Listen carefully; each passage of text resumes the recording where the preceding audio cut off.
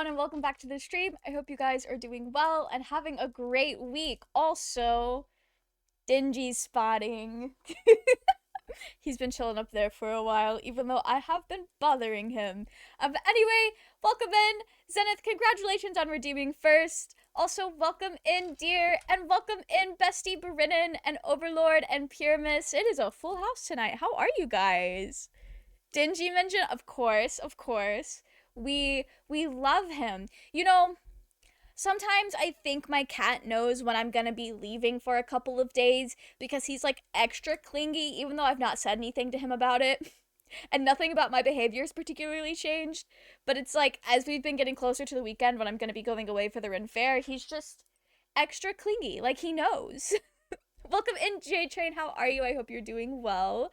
But yeah, no, today we are playing the Chronicles of Talden, the remainder.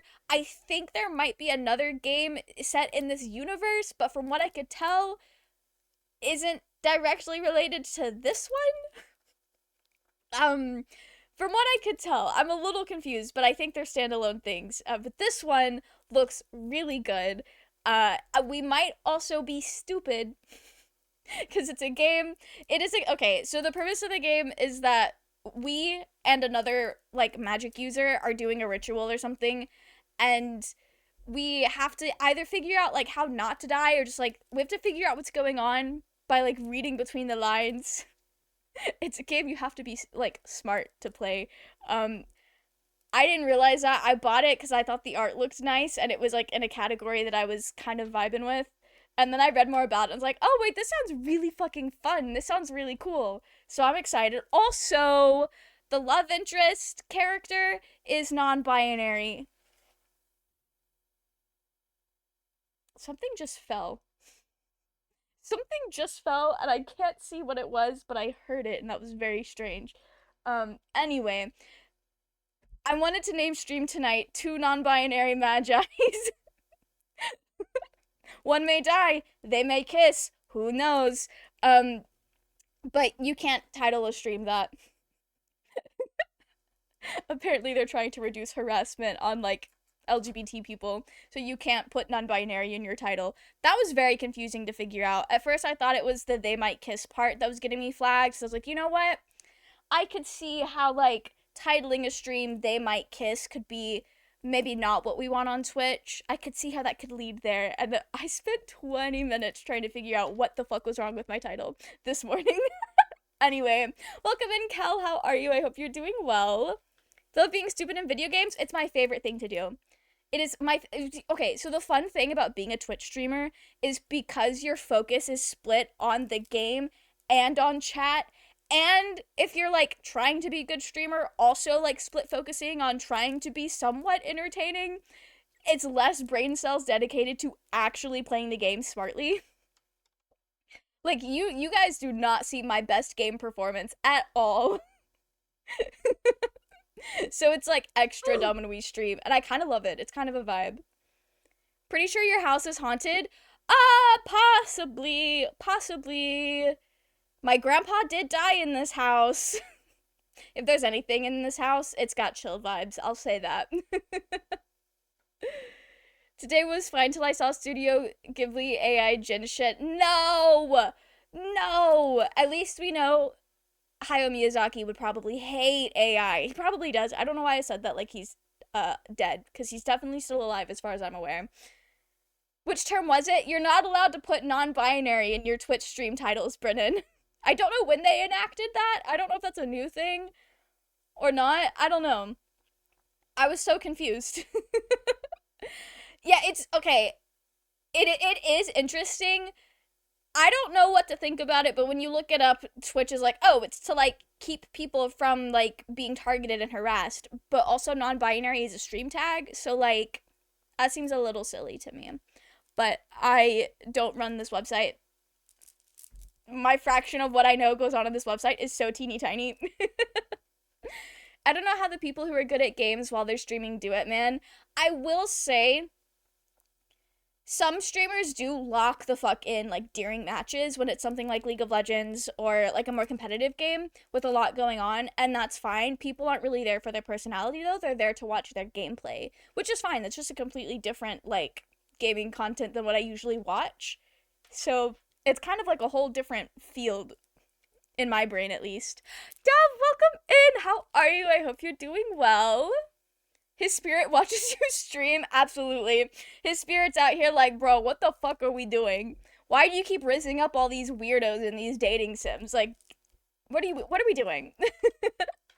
I don't care about Miyazaki's opinion. I'm hating for the love of the game. It's awful. Okay, I can respect that truly. Absolutely, I can respect that. Isn't that the guy that makes Dark Souls? I don't know. I don't know. I'm talking about Miyazaki, the guy that made Spirited Away and a bunch of other Studio Ghibli films. Spoopy Grandpa Ghost not vibing with the mention about magic circles? Well, I'm sure he'd be chill about it.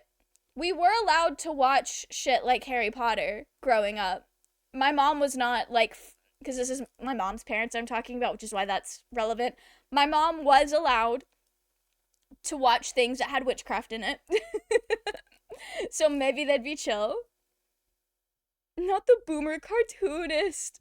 Listen, if there's one thing in life, I know a lot of people who would probably like Studio Ghibli AI slop, would at least potentially, hopefully respect Miyazaki's opinion because they seem to respect his work. I know that's not actually how it works. A lot of AI Jin slop enjoyers are maybe a little too far gone. You're doing okay? Tempting to write. How are you? I hope your writing goes well. I'm doing pretty well myself. Guys, I feel like we do this every year. I feel like we do this every year, and I do apologize, but it is that time of year where my like anime convention Ren Fair like brain autism is just like popping the fuck off. I'm already packed for the Ren Fair. I don't leave until tomorrow. I guess that's not unreasonable. I was this close to starting to pack for the convention. That's in 2 weeks. The only reason I haven't is because half of what I'm packing either still needs to be finished or is being packed for the Ren Fair. Miyazaki quote, anime was a mistake. I do think that's funny. I forgot the full context of that quote, but I do think it's funny. You found out the game that the anti-visual novel rejection game you mentioned a couple weeks ago? It's Class of '09? Wait, Britain! I've been on Class of '09 TikTok for years.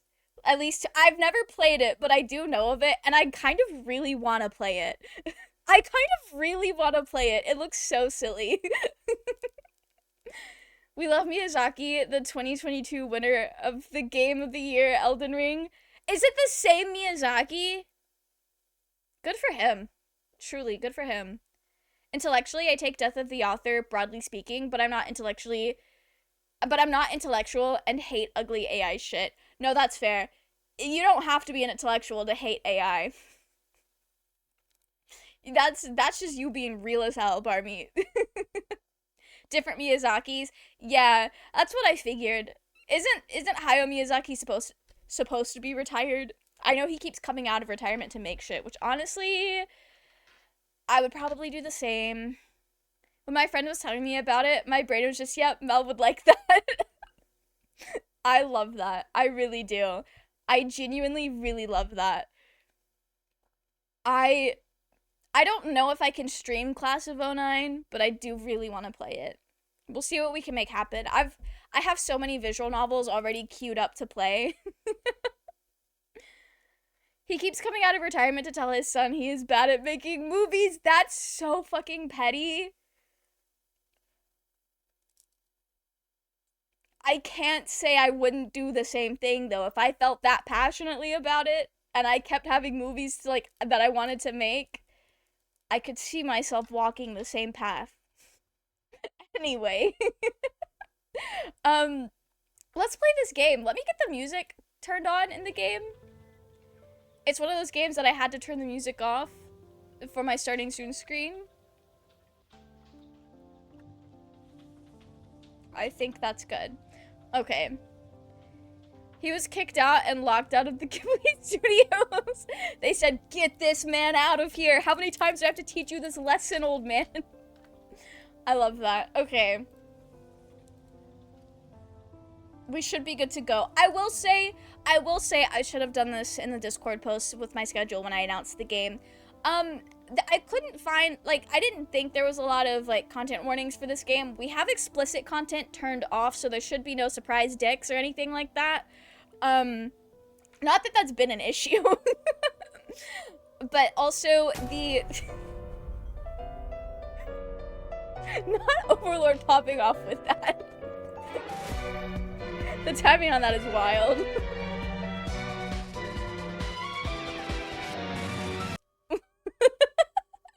I will say the person who made the game on their itch.io page, they did a broad, like, general, hey, there is some, like, slight mature and potentially upsetting topics in this game, so I know, like, death and suicide were some that were mentioned. So yes, just, like, take care of yourself. I think most of you guys here are grown and able to kind of curate your media experience. Why did it get loud all of a sudden? I'm gonna go down just a hair. Okay. Let's start this game.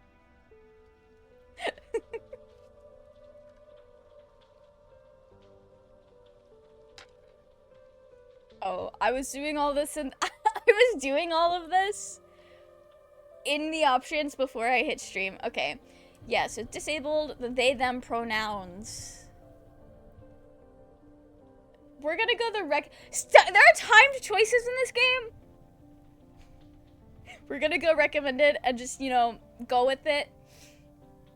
Should I make it large? Should I make the text size large for stream? Or is the default good? I guess I'm gonna be reading everything aloud, so it doesn't matter. I feel really silly for getting a glossy print that's going to be in a picture frame. That's like the double gloss. I feel that though. They're like, I don't have any of my prints in frames yet, but I have a couple that are glossy that I want to keep and put in frames. We don't think things through. You want the large? Well, yeah, we'll do large. Time choices, just like CD Projekt Red games. I've never, as far as I can remember, I don't think I've played a game with timed choices. Well, I feel like maybe some of the Life is Strange games might have had time choices, but I could just be misremembering. We'll go with recommended. That'll be fun. Okay. Let's just say they suck. I think what it is it's like, sometimes there's a decision that you should just probably go with your gut and not overthink it. To understand the whole story, you'll need to see it from multiple perspectives. While some actions may lead to a better end, they will provide you with knowledge required to solve the mystery. I have a feeling we're gonna be replaying this, at least a couple of times. When facing a timed choice, it's okay to let the moment pass. Sometimes silence reveals more than words. Oh, work, okay. Click anywhere on the screen to progress with the story. If you missed something, you can go back by scrolling up. The story contains optional explicit erotic scenes, descriptions of physical and psychological abuse, self-harm, death, and suicide. If you're okay, so they were gonna do the trigger warnings for me. Okay. Yeah, y'all are... I feel like most people... Don't put your ages in chat, but I feel like most people here are old enough to understand how to curate their experiences and when to dip out. Oh, this is so pretty. For the first time in many seasons, the waves and the wind were the only voices singing farewells to Sruthrul. You're actually 4? Barmy, I'm impressed. Gotta be the smartest 4-year-old I know. The most literate 4-year-old I've ever met in my life. Real?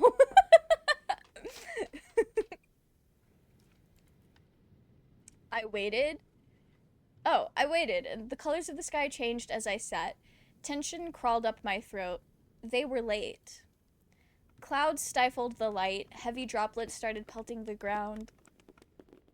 The rain, not this having rain ASMR. Y'all putting your prints in frames? Wild. Says the person who literally worked in an art archive and learned a lot about preservation and still hangs all her shit up with painter's tape directly on the paper.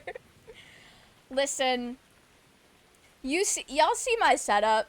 This wall behind me covered in Baldur's Gate prints taped directly to the wall. Directly behind my PC, the wall is almost entirely full of prints. I have 9 years worth of going to conventions and buying prints on my walls. There needs to be a great culling, and I need to frame them. Also, I just want to frame them because I feel like it makes them look fancier, and I have some really fancy prints.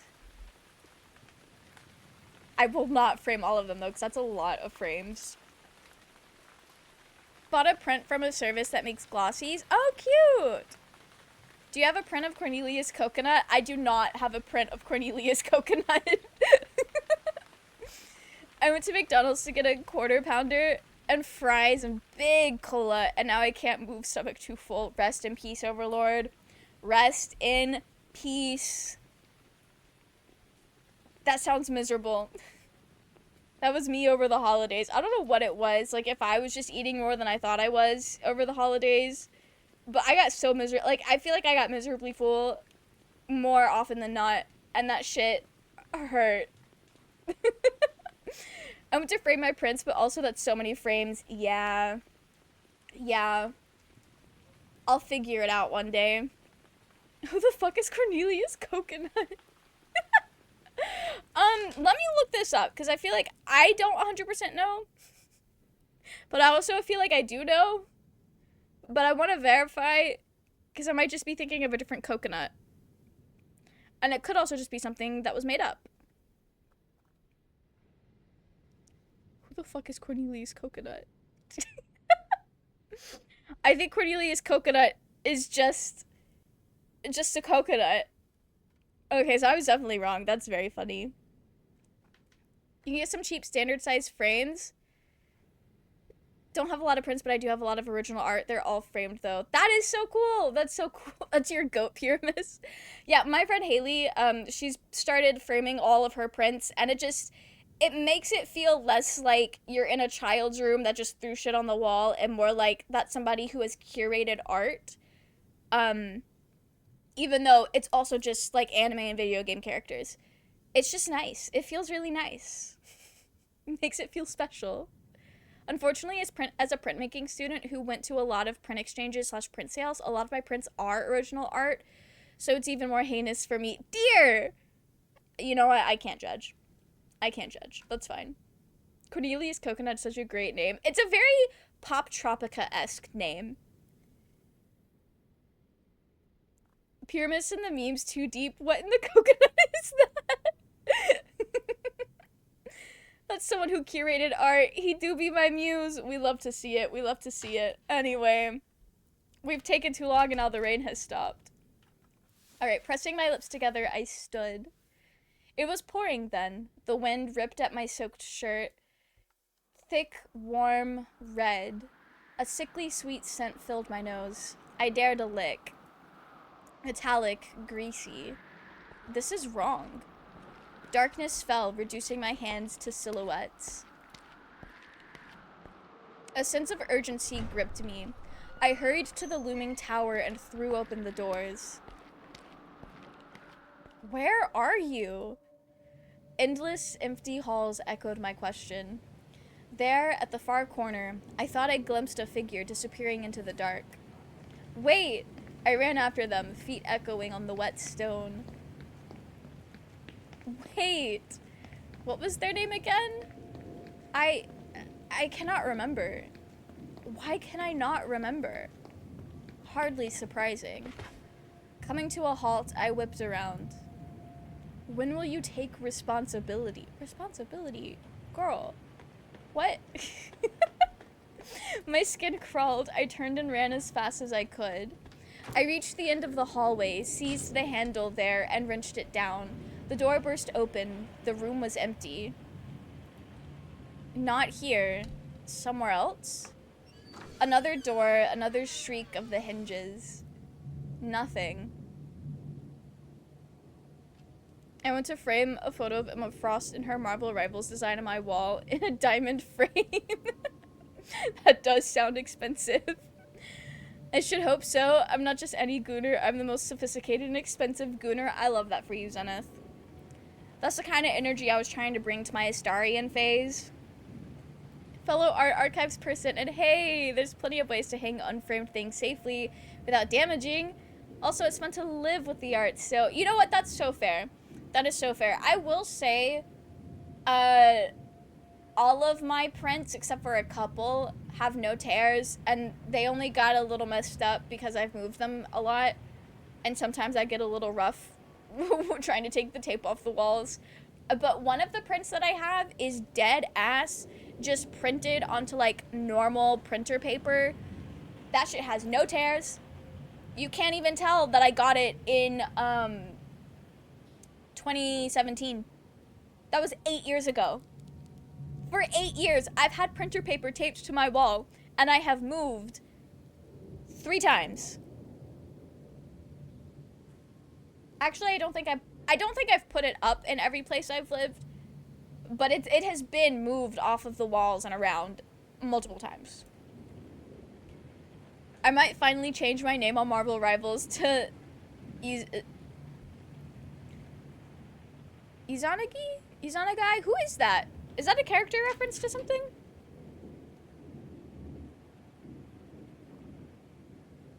Okay. I am really vibing with the style of this game, though. This is very pretty. I ran trembling fingers through my hair, nails digging into my scalp, and shuddered at the crimson smeared everywhere. I wiped my hands on my clothes over and over, harder and harder. It would not come off. Teeth clenched, I pushed through yet another door. Look at you, covered in filth, chasing some childish fancy. Forgive me. Forgive. The empty space echoed my words, mocking me. Oh, that's supposed to be an echo. Oh, in Persona 4, I don't think I've met them yet. I'm not very far into... I'm not playing Persona 4, I'm playing Persona 5. Not me lying to you, I'm definitely have not met them yet. Because I'm not even playing that game. Not me getting my Personas mixed up. Persona 4, I hardly knew her. Persona 4, I forget she exists and I skip right to Persona 5. Persona 5 is the only Persona game I've played. I'm so early into it still. Anyway, I'm still working on the artist quest. That's like the second big quest after Kamoshida. Fuck that guy. Anyway. Hot breaths rasped my throat. My legs trembled. I was terrified. Exhausted. Why have I been running so fast? Why am I struggling? Eyelids heavy, I let comforting numbness envelop me. I sank down, down, down. Rest, just for a moment.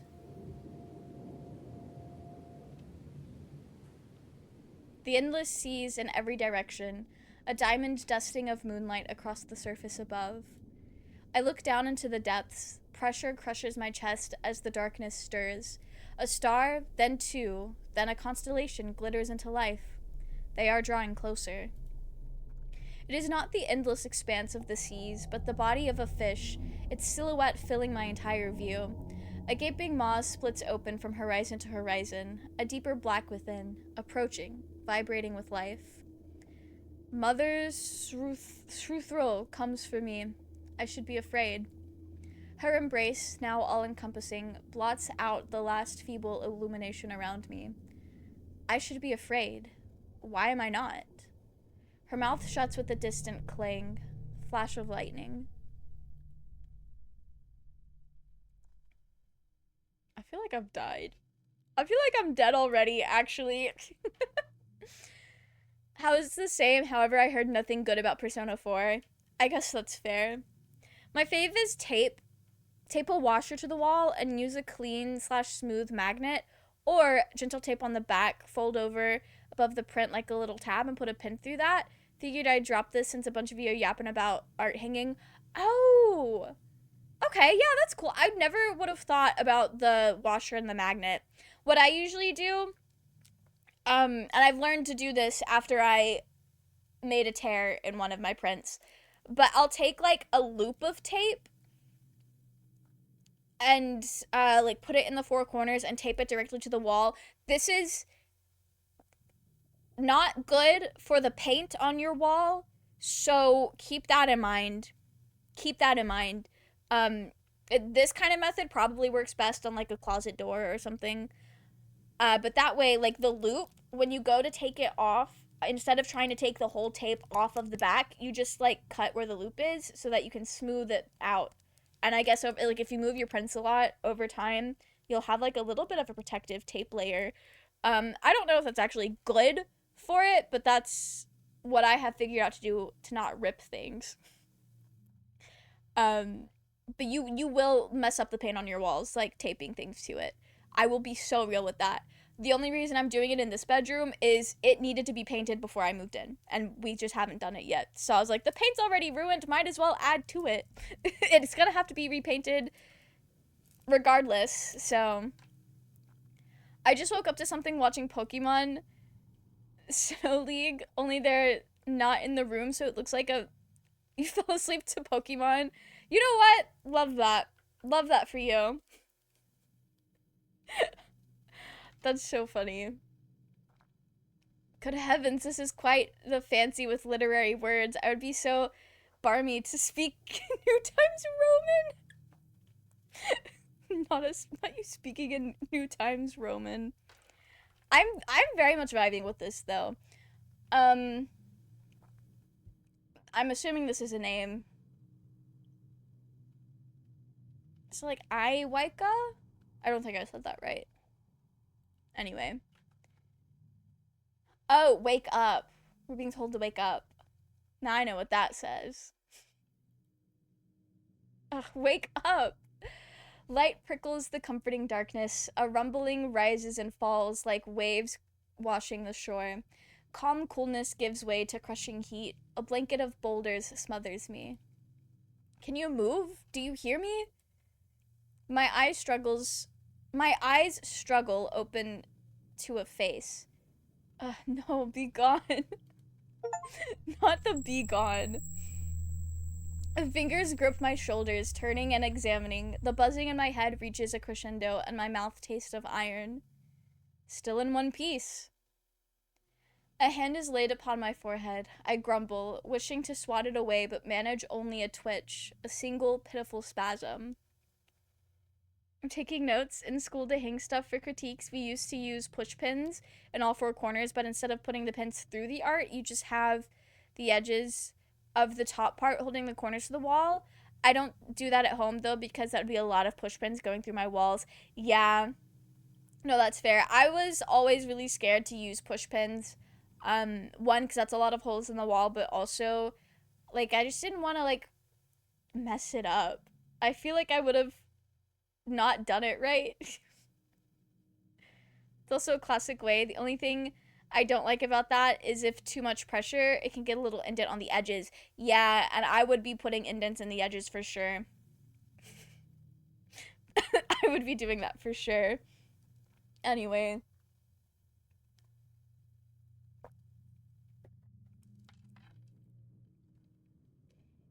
Feverish, but no obvious wounds. Could have been worse, I suppose. I open my eyes. It is easier this time. Listen to me. Something went wrong. We don't have much time. My leaden tongue moves reluctantly. Wrong? Something went very wrong. I snap my mouth shut. Embarrassing. Maybe you should stay put for now. I'll try to deal with it for a little longer. Wait, what is... They turn and stride away. Okay, sure. I look around in a daze. Everything is spinning. Why are the books flying? This is not happening. I squeeze my eyes shut. I will awake soon. Sounds trickle in. Rustling, clinking, a storm raging outside, a guttural hum, clawing at my eyes. I drag myself to my feet. An urge to gag rises. Massaging my throbbing temples, I force down the bile. What did I do last night? Me when I eat something that just doesn't sit right. Anyway, we love tummy troubles. What is the source of that incessant buzzing? Oh. As I catch sight of it, a cold terror creeps up my spine. A pulsing, churning thing looms in the room as though space is swallowing itself. Girl, did we make a black hole? What is this? Waves of moist, brilliant heat spew from it. It sings, roiling with an ever-changing symmetry. What in Laura's name is that? Shapes huddle beneath it, midnight silent and as still as bones. The pale stranger who woke me earlier stands still, hands raised towards the vortex overhead. What are you doing? What is that thing? They are frozen in place. Someone else is curled up on the floor, their face a mask of anguish. The emblem of a high magus hangs around their neck, and the image of an eel coils around their arm. Why are these symbols familiar to me? You there! No movement. I kick something, an empty bottle is sent rolling, clanging against its siblings. Cups lie about like drunkards or a varnished wood table. Or on a varnished wood table. Maybe I should have turned the dyslexia mode on. An inkwell quills and crumbled pieces of paper litter the nearby set. Dark red spots stain the mosaic floor. Oh, work, okay.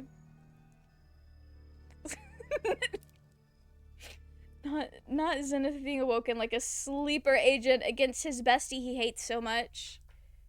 This guy waking up to magic. Truly.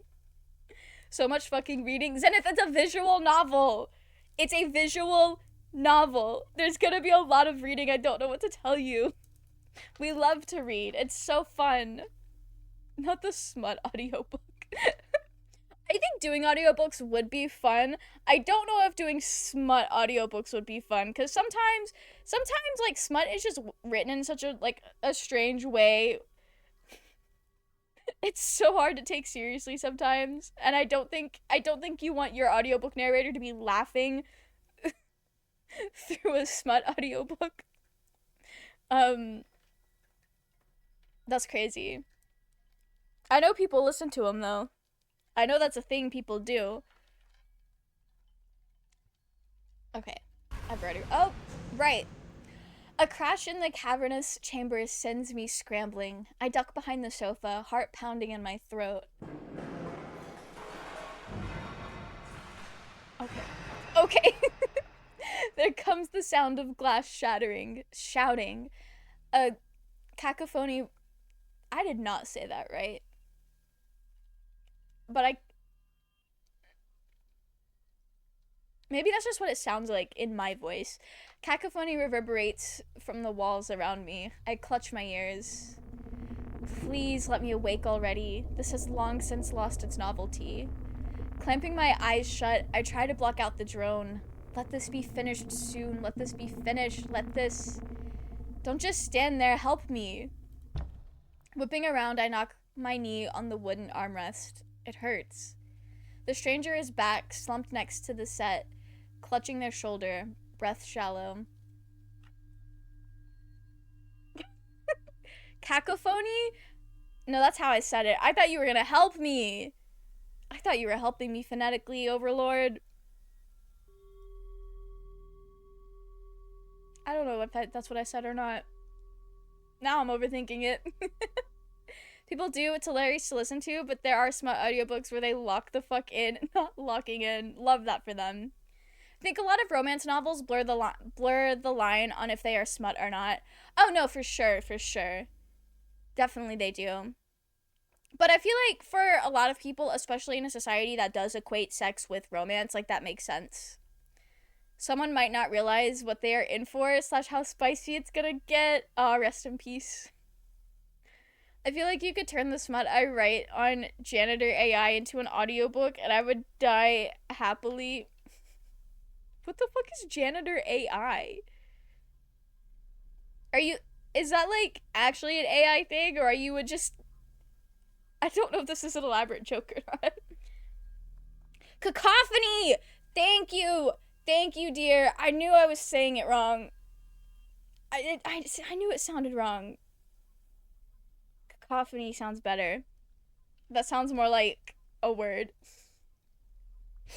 Y'all bear with me. I remember thinking Outlander looks kind of boring. Then I heard some of the audiobook. I was like, ooh, this is spicy. I don't know anything about Outlander. Okay. I turn and see them still standing under the vortex. My mouth hangs open. Why are there two of you? I bite my tongue when something drips from their shoulder. The glistening fluid shimmers and evaporates upon hitting the floor. Are you melting? Melting? I retreat a step. What is wrong with you? What are you? They wince, throat bobbing, then spit out something dark. Melting? Just how much did you drink? Ignoring their question, I press on. What is happening? What is this place? The stranger blinks at me. What does it look like? It looks strange. They lift a finger and point. What about that? Do you recognize it? I realize they mean the vortex. No. No, Davarna, no. Should I? I shudder. The person stares at me for a few breaths, then bursts into laughter. I steal a glance at the ghastly hole in the air. This whole situation is profoundly confusing and more than a little annoying. It's about a lady who travels to the 1600s and falls for a Scottish lord. Oh, work! Love that!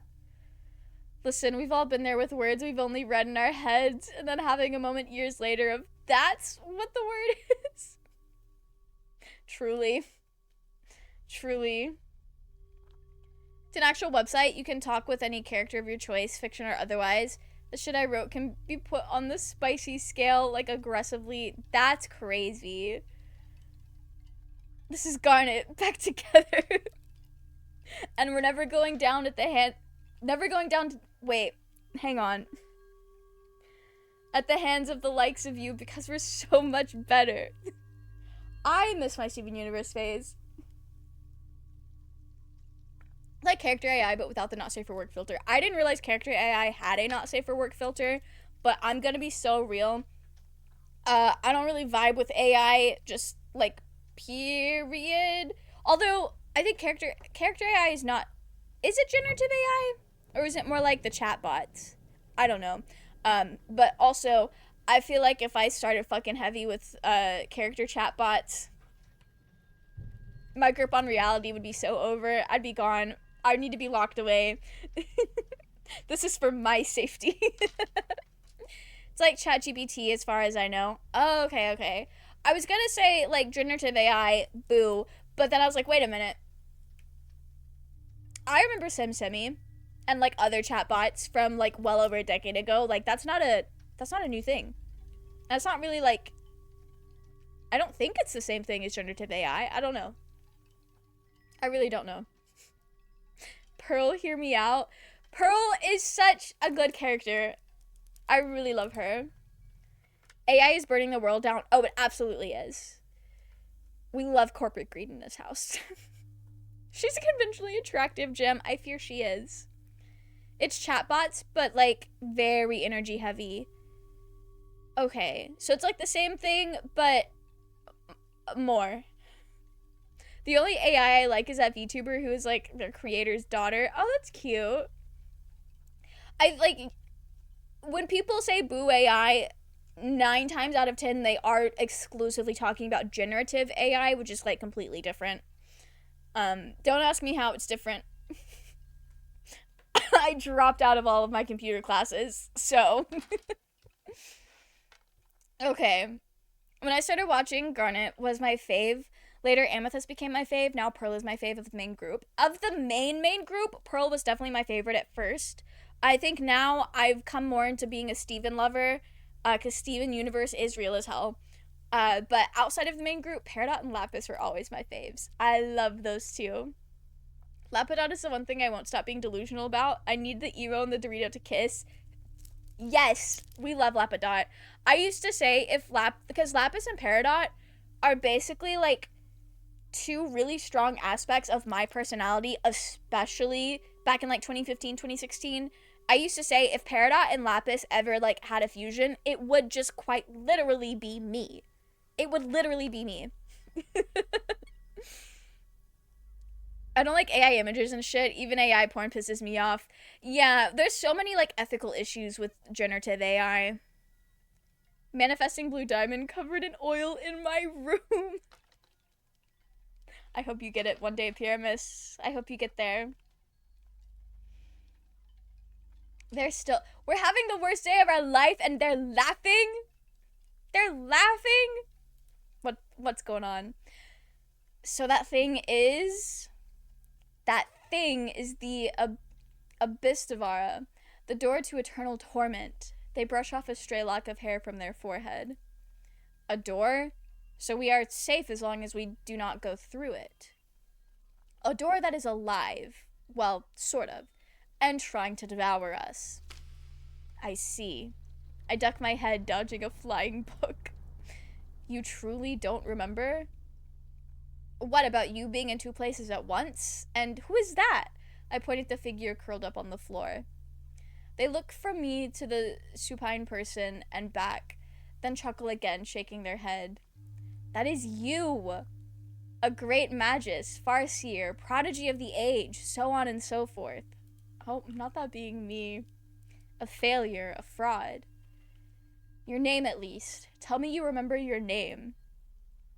Well, my name is not then, although that's probably the default name because we're playing a pre-established character, but, you know, my name is Mel.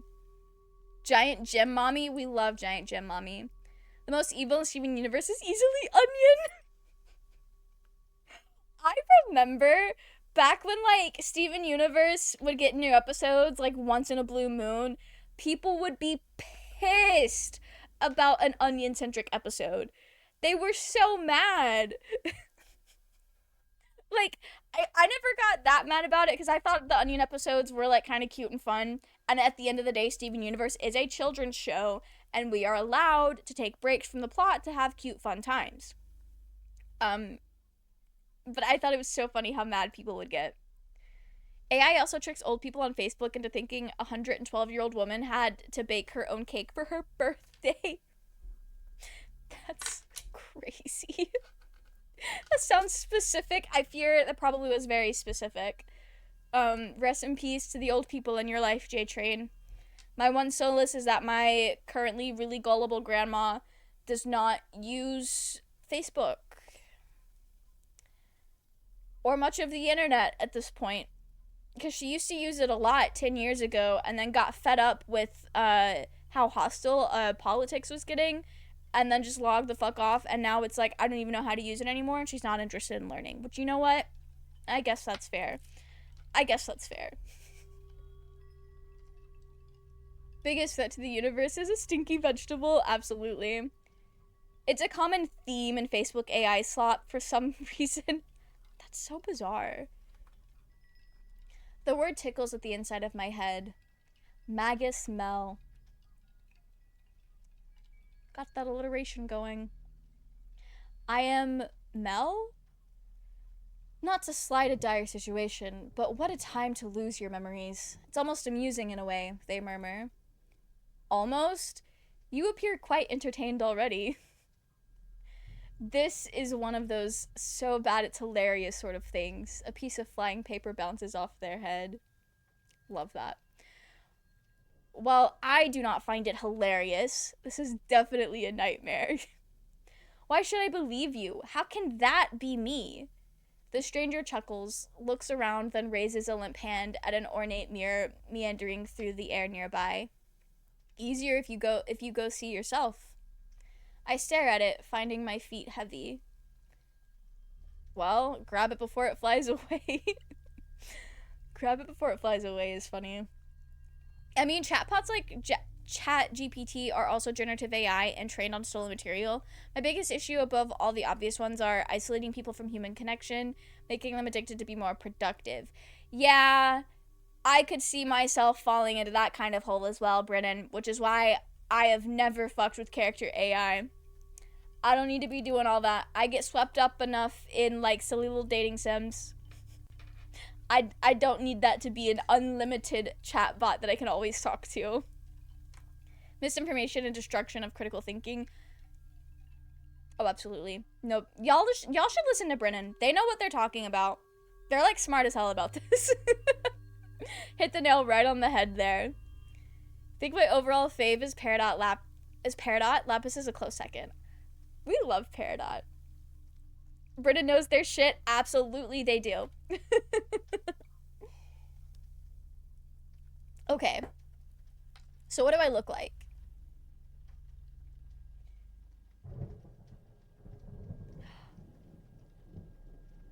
I want to see what the pre-made one looks like. I don't think we can make one, which is fine because the art here, the art style they have, I think would be kind of difficult to like have character customization. Show me how I look. Stop, that's so fucking pretty. Is this me? Sure. Sure. Choosing yes will enable additional artwork throughout the game. Your choice will not impact the story itself in any way. I love the art style of this game. It's mostly my intuition. I'm not fully well read, but read enough. Mostly, I just care deeply. That's fair. Like, the passion is, we love to see it. But also, Brennan, apparently, this could be the autism speaking. But apparently that kind of, like, common sense and, like, caring about people and, like, the state of people being able to think is rarer than it should be. In my brain, that's common sense, but apparently it's not. I also just may not actually know what common sense is and isn't. Intuition is enough to think ugly shit is bad.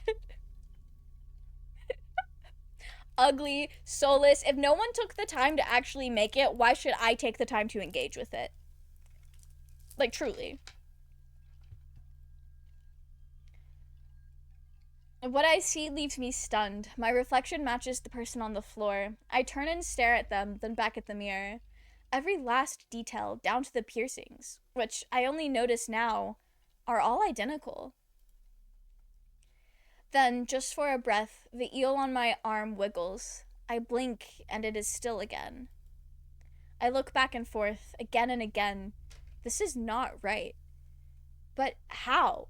How am I in two places at once? Are we dead? Is this the afterlife? Who are you? Their lips take on the shape of a smile, thin and brittle. You don't remember me either. The ease of their tone clashes with their eyes, dark and searching, awaiting my answer. You are...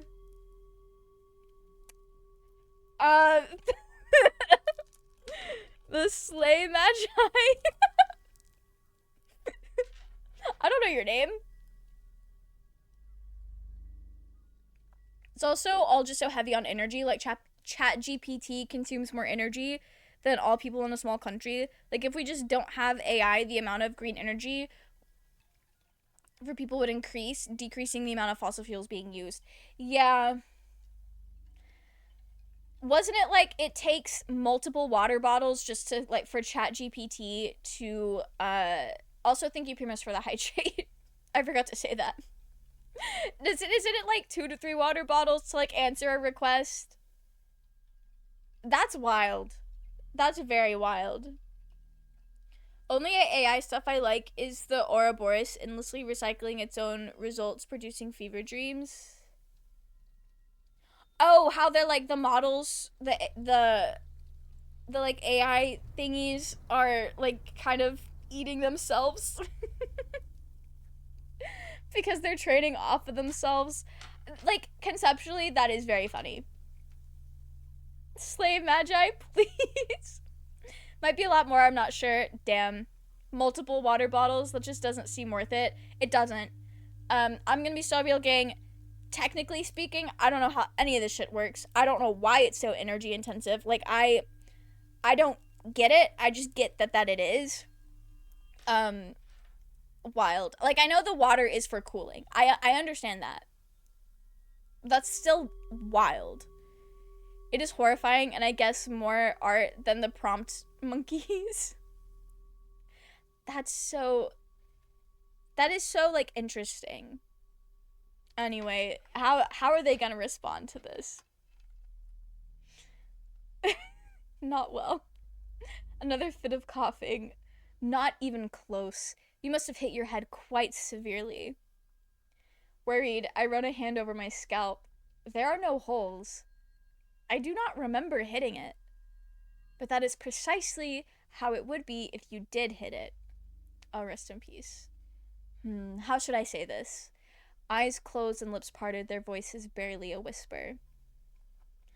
The name's Ilar, your partner. They push out the words with effort. You were unconscious when I found you. Don't know what you did. A ritual must have gone awry, and somewhere set that thing loose. I did what I could and conjured your heart vessel. You'd be sent adrift otherwise. Oh, work. They grimace and fall silent. My heart vessel? And what was... Excuse me? I nudge them.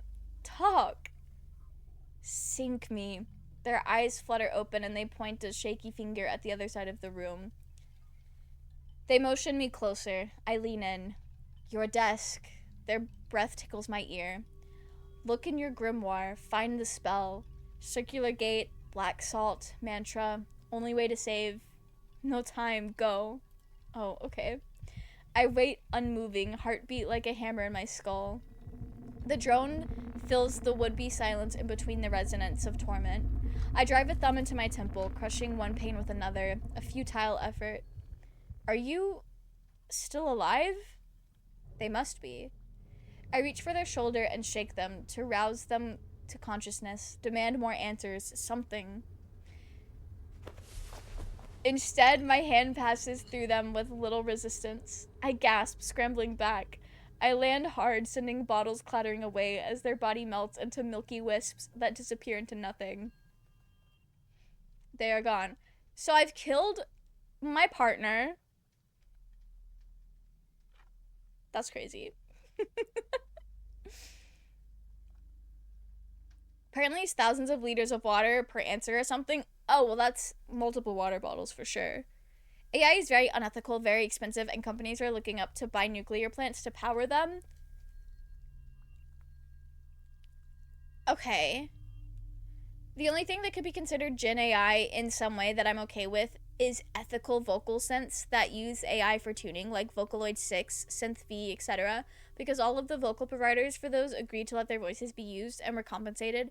Also, the artists who use vocal synths to create songs still have to write, compose, edit, produce, and tune their own songs, like individual tuning styles, and are still very unique and important to how a song ends up sounding.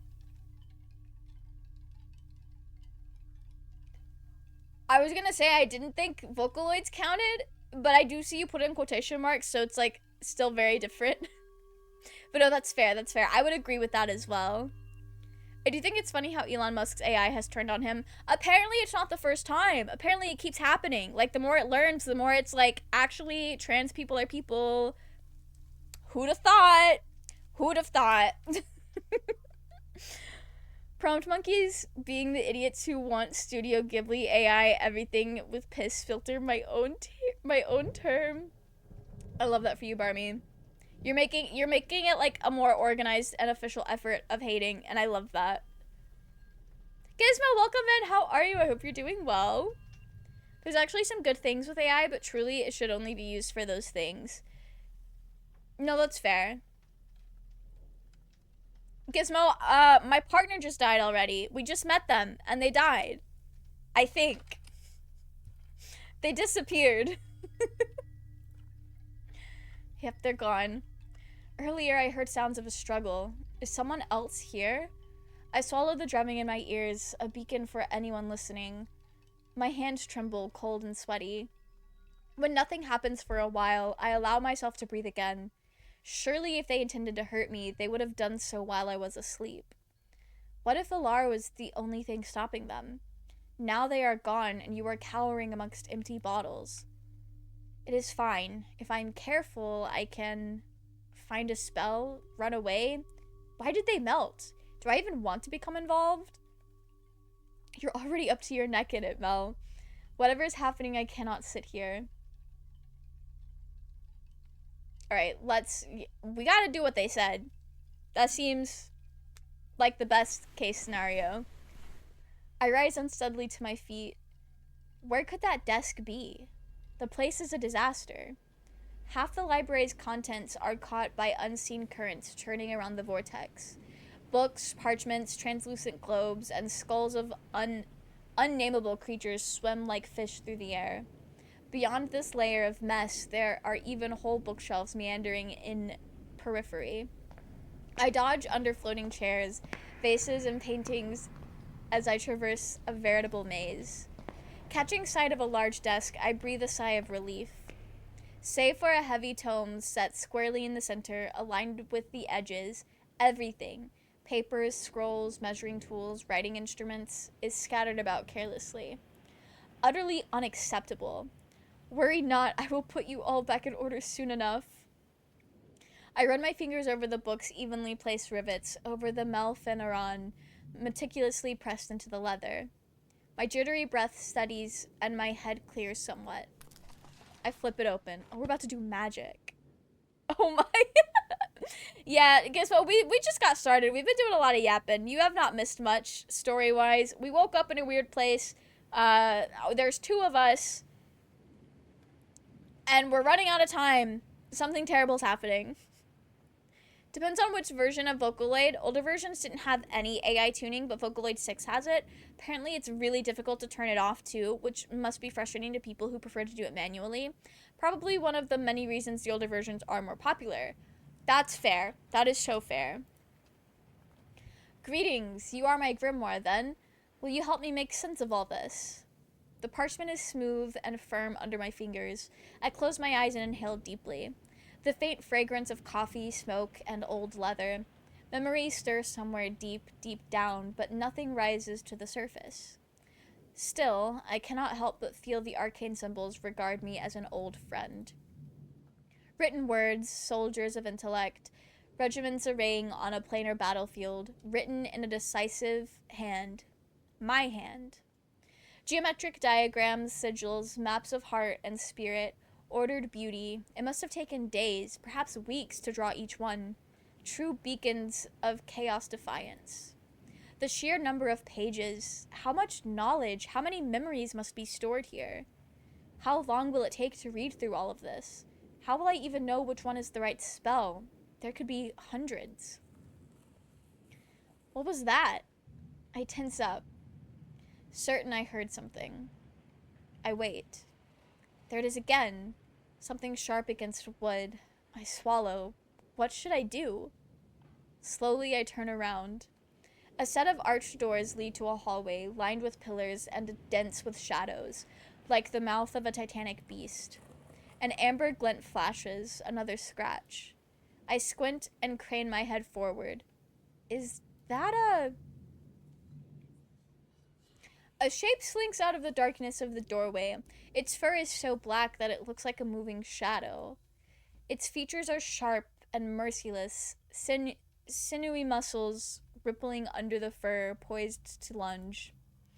I stumble back, hand fumbling behind me, searching the desk for a weapon. My fingers grip something. It squirms.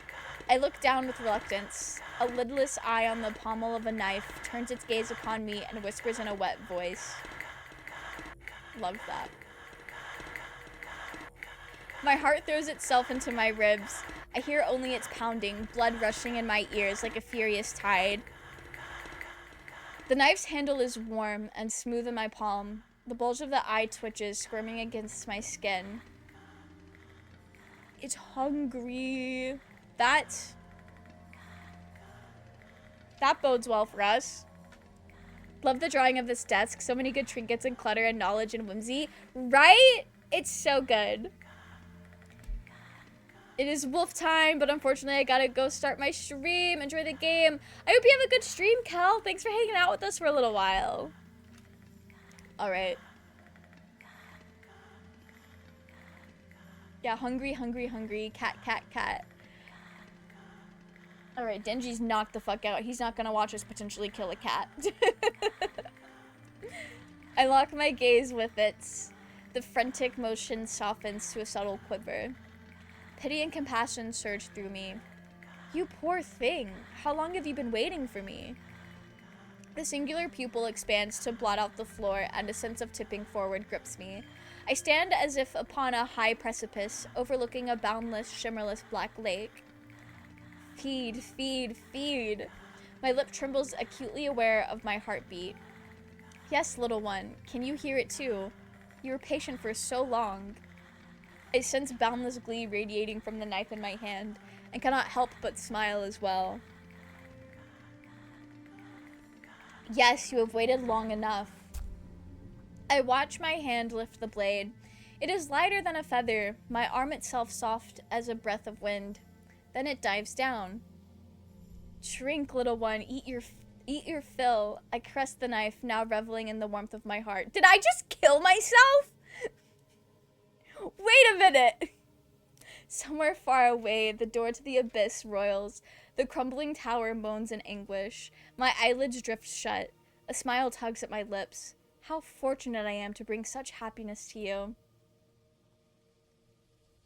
The ground embraces me. The rushing tide is quiet, warmth draining away, coolness flowing in. A voice murmurs from inside my chest, joyous and content.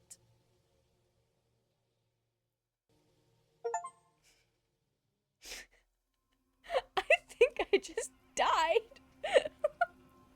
As Ketchum has been 10 years old for 20 years, the fucker should be older than me. Rest in peace.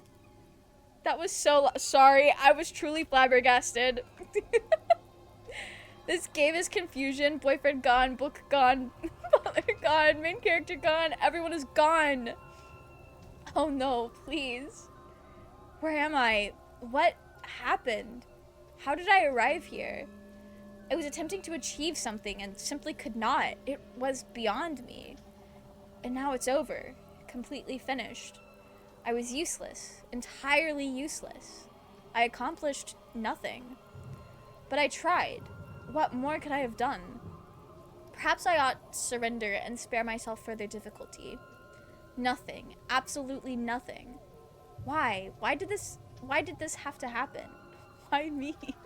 I'm so tired. Why can I not simply fall asleep, never to wake again? Haven't you slept enough already? What, was I sleeping? Weren't you?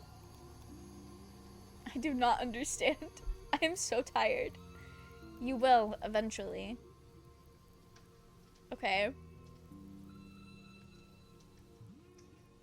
What would happen if you did things differently? Yeah, so maybe don't listen to the knife. Going on 30 years at this point, that sounds about right. Did we zero sum or did the universe around us? Barmy, we picked up a knife and then listened to the knife and then, you know, the knife told us to kill ourselves. So we did, I guess. We were feeding the knife.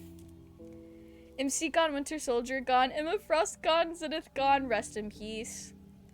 Ash was 10 in 1999, so technically he is 36, and that makes him 2 years older than me.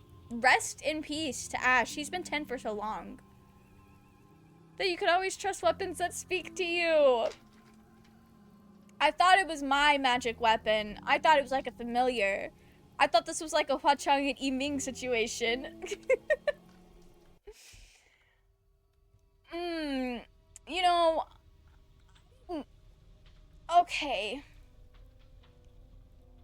We're gonna run through this real quick. Yeah, we read all this earlier. This is all the same. I should make save points. How do I make save points? That's how I make save points. Okay. Let me just... How are you guys? How are you guys doing? I think all of this is the same.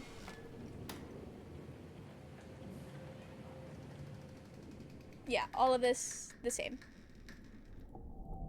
Exactly the same. This time, we'll know our partner's name when we get there. Yeah, we wake up in a weird place. We don't know what's going on. Something's happening. I don't know who I am. fun little magic. A cacophony, we know how to say that now. Alright. Okay.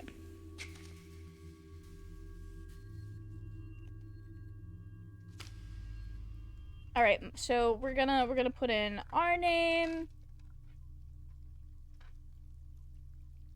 We know things. We're gonna use the pre-made Magis because it's pretty and I wanna see the art more. Okay. You are, I think that's it. Is it just Alar? Maybe Ash made a wish that he could be 10 years old forever. It's just like in the Fairly Odd Parents. Took several hundred hours and across the trilogy, but I finally got a decent melee Jaheira. Love that for you, Barmy. A blink, then a small nod of the head. At your service, you had me a mite worried there. Okay. Oh, so I remembered. Alar. Alar. I taste the name, roll it over my tongue, but there is nothing else. No spark of recognition, no warmth of familiarity, only an itch that gnaws at the inside of my skull. Forgive me, but are you merely a name to me? Their smile wavers. Well, that's alright. How should I say this? Eyes closed and lips parted, their voice is barely a whisper. Yeah, I'm your partner. They push out the words with effort. You were unconscious when I found you. Don't you know what you did? Is all of this the same? All of this is the same. I'm just gonna go ahead. This is our save one. That way if we die again, we don't have to redo the first like hour. Took several hundred hours. Decent melee Jaheira. Not the licking Jaheira from Zenith. That's crazy. Hag maxing is wild. Okay. Only way to save, no time, go. Right. They died. They literally passed away, turned into nothing. Gone. Okay. Are we here by ourselves? Who knows? Who knows? Careful, I can find a spell. We need to go find the spell, yeah. So we're searching the room. Place is a disaster. This is all the same so far. Actually, everything's gonna be the same until we get to the knife. And I'm just not gonna, I'm not gonna listen. I'm not gonna listen.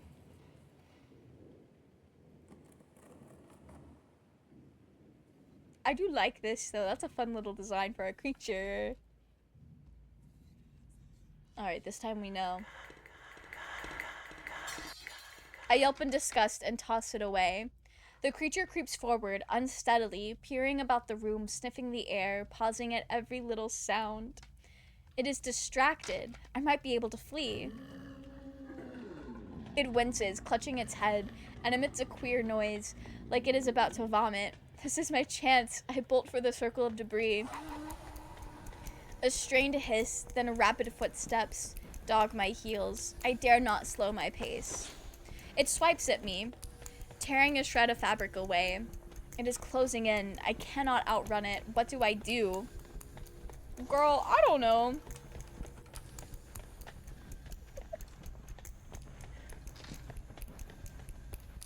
What do we do? Stop! It spoke. A bookshelf flies past me and crashes into my pursuer. Over here, Alar's voice booms. They move their arm in an arc, and several vases depart their drifting flock. A mighty whirlwind of porcelain and furniture is all I can see. This is so loud. Anyway, it is what it is. Is it over? No, there. The creature makes its escape, scrambling for the doorway, limping. What are you waiting for? Finish it. Ilar glares at the creature, but makes no attempt to pursue it. The figure pauses, its eyes locking onto mine for a long moment before vanishing into the dark. The room is quiet again, or as quiet as it can be in the company of the abyss Devara, the rain and the pounding in my chest. What in the crushing depths is happening here? I thought you died! Ilar's triumphant stance falters. Hold the tears, dear. I'm very much alive. They flash the grin that is starting to irritate me. Not us finding him irritating. Rest in peace to our partner that we find irritating. That would only be true if I said Ethel, in which case, no. You know, I have seen some people say some crazy things about Ethel. Probably get a stronger disease in ceramorphosis. Rest in peace, Seneth. A few theatrics were needed for the sake of our uninvited guest. Oh. Cool. And you're welcome. I squint at them. When you say theatrics, you mean you feigned melting and set a trap with me as bait? Okay. Sure. Without my permission? No time for that. I had to improvise. I eye them for a moment longer. Still, do not do it again. Now explain to me, who or what was that creature? They rub their chin. Potential trouble. Potential? Potential? I bite my lip. But what was it? True immortality, but the loss of who you were if you hit up a night hag. That's wild. A Lucazi? What's a Lucazi? A Lucazi? They can't resist the scent of vulnerable prey. And in this case, the prey was me. Why is it hunting me? Ilar shrugs. Perhaps it's hungry. But you heard it, yes?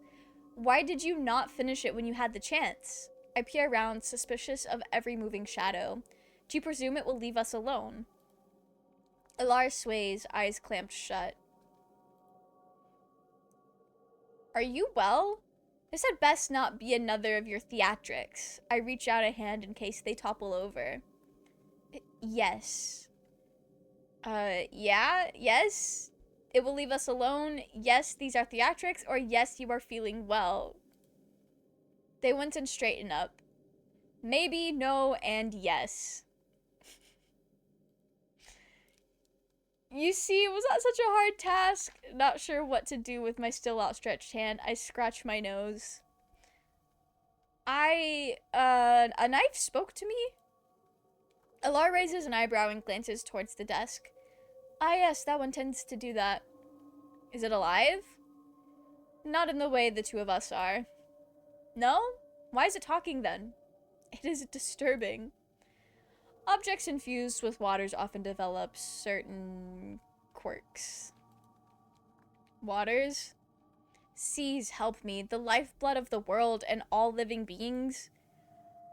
Look, just don't touch the blade again, alright? Their gloved fingers brush my cheek. This heart-something body I possess, can it be hurt? Oh, easily, but it won't if you do what I say. Anything else? Or can we get to work now? Not the oh, easily. I'll pass Jahira, though. You would lick Jahira aggressively is kind of wild. I love these emotes who gifted me a sub to Alahobia. I want to kiss that person. The Alahobia emotes are very good. Alright, very. No? Good, follow me. They march away without a second glance. Reassuring. I heave a sigh and go after them. My gaze falls upon the darkened doorway the creatures disappeared into, and I stop. With a few hand gestures...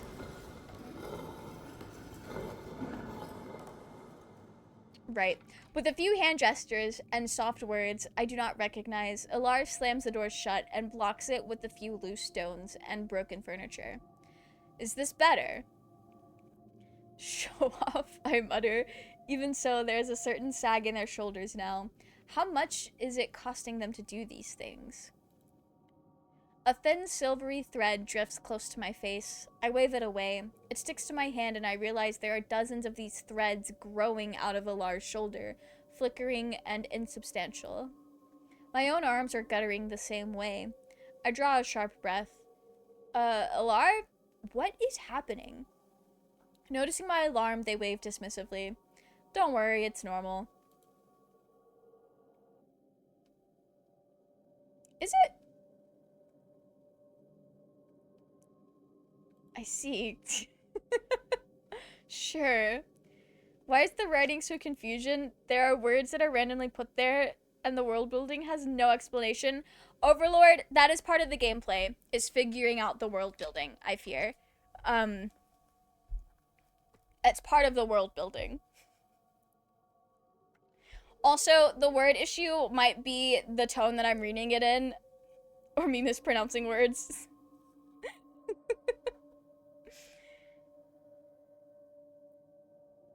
Yeah, we were already told in the beginning, like, hey, you're gonna want to play this multiple times to figure out what's going on. Like, that is how it's designed. Normal. This is a very normal day. Perfectly normal. They grunt and walk on.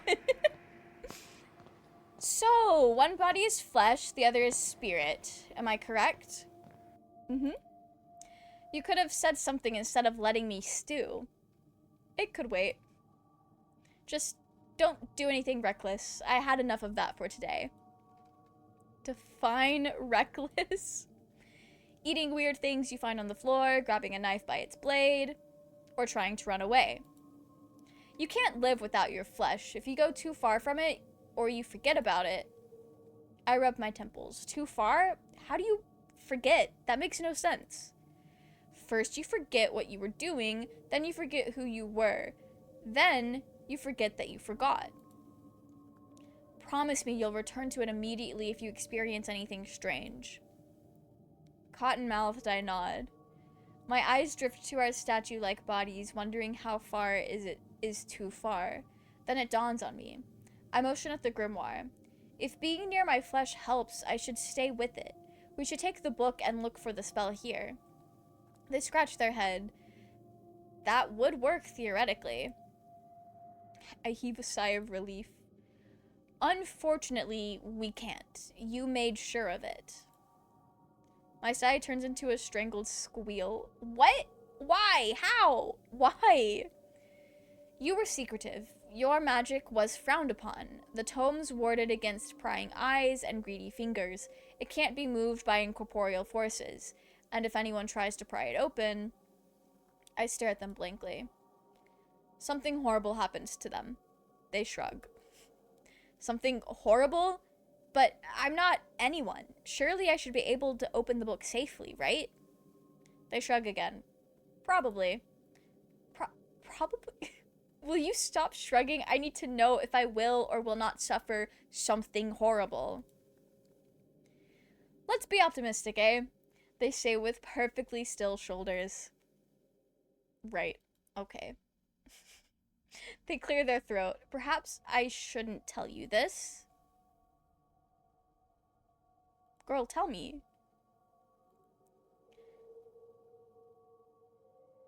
That Lucazi is still around. It'll try to get you. Of course it will. I groan. Who can fault it for being drawn to you? Their smile is the very picture of innocence. Okay. I frown at them. Just remember this. Don't agree to any propositions. Assume that everyone you encounter is after your waters. So if I go too far from my flesh, I will forget who I am and what I need to accomplish. Again. And there is also a Lucazi after me. They awkwardly pat my hand. I grab Alar's arm. What if you stay with me the entire time? You can keep reminding me. Repeat yourself again and again. Alar's eyebrows twitch. As delightful as that sounds, I must keep the Abyss Devara at bay. It's difficult to maintain both our vessels while I'm at it, so I'll dispel mine until it's needed. Wait, if the tome itself cannot be moved, can you float the whole desk closer? I saw you moving things with magic. They chuckle. That's the exact scenario you described to me when I suggested you're going overboard with the wards. Can you not see it, Alar? Can you not see it, Alar? They say in a poor imitation of my voice. The desk quietly floating out the window into the night, never to be seen again, to be touched by greasy fingers, drawers brutishly rummaged through. No, that was drawers. I promise I know how to read. No, you were thorough. The book stays where it is. Oh, Laura, this is not happening. Do you not have a spell or something at least to protect me, to help me remember? Alar massages the back of their neck and looks me over. Perhaps I could do something.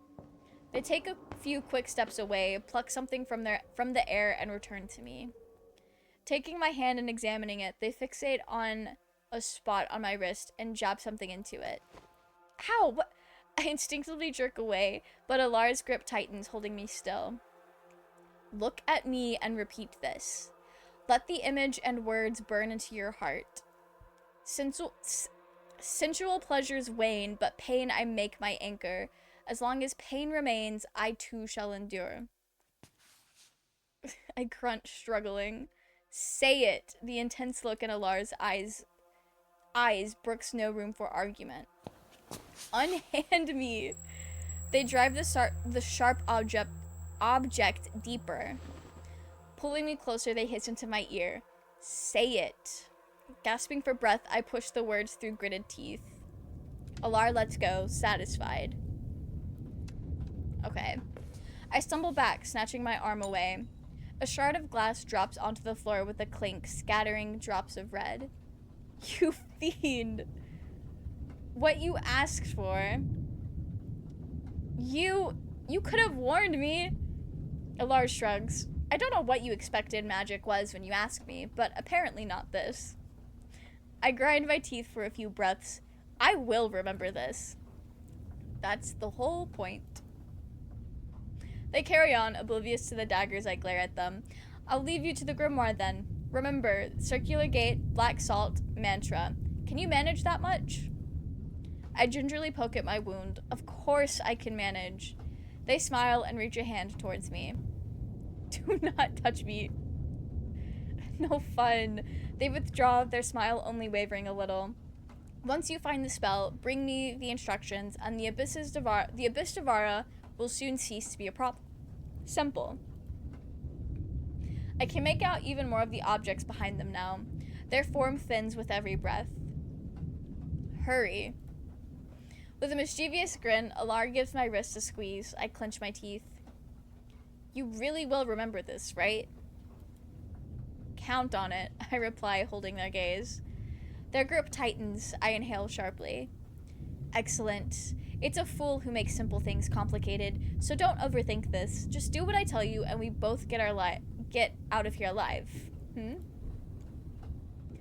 They let go of me and begin to disintegrate. I take several steps back, staring as they disappear. Their smile is the last to go. I wonder if that is on purpose. Finally alone, I give in to the weight of exhaustion and slump to the floor. What am I doing? Cease this futile struggle. I feel like I should make a save here. We're gonna save over that file. I want to play Baldur's Gate 3, but I have quests to do on Marvel Rivals. I feel that. You could do both. Do your quest real quick and then play some Baldur's Gate. Alar thinks we may succeed. You think Alar will save you? Pathetic. They despise you. Me? I chew my lip. Perhaps. You shall perish here, and no one shall know. Alar needs me. They will help me. They need me. Do they? They saved me once. They deceived you. They hurt you. That was not their goal. It was, and you deserved it. There was no other way. I did not know anything. You still do not. You are not but a burden. Not this voice in my head. Anyway, our biggest hater. I am not. They should have left you there to die.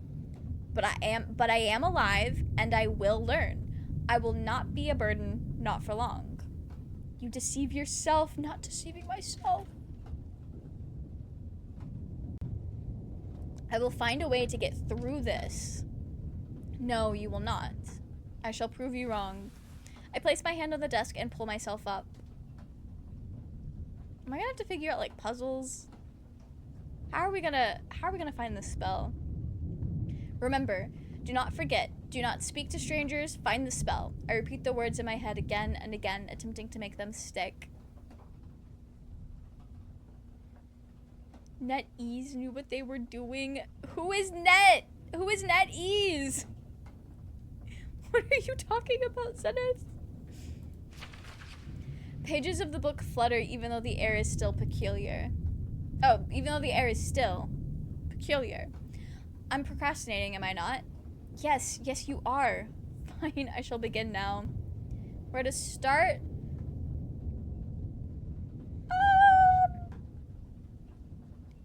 I imagine in the middle would be a good place. The company that made Marvel Rivals. Oh, okay. I see. I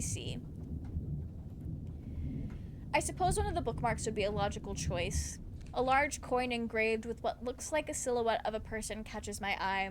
I flip open the page it marks and see I, Melfeneron, High Adept of AOM, Farseer, Savior of Duran Square, Guardian Preferent, do mark these pages with my warden's utterance.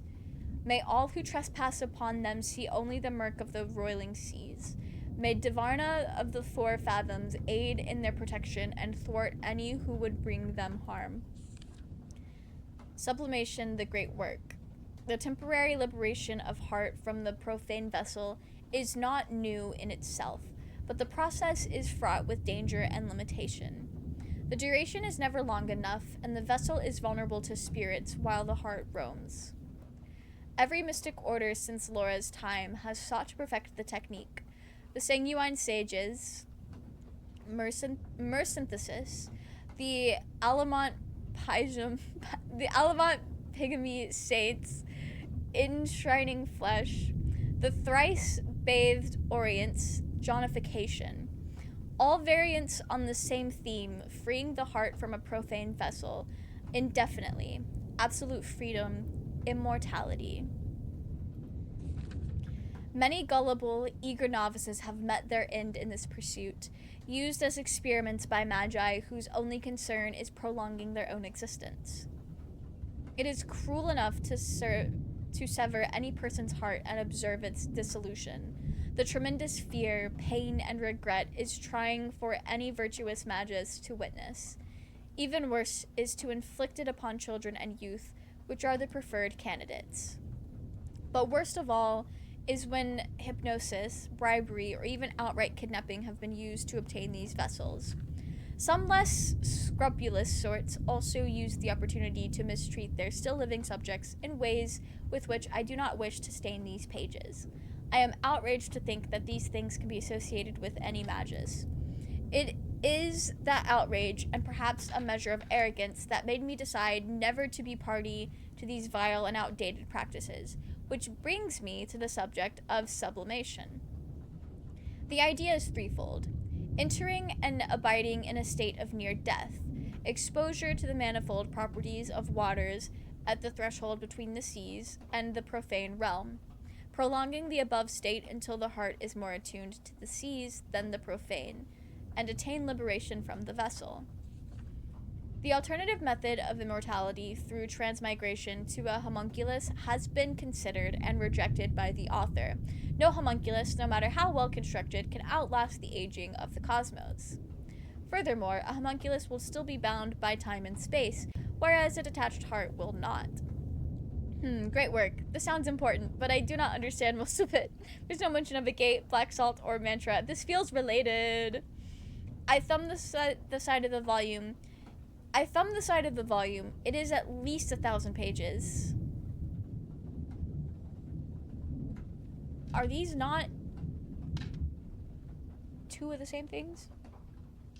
We'll push on. Should I push on and hope for a miracle? It is that or be consumed by the abyss, I suppose. The stinging on my wrist swells just then, irritating me. I bite my lip and focus on the words. The reddish-black ink glistens, menacing. What if I cannot do this? Oh, I did the wrong spell. I misunderstood.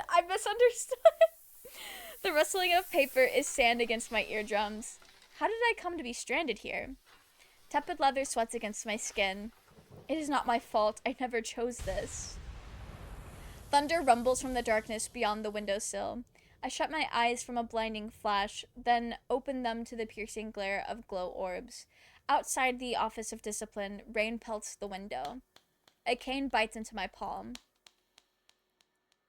The clock ticks. 3, 4, 5. The stench of hashish, musk, and fear mingle in the air.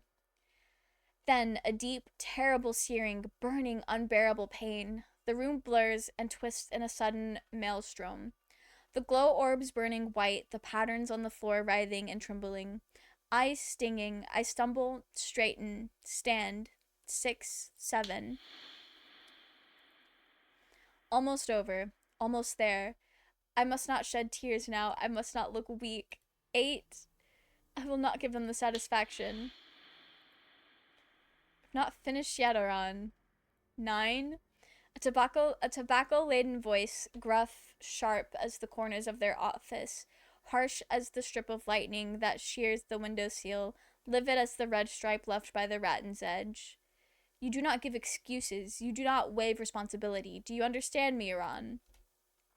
I keep my head lowered, facing the floor. 10, 11. Stay and squat the groves between the tesserae, each a little redder, a little fresher than the last. When you consort with that ilk, you tarnish not your own image, but that of all Magi. Do you understand me? Oh, I fucked up. I did something. I nod stiffly. I cannot hear you. Do you understand? White froth flies from their lips and wets my face. I flinch. 12. Yes, High Magus Landsworn. The High Magus prowls behind their desk with the thin yellow rod in hand. A coil of sickly sweet smoke trails in their wake like blood following a shark's feeding. Numbly, I press my fingers to the blossoming well. A few scratches seep into my cuff and under my nails. Dim, orb-scorched scarlet. 13. I turn my head, clinging to the number like a drowning sailor to drift oak. A shadow blurring in the corner of my eye. Landsworn holds the cane aloft, examining its wood with care. They pause. Then, gently, gingerly, they set it back in its stand among the others and exhale. Out in the hall, the clock strikes. That will do. I was lenient with you, Iran. I could have chosen your writing hand for one. They pull the chillum from their mouth and bare stained teeth in something half smile, half snarl. But make no mistake, further transgressions will warrant a significantly greater punishment than 13 strokes. They press a sleeve to the spittle on their chin. Clay clacks on their teeth as they readjust the pipe between their lips. Now go draft a letter of confession. You eat after and not before. Yes, High Magus Landsworn. Eyes still locked onto the mosaic floor, I touch the fingertips to my right hand to my chest and then forehead. The Magi salute. My left, red as meat, itches numbly. I shuffle from the room. The light of the orbs fades behind me. They said it was improper to dine with an undyed, but she was kind to me. They said it was scandalous to touch those devoid of the sea's favor, but I could not see anything wrong with her unadorned skin. Do not cry. They made me turn her away. They made me, the only friend I had. Do not cry. Do not give them the satisfaction. A bright flash scours the Grimoire's pages. Outside, rain still pelts the window. I stroke my palm. A ghost pains haunt. A memory? Oh, we're getting our memories back. Thunder roars again, but this time my heart does not leap at it. Solidity settles within me. I have endured pain since I was a child. There was a time I was so wrought with despair I yearned for oblivion, yet here I am. Here I am still. For a few breaths, I vibrate with defiance. I have come this far. Let us see how much farther I can go. Thick Corleron? Sure. Thick Corleron locks are set into each lower drawer. A, a furtive tug, then a firm pull, nets me not but a dull click. Me and my precautions. Undeterred, I decide to try every drawer. More the same. Click, nothing. You're not defeating me this easily. I keep going, thinking if I'm lucky, then one might be open. With the hiss, the bottom left drawer slides out and my eyes are set aglow by a heap of crumpled papers of every color, a tome full of flowers. Head tilting, I scrutinize the collection. Who might you be? With a barely audible crinkle, a violet-colored paper spreads partially open, revealing rows of text. A letter? Could it be? Head abuzz with curiosity, I pick it up, unravel it fully, and read. Today we lunch by the riverbank. You have until mid-afternoon to come voluntarily, or else be picked up bodily and carried downstairs by me. Consider this letter your one and only warning. Different handwriting from the grimoire.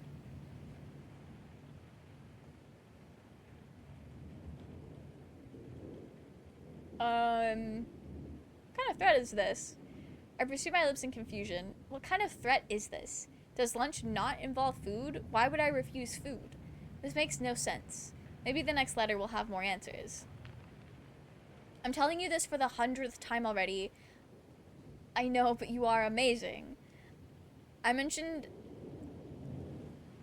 how cute she was, but I never imagined you'd actually allow one in the tower. Our new friend is perfect.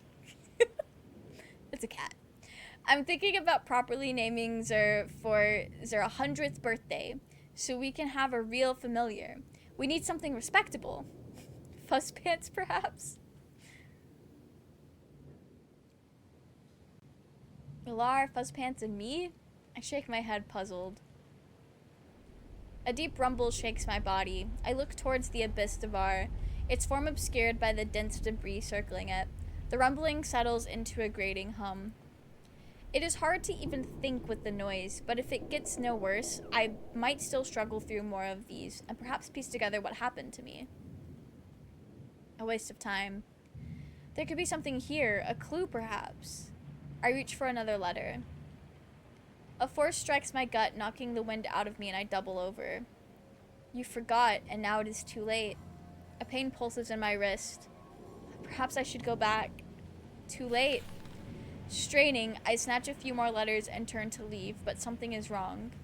Letters are now drifting down to the floor, my hands now glowing wisps of smoke. The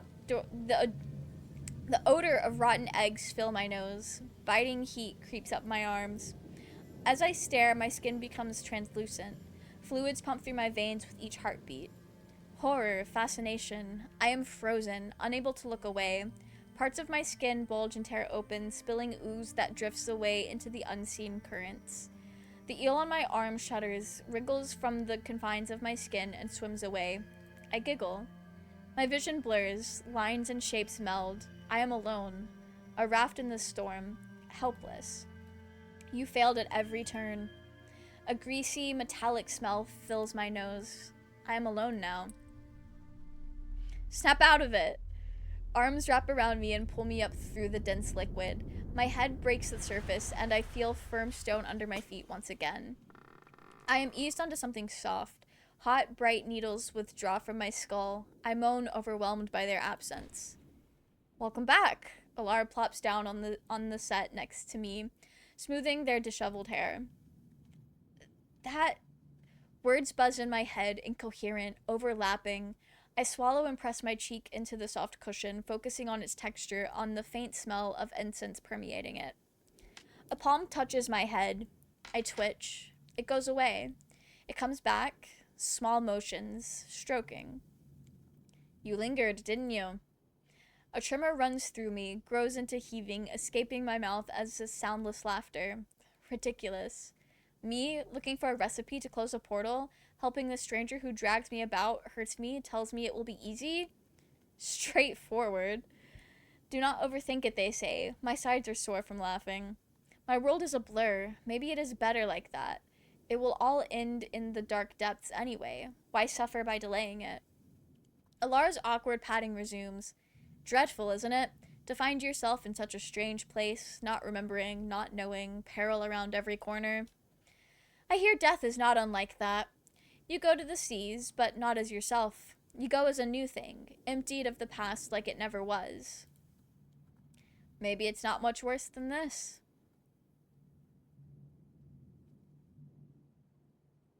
Is that supposed to be encouraging? Well, you already lost almost everything you had, and you're still here. Maybe it's not as bad as you think, to have nothing else to lose.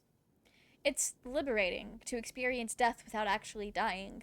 Doesn't that give you some kind of courage? Is that not what you were pursuing? While I do not feel liberated, I struggle to sit upright. Quite the opposite. I feel trapped in this nightmare with you.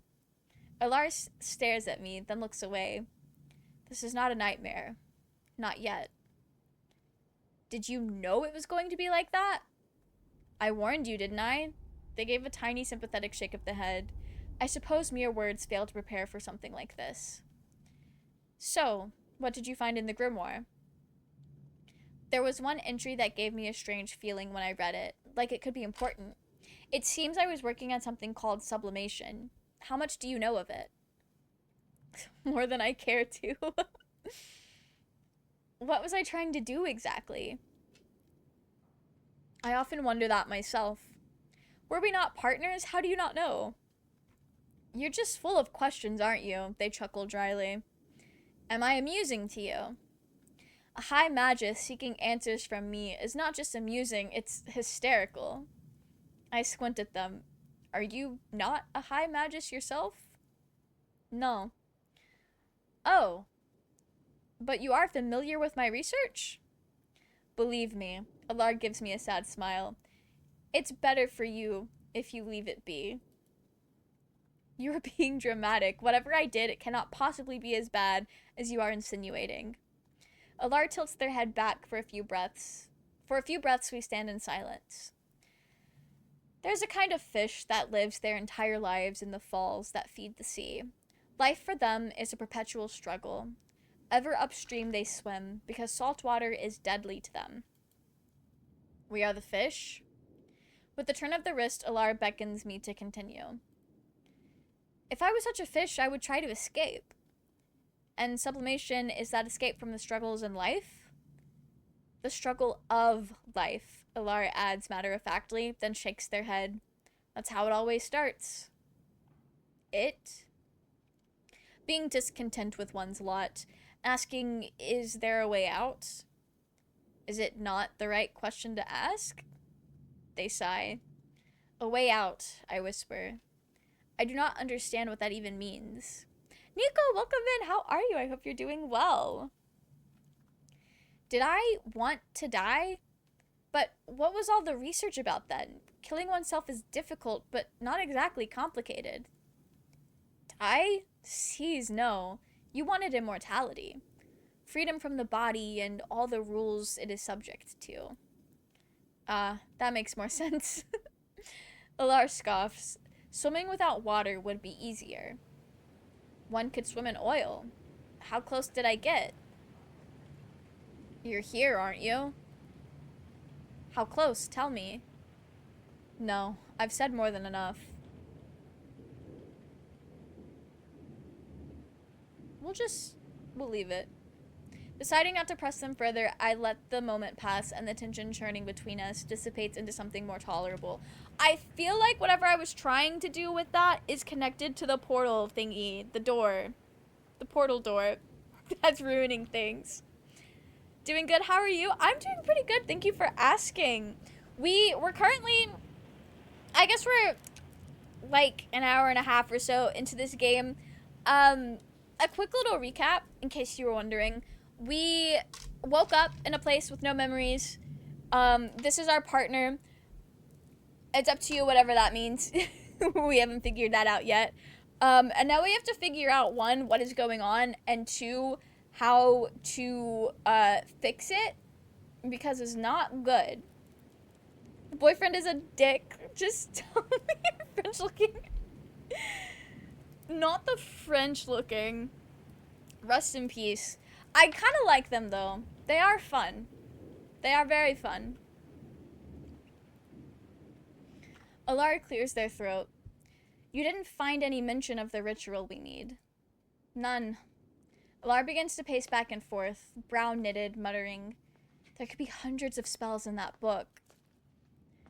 Those are not uncommon ritual components. Not to mention, there are my musings thrown into the mix. No, we won't get through that way. We need more time. They stop and throw their hands up at me. We can't afford to make mistakes, Mel. You'll have to do better than this. Did you find nothing else? What do you expect me to do? I barely have an idea of what I'm even looking for. Besides, I do not see you diving face first into the book. Alara's eyes bore into me.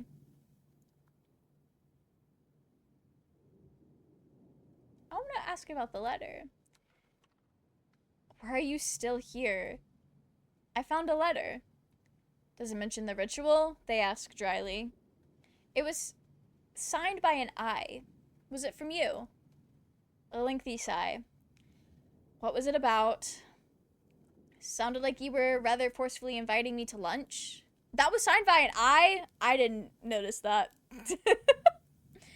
You tended to forget meals.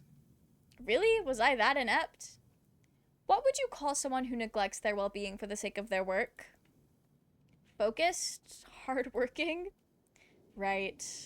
They shake their head. Why are you asking me this? No reason. I was happy to find a fragment of my life. You do not exactly gush information on that topic. Why don't I? Let's see. Oh, the Abyss Devara. Imminent annihilation. I really want to feel a little more me. I know things are dire, but I merely want to feel a little more like myself. I am a stranger in my own skin. They close their eyes for a moment and nod. I sense an opening. Did you send me letters often? I think there were more in the drawer where I found this one. We were close. How close? How close are we speaking? I thought you read some already. Only a few.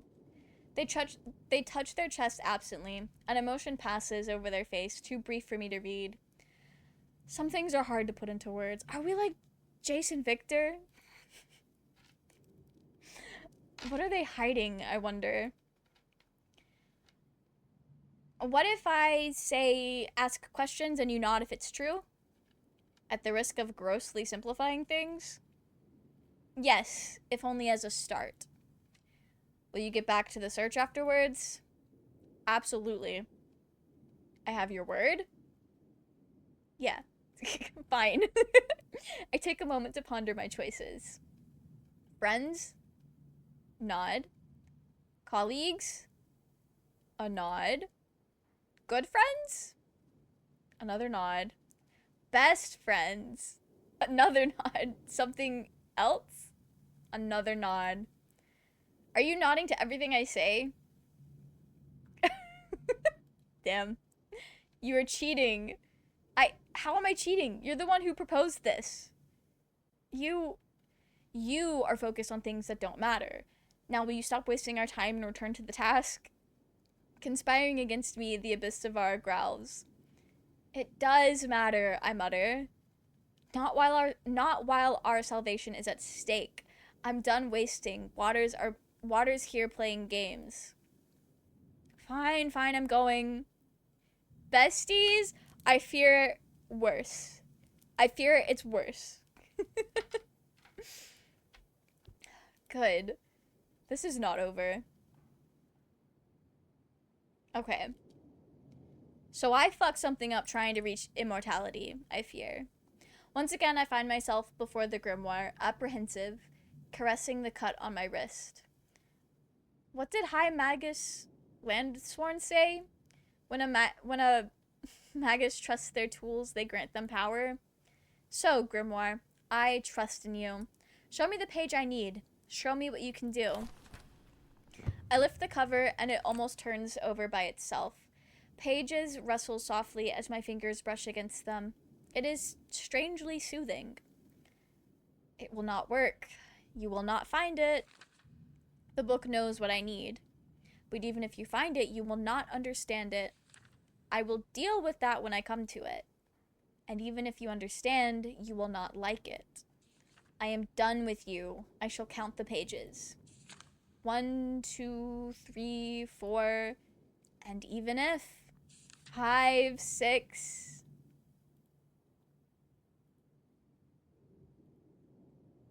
Right, okay. 57, that's 58. The rustling stops on a stained 2-page spread. On the left side of it is a list of components. A black salt sigil with a diameter of 5'3" measures. The length of your body. Freshly spilled waters to fuel the reaction.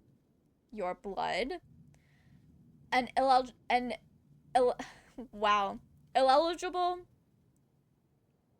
Illegible. We'd get there. An illegible word follows. I squint. A drop? A dash? A pail? Surely not. That would be suicidal. I make a mental note to ask Galar and move on to the last item. A mantra for unifying the forces, to be chanted 32 times. What an odd number. A drawing darkens the right side of the spread. I turn to examine it, but my eyes can find no focus. The lines fray into overlapping spider silk. Not gonna lie, the reaching towards divinity and fucking up reminds me of my brain rot. Of your brain rot? Barmy, please elaborate. Please elaborate. Strange. I lean in closer for a better look. They squirm. My bowels turn cold, but my eyes are enticed. Closer and closer. Childlike figures, some missing heads, others missing limbs, each incomplete, maimed, interlocking, in anatomically impossible ways, forming a ring. What are you? I whisper, my nose almost touching the page now. Fascinated, I lean over the precipice. The black mass at the center looms, its edges undulated, like the sea's ripples on a moonless night. There is movement under the surface. What are you? I shiver in excitement, eyes itching, unable to blink. A round protrusion at the center of the inky blackness wriggles. A crescent slit runs from left to right. It opens. Teeth. I put an ear to it. Beneath the pounding of my heart, I hear a susurration? Its cadence sends a shiver through me, even before I discern the syllables. Not savory. Not savory? Savory, that I could. What? Never say it aloud and never knowing. Why did it matter? It matters. It matters. What is this? Stop this nonsense. Alar is the partner's name. Yeah, it is. Reminds me of Glenmoral. It asks the fun question of what would certain forces do to achieve true enlightenment? Something I always wanted from Elder Scrolls. Oh, that's cool. You stumble and fight many failed attempts at this enlightenment or attempts to puppet you. That is very fascinating. I do think it's something that's like really interesting. Like humans for some reason really want to like find that out. It's a fun thing to explore like in fiction as well. Oh nice. That's light in Elvish. Oh, that's cool. That is really cool. I didn't know that. To you are the silence you linger. To you are the silence you linger whither I. A lump forms in my throat. The walls close in. Cannot just say the words I hate you. I cannot just say the words I hate you. Hate how you...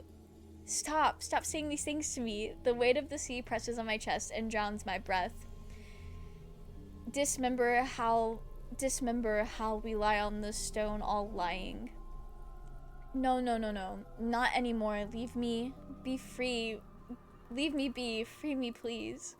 Heavier and heavier, I need to get away. I push against the desk, head too heavy to lift. My body is numb, save for a pinprick of pain in the distance. Alar's cut. I reach for it. All better, all heartless. All is left is to say, no, no more. I will hear no more. The cut, my anchor, ignites at my beckoning, a spark of heat in the cold, and with it my arm comes into focus. Who gave you the right to... I drive my wrist into the wood. The pain from the cut flares into delightful agony and shocks me into cognizance. I gasp as an immense weight lifts from my chest. Fighting with every drop of strength, I slam the book shut with a resounding thud. The whispering abruptly stops. I double over, panting. Not the oof moment. Pat, pat, pat. Sweat drips from my chin. Depths. I drop onto the floor. I'll learn how to read. I drop onto the floor unceremoniously, head resting against the drawers. That voice. There is something about it. Was that a part of a spell? A message left by someone? The chill lingers in my chest. I close my eyes, waiting for my heart to steady. This place is getting to me again. Every step I take, something jumps out and bites me. And I have no one but that know-it-all to guide me. Will they finally tell me something or merely shrug and wave their hands? I shall keep this to myself. I will know things they do not. Let us see how they like it. Okay, work. I make my way back, counting my steps. 1, do not tell them. 2, do not tell them. 3, do not tell them. Did you find the spell? They come towards me. Yes, I did. Blast it. I bite my lip hard. Too hard. Ow. Alara raises and then lowers an eyebrow. Tell me. It did something to me? They nod. Well, it was unpleasant. The spell, Mel. Tell me about the spell. I clench my teeth, considering if it's too late to retract it. It probably is. I sigh. When you said a circular sigil made of black salt, 5-3 measures or something, etc., etc. Ilara's eyes light up, the ghost of a smirk touching their lips. Go on. Really? You are not concerned one jot about what I went through, are you? My concern is reserved for survival. I stare at them. Mel, their voice strains, almost pleading. You do not care about me, I mutter under my breath. Does it fit my description or not? This is life or death. Try to remember. Yes, it fits. But the mouth, the whispering, it all felt wrong. Alar steps forward. Did you copy the sigil, or... It talked. It said... I try to recall, but the harder I do, the stronger the pressure in my head becomes. I shut my eyes, swaying. They grab my arms. What about the mantra? How many words? What language? Did you memorize it? You're not listening to me. It feels wrong. Hands balling into fists, I meet Ilar's stunned gaze and pull out of their grip. The ritual. You are wrong about it. The feeling it gave me, like it was trying to drive me away, like I was supposed to know what it meant, but the meaning eluded me. I do not like it. I do not like any of it. Mel. Alar rubs at the back of their neck and sighs as though speaking to an unreasonable child. Why can you not trust me? If you had been in my boat, I'm not sure that you would still want anything to do with that spell. I've never felt so horrible in my life. Please, you barely know your name. What do you know about horror? Oh. Maybe he got her ass with that. Alright, let's hear it. What was it like, exactly? The first time I touched the grimoire, my body melted. Alar sweeps a few floating strands from their shoulder, giving me an unimpressed look. Yes, yes, you melted as well, but I cannot express how awful that tome makes me feel. When it speaks to me, the sensation is malign enough. I am tempted to toss the vile thing out the window and leap after it. Oh, a whispering book. That's sweet. What did it do? Rhyme alchemical ingredients? You... How are you so cold-hearted? I am so nervous about what horror might happen next that I... Lips a thin line, they remain silent. I drag myself to the seat and crumple onto it. It is as though... I hate that my voice is breaking, but I cannot stop now. We are two fish in a kettle, arguing about how to jump out or whose fault it is that we are sealed within. Meanwhile, the fire is burning and the broth is bubbling, and the sorrow and regret in the world cannot save us from becoming fish stew. I look at Alar. Is that foolish or no? For a few breaths we share the silence. Then Alar chuckles and the tension is broken. Sorrow and regret, eh? Alar says wistfully. I didn't expect to hear exactly how I felt from someone else's mouth. Maybe I have indeed been foolish. Their face is how mine must have looked when the book whispered to me. Fear coils in my gut. What if I have just convinced them to give up? I clear my throat and sound cheerful. You too, Like what, voices? Persuasive knives? A grimace and grin colliding together. They nod. The abyss speaks when it is quiet. It does? With words? It knows you. Things you wish to forget. Things that could never be. But it's not all that gloomy. The screams make it much more lively, you know. They let out a cackle and I flinch. Screams? You don't hear them. Here, if you cup your ears like this, they raise their hands towards my head. No, I almost trip in my haste to move away. Not pursuing me, think the depths they drop their hands and flash me that damnable grin again. Are you serious about this? The grin wavers slightly, then is wiped away completely. What do you think? Something in their eyes chills me. That dire, I'm used to it. They shrug. Used to it? How could anyone ever get used to something like that? You can get used to anything. Almost anything. But this? Well, you could always go mad. Her grin is back. Out of curiosity, what did the book say to you? It spoke of loneliness, remorse. I know it does not sound like much, but it felt. It is difficult to describe. I thought surely nothing could be worse than what I saw the first time, but this place is just full of surprises, huh? I give them a look. I am just glad I have not heard the screams yet. Everybody gets them one day. Okay. I rest my chin on my palm, dejected. I had thought the book might teach me some fantastic magic. Flying, for one? Mayhap conjuring balls of fire out of my hands or cakes from thin air, but no. The only thing I get is gibberish. Alar looks at me and scrunches their face as though I have a spider on my nose. Did I say something? They scoff. Balls of fire. And don't even think of conjuring cakes. They must be properly baked. They pause at that, looking slightly perplexed. Wait, so those spells exist? Well, yes, but that's not my point. Double wide surprise? Not the double surprise. Blue, welcome in. How are you? I hope you're doing well. My, that just makes it stranger. Do you always just jump from one thought to the next like an overexcited eel? Listen. It's, my entire friend group does this, Alar. It's fine. It's normal. I ignore them. If there are such useful spells, then why did I write only dreadful ones in my book? Was I one of those unsavory types? Like, Alar opens their mouth, but no words come out.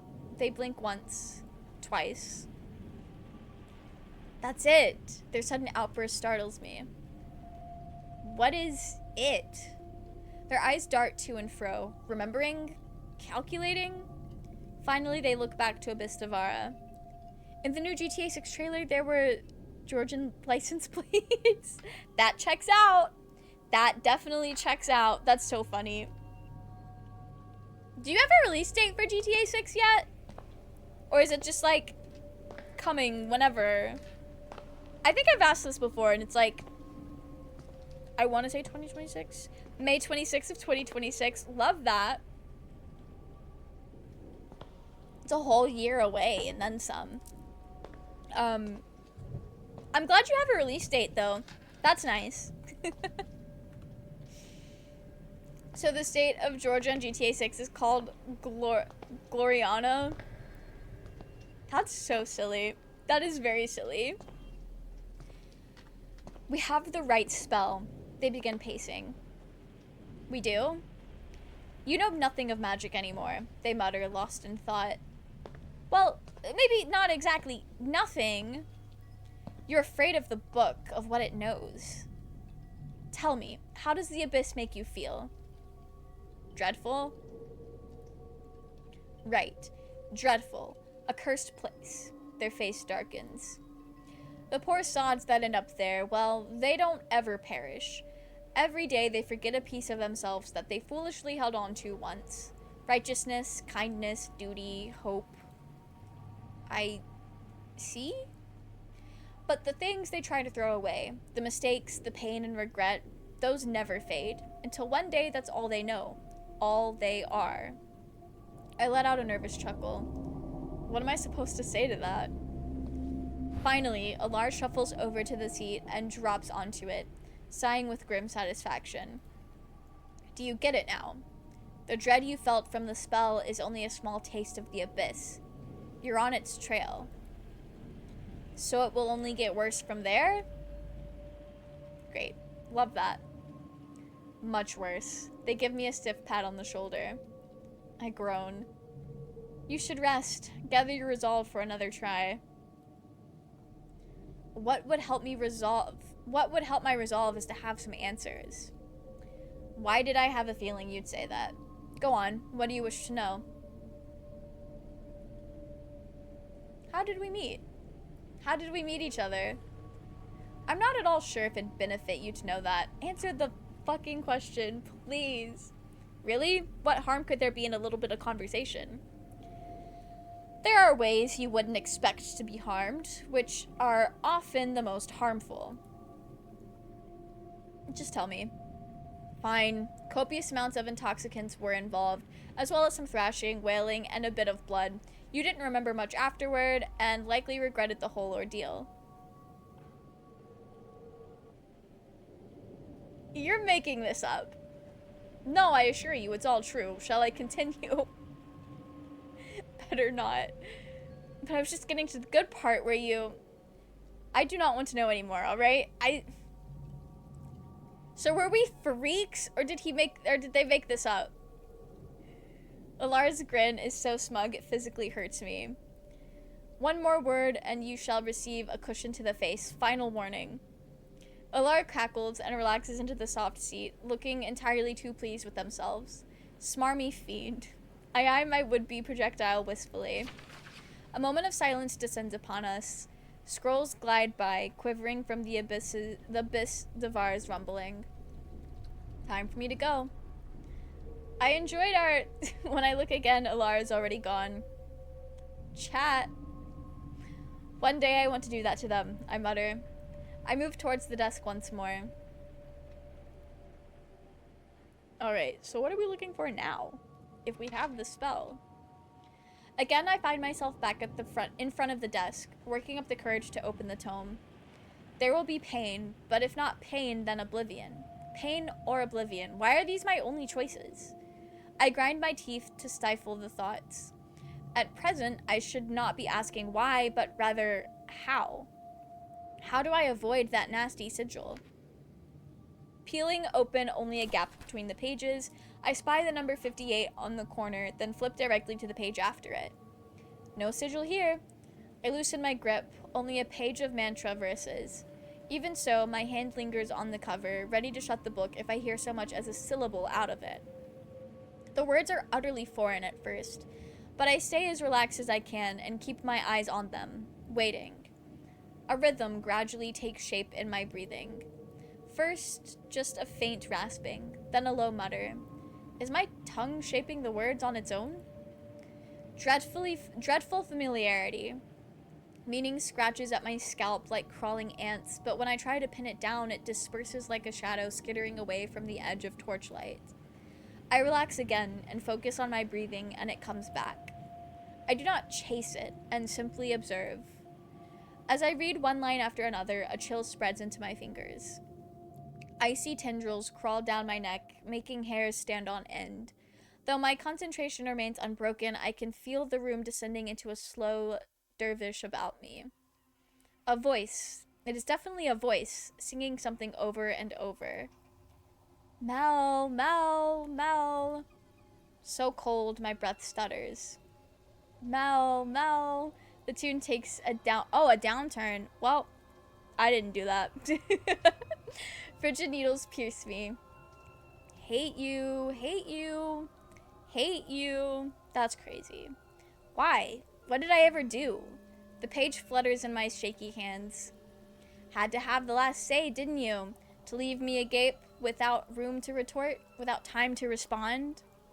What are you talking about? The singing drops to a haunting whistle. I hold my breath to listen. Words on the edge of recognition. But you would whistle those tunes. They would make you smile. I let you have those. Quieter and quieter, I press my ear into the page. A chill radiates from it. Tendrils crawl down my neck. Not those kind of tendrils, Zenith. How was I to know? Where would I start? I would have had to say it countless times. Say what? A shrill tone, like a kettle boiling in the distance. It peaks, descends, and shatters into a scream that splits the night in two. The sorrow of it. I'm sorry. There, I said it. I'm sorry, I'm sorry, I'm sorry. Please come back.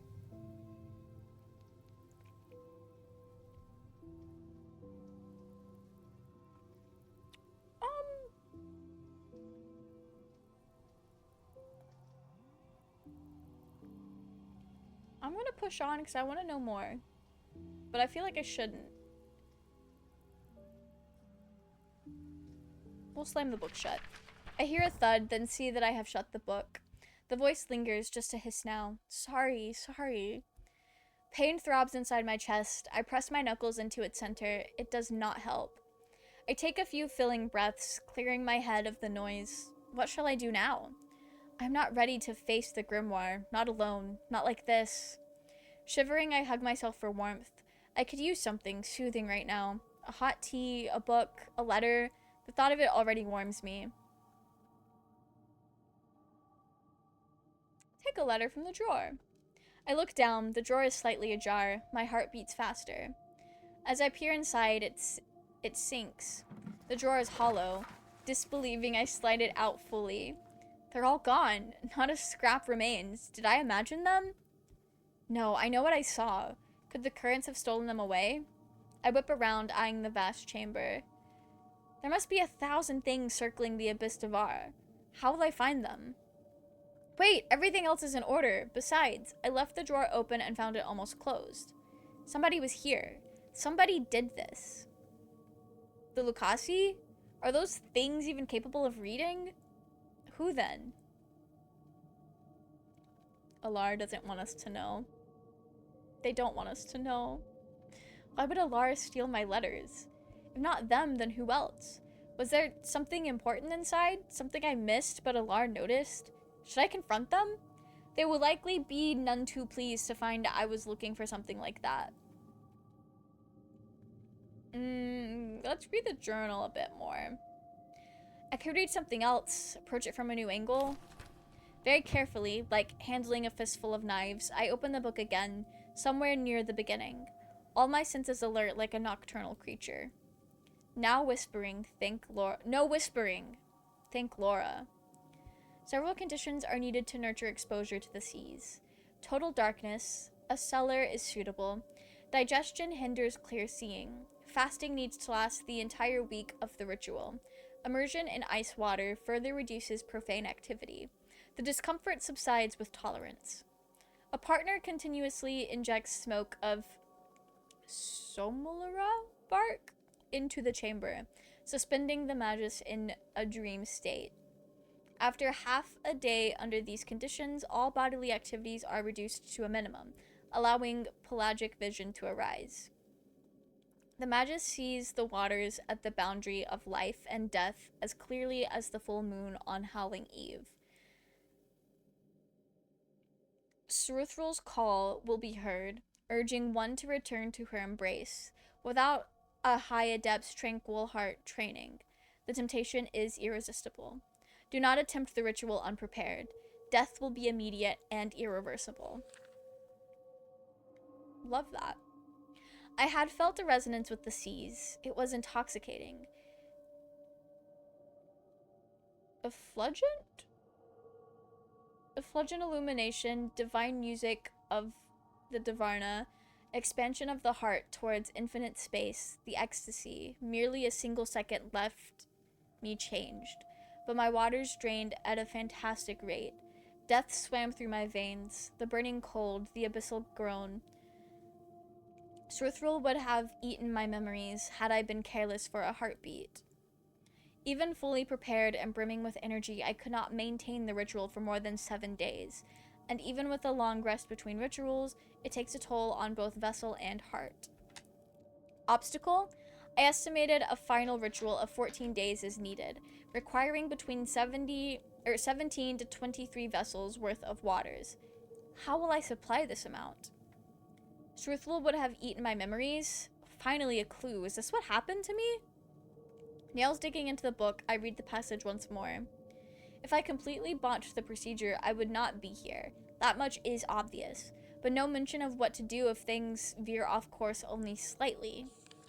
I flip to the next page, then the one after. Records of multiple attempts, durations, insights, technical terms, and numbers. Memory loss is not mentioned again. My vision swims and the letters wobble. Rubbing my eyes, I take a few breaths and return to the beginning. It says the ritual requires total darkness. A cellar. I did not wake up in a cellar, did I? I scratch my head. This is too much for me to untangle.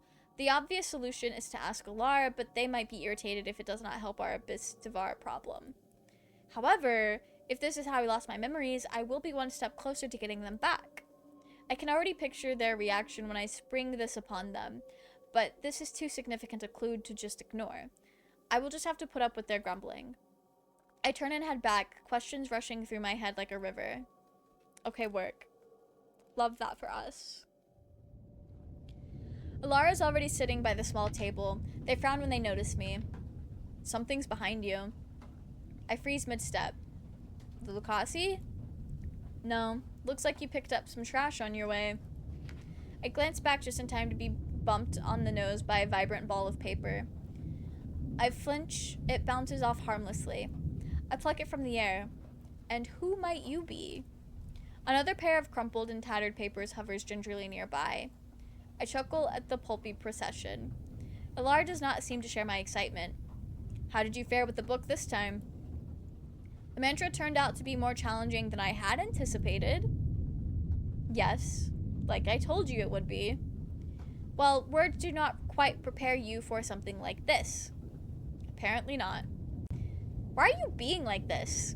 So, I cross my arms. Difficult. This is me being practical. What does that mean? It means you haven't seen me being difficult yet. I did what I could. The creepy book does something to my head. Something terrible, you should know.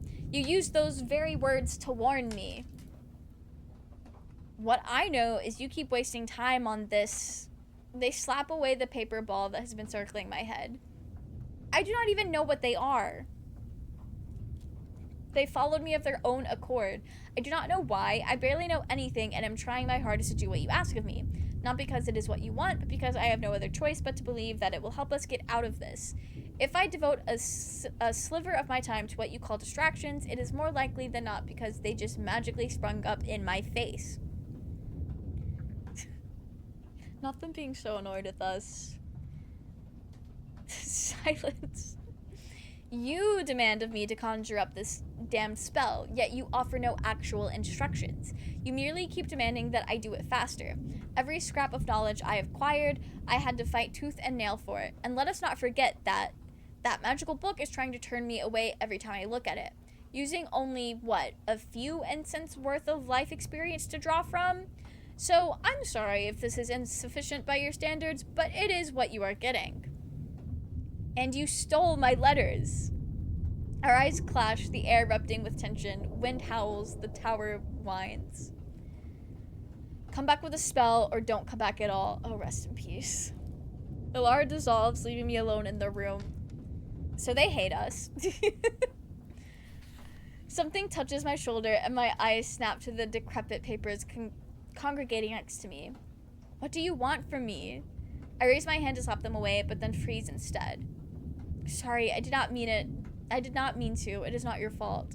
I offer the scraps to my palms, and they settle onto them. What do you think? They had it coming? I sigh. We are going to die. I peer closer at the letter. You think so too, huh? It tilts to one side, and then with a series of rustles, transforms into a sheet of paper. Something's been vexing me. I didn't want to disturb you without good reason, but after last night, I had the strangest dream 2 moons ago. I awoke to unearthly noises in the cellar. Gripping fear. My first thought was that no common burglar would dare trespass here, so I brandished a spell and went to investigate. What did I find?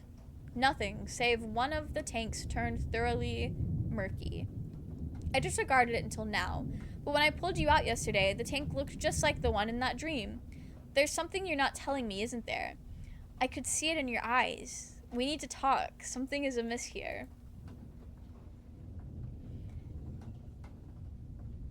Perhaps whatever went amiss here began several moons ago. That's what it seems like. The remaining letters crinkle politely. I reflexively check behind me. Ilara is not there.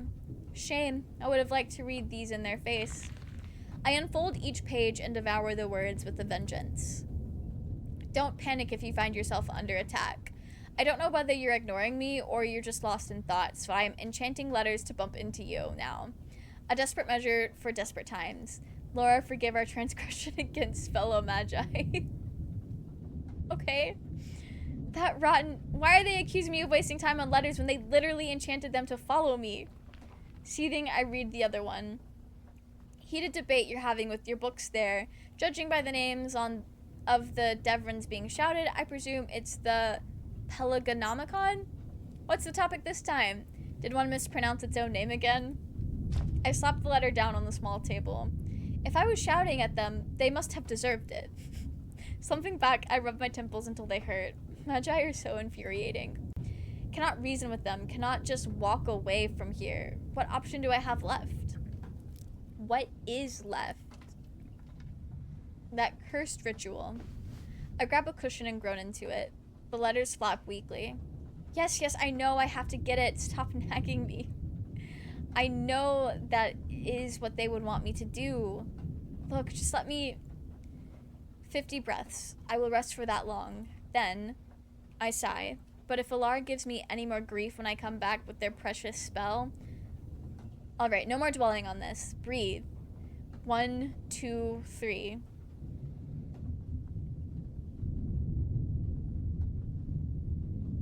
We're back at the desk again, guys. 50. Time to go. I dodge through swirling debris and soon stand before the massive desk, corralling my thoughts. Are we popping off, Zenith? Are you playing Marvel Rivals?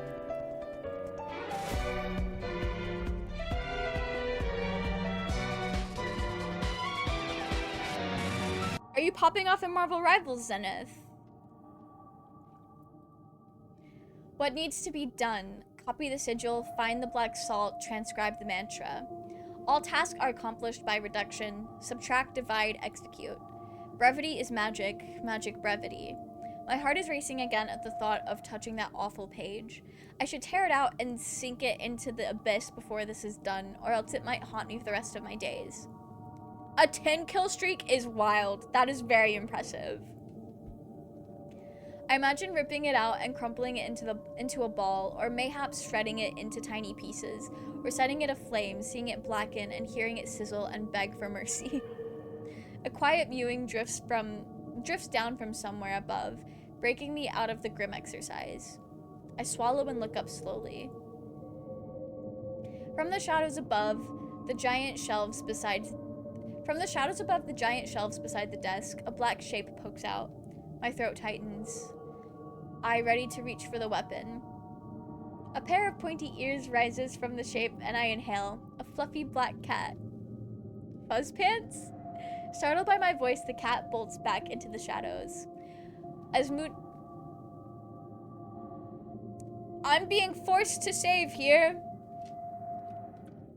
I didn't press anything. This just popped up and now I'm scared.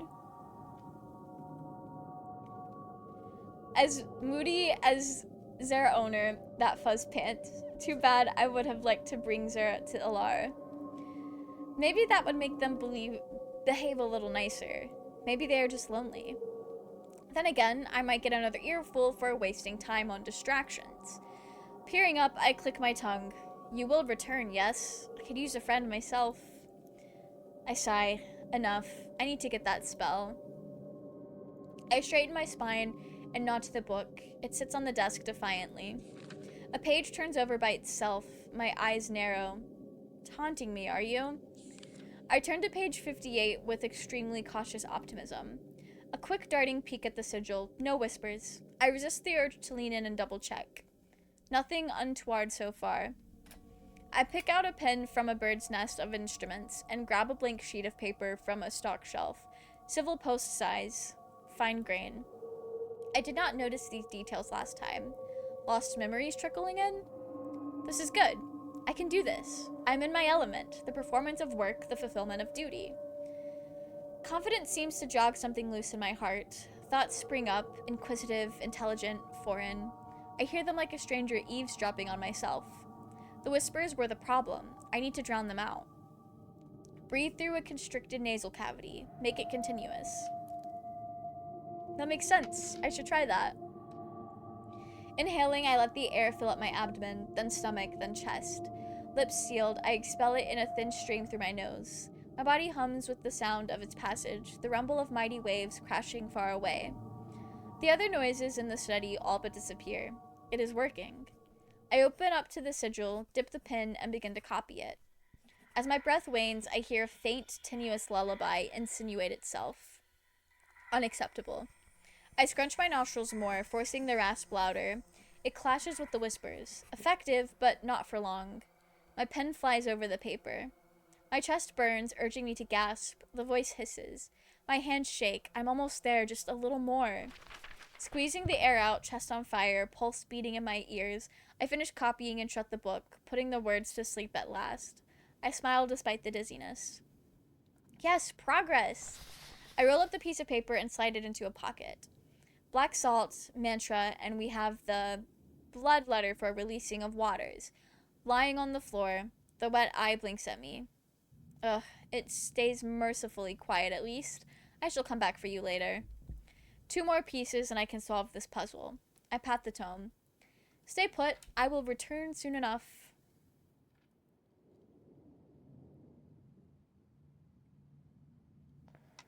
Finally, I have something to show them. I cannot wait to shove this in their face. I peer around me. No uninvited guests this time.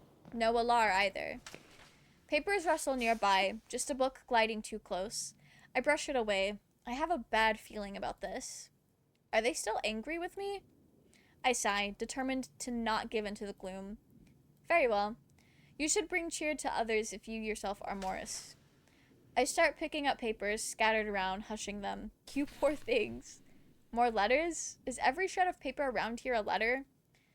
I squint at an especially decrepit-looking one. Are those verses? I think I missed a lot of something since I made tea. Hopefully I haven't missed any spicy seeds with that Frenchie. No, you haven't. We've been fighting the cursed book. Well, not like fighting, but we've been fighting the cursed book, and we're gonna do a ritual that will probably kill us. That's just the vibe it gives. Every waking momentary switch off track progressing. No wherewithal. Things half remembered that moment of terrible recognition of the familiar stranger, then a drunken dream one never wakes of. One never wakes of. Friends close, but kept my enemy closer. Closer until they were inside. What the fuck does this mean? Unsigned, but written in the same hand as the grimoire. So I wrote this. I look under the table. There are more of them. I wanted to. I have whispered it inside and almost said it aloud, but whenever I endeavored it to, something would interrupt me. A journal entry required editing. A specimen needed dousing. Water sensors? Yeah.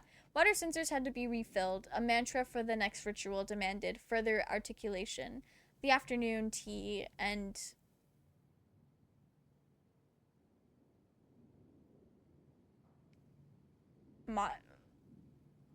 What? I can't make that out.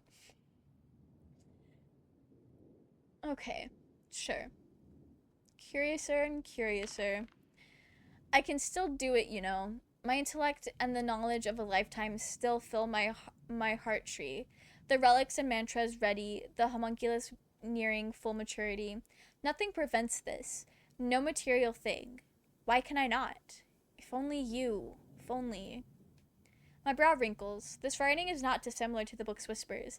I cannot suppress the feeling that someone is playing a joke on me. I need to make sense of it. Why would I write something like this, if it was even me who wrote these? Maybe it is related to my lost memories. I certainly feel less terrible than the person who wrote this. Could that be a clue?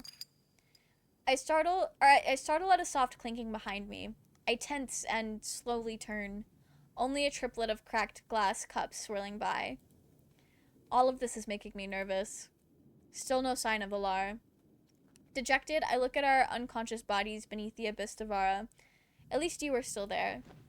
I retrieve a cushion that somehow ended up on the floor, return it to where it belongs, and curl up next to it. I close my eyes, utterly exhausted.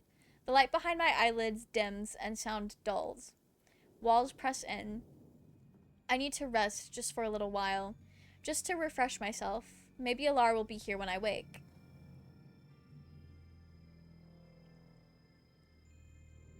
Okay. A window latch breaks and rain splatters me. Warm rain. Sticky, warm rain. Oh no, I sit up drenched, knots in my stomach. How long was I asleep? I wipe the wetness from my face and survey the room. Blood. Blood on me. Blood everywhere.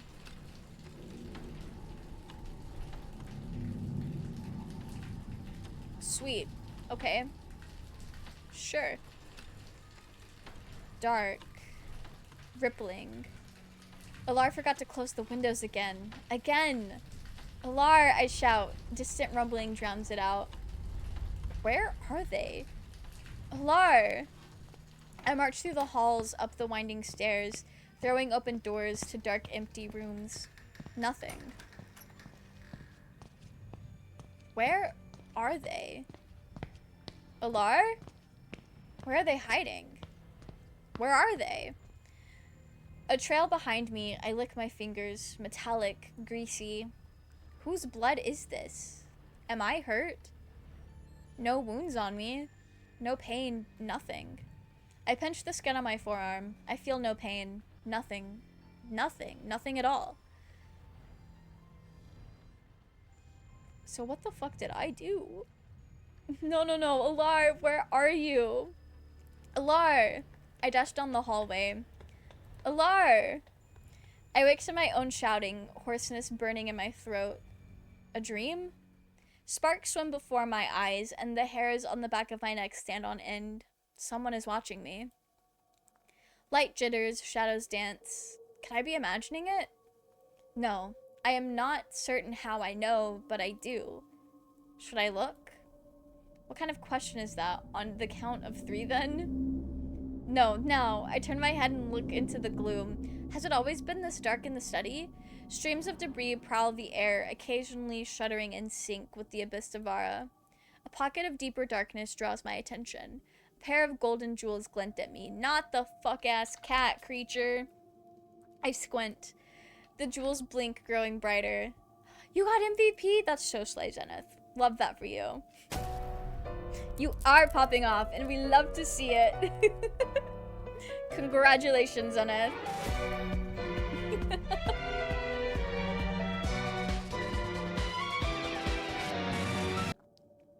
I'm glad you're having a great Marvel Rivals time. I squint, the jewels blink, growing brighter. Stay calm, Mel. It is too soon to panic. I have yet to discern the nature of that entity. A jagged, hunched silhouette detaches from the murk, its movement sluggish and unsteady.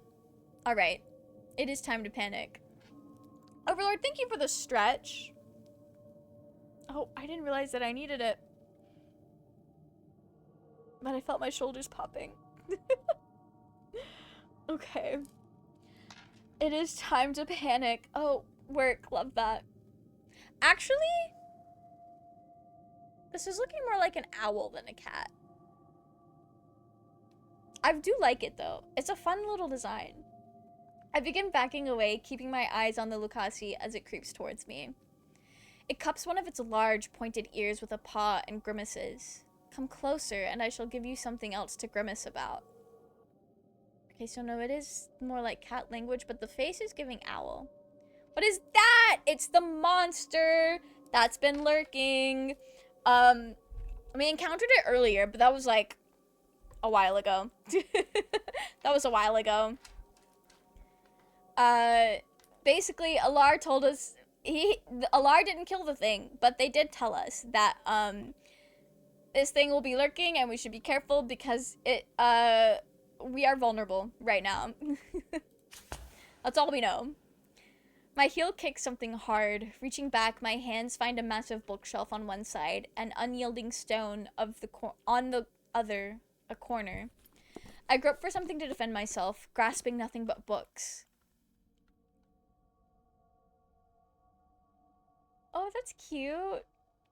As the Lucasi moves into the light, its features congeal. The beast is much smaller than I imagined, and not nearly as grotesque. Its black fur is rather lush and endowed with a silken sheen.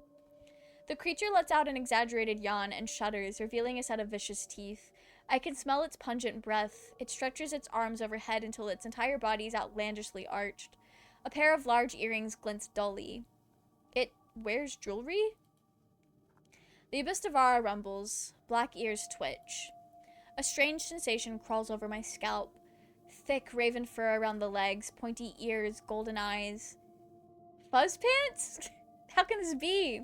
Z is a cat, not this. The being locks eyes with me and gestures with its head at the arched doorway.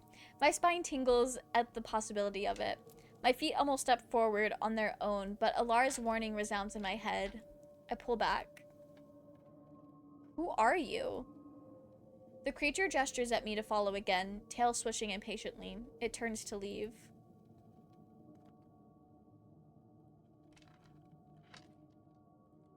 I don't want to... Okay, sure.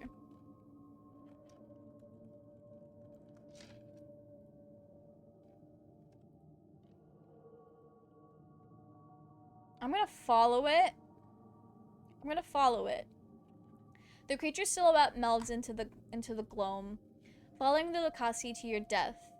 We shall see. I hurry after it. Z gets to my desk and hops onto it, planting Zer paw squarely on the open grimoire, then turns Zer back to me, extends her arms behind Zer, and growls. Old? What is old? And get your foot off that book! I push Zer on the shoulder, but in vain. Z shows me Zer teeth and lashes Zer tail. Old on me. I stand there, confusion and disbelief, fighting for dominance in my face. Do you want me to hold on? Old, Z snarls and crouches. Before I agree to anything, I have a question for you. The creature turns its head to me, a look of utter disgust on its face. Are you or are you not Fuzz Pants? Alar's, cat? Alar feeds me, yes. Gives name, yes. Now old. Yes, yes, alright. I am old. I shriek as Z takes off, a dizzying rush, and we are on top of the shelf. A shock of cold sweat coats my back. Laura on a cow. Wait, I need a moment. We hurtle through the air again.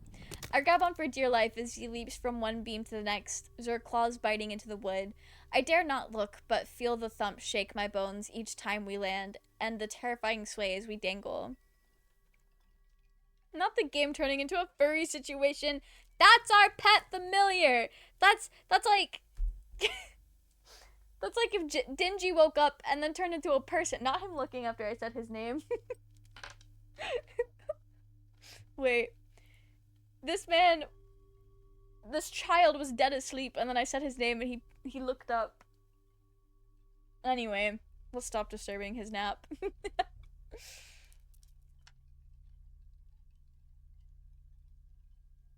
Okay, I did read that already. Work. Then a blast of brisk air hits me as we plunge through the darkness. Oof, the ground meets me, carried by the momentum. I tumble a short distance, then come to a stop. Yet the spinning in my head persists. Everything hurts, battered and miserable. I spit out on the grass and crack my eyes open. Is this the garden? I sit up, feeling like one side of my head is twice the size it should be, and look around. A field of damp grass surrounded by low stone walls. Flowering bushes squat along the wall's interior, hugged by a row of pines from the outside. He's like, how dare you disturb my nap, human? Yeah. Rest in peace to him. He's asleep again. He's fine. A giant of a tree stands watch in the center of the field. Its trunk so thick, 3 people linking their outstretched arms could not circle it fully. Fuzzpants is already plodding off towards it. Z circles around the tree, a paw leaning on it for support. As its base is a tangle of writhing, twisting roots, each thicker than me. Fuzzpants drags herself onto an opening in the roots, leading to a shallow cave.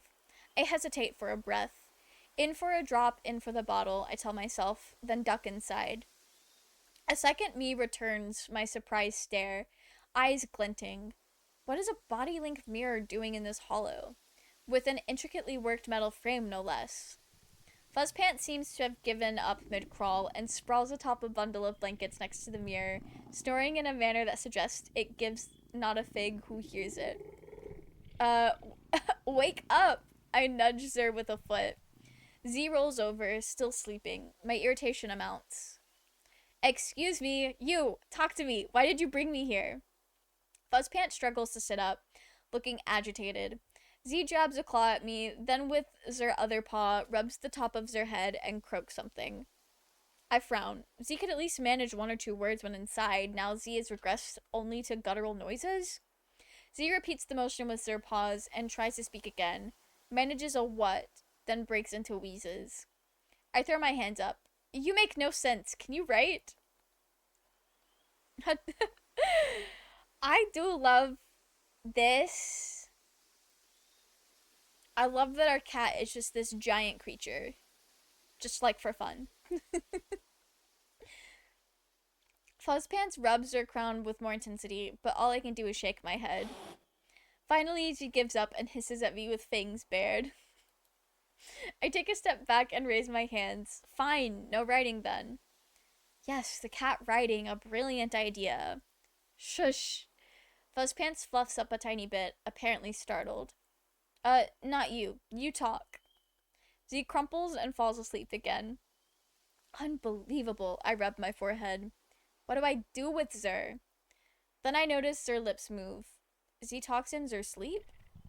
I lean in and listen. Of fur. What? Of fur. Zer's scratchy voice trails off with a gurgle, then Z snores, long pink tongue hanging out. Waters? Well, what else? If Z is Alar's familiar, then magic is definitely involved. And if Z is a Lucasi pretending to be Fuzz Pants, Z cannot be, or I would have risked my neck and followed Zer out here for naught. You do realize that wanting something to be true is no proof that it is. You have a point there. Beg pardon, but when did you start being helpful? I am always helpful. You never listen. Then help me with this. Z could be a powerful ally, and who knows? Z might tell me more about myself than Alar. You would use up what little waters you have to try and help, sir? What good would Z be if you become sunken? I grunt through my nose. I hate it when I make arguments I cannot challenge. What do I do? Not a British cat lady thing. It requires a bottle of water. Listen, it's doing its best. It's just a creature. Speech. Yeah, no, they can have a bottle of water. Should I agree or refuse?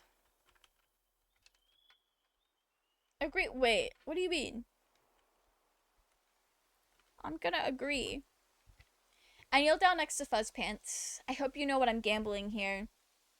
Likely your life. My hands hover awkwardly over Fuzz Pants as Z snores. I must have done this before. It will come to me. It must come to me. I wiggle my fingers, lips pinched in concentration. Nothing happens. I frown, somewhat disappointed. Think, Mel, think. Alar said waters course through all living beings. The spell they did on me, if it was a spell at all, involved cutting and blood. Should I cut Zer? I glance at Zerfangs. No. Bad idea. I could venture giving Zer some of my blood. It is liquid. Perhaps waters will go with it? Possibly. I position my wrists above Zer mouth, bite my lip, and squeeze. A few drops of blood trickle out and drop upon Zer lips, to be prominently licked away. I wait. Nothing happens. Why can things never be simple? Z twitches and moves Zer paw. Is Z dreaming? I poke Zer ear and then place my palm on Zer head. My eyes widen. Strange. It buzzes with energy. A soothing warmth builds up in my hand. I welcome it with awe, allow it to swell and cover me like a blanket. I can almost imagine I sit by a fireplace. Davarna, I wish I could lie down and have a nap. I shall do just that once this is all over. Build a fire next to this tree and nap, basking in its warmth. I realize I am grinning from ear to ear at the idea. Fuzz Pants is too. The fur on Zer head vibrates with energy. Z yawns and stretches out Zer limbs, then rubs Zer eyes and sits up. Zer movements are still lethargic, but there's a spark in Zer eyes that was not there before. I shake my hand away and look at Zer, expectant. Did I do it? Was this magic? Z sees me, wrinkles her nose, and promptly pads out of the cave.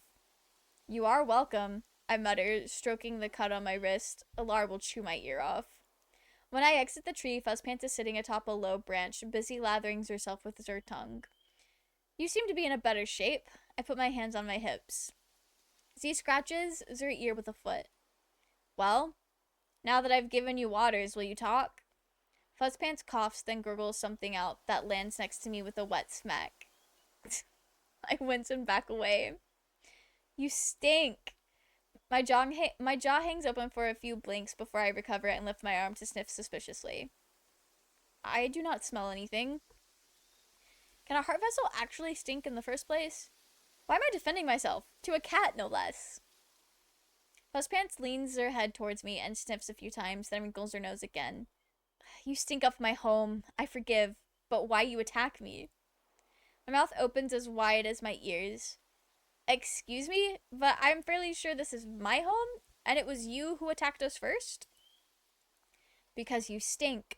The other one stinks even more than you. I don't tolerate filth on my territory.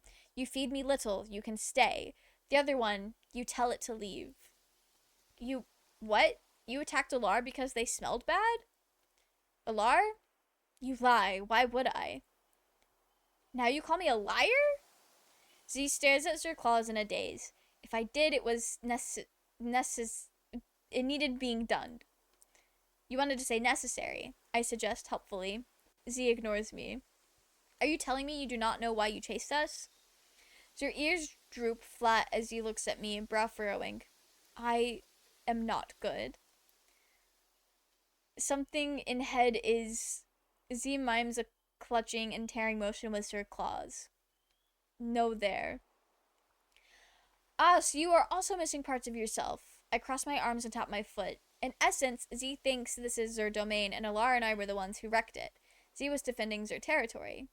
But why did Alar act so violently in turn? Could they not see what was happening? Could it be... I chew my cheek. Did Alar also lose memories, and that is why they did not recognize their own magical cat anymore?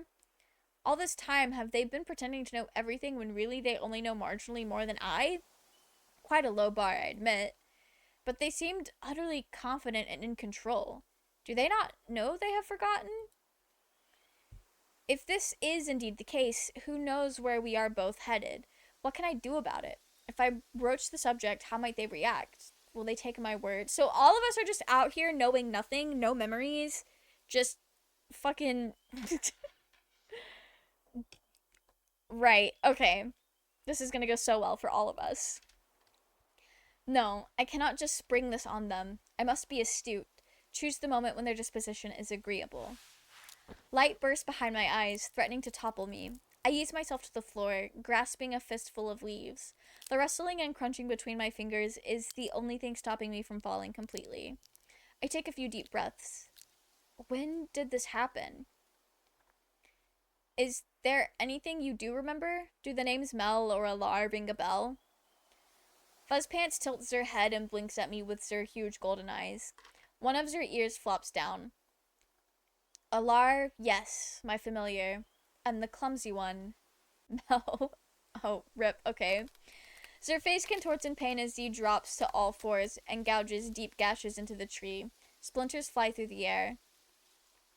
I raise my arm in front of my face on instinct, cold sweat dampening my forehead. A breath later, Z is lying down, her eyes threatening to close. Hey, I snap my fingers. Do not sleep. Please, I do not have much time. Tell me what you remember. About me, Alara the Abistavar, anything.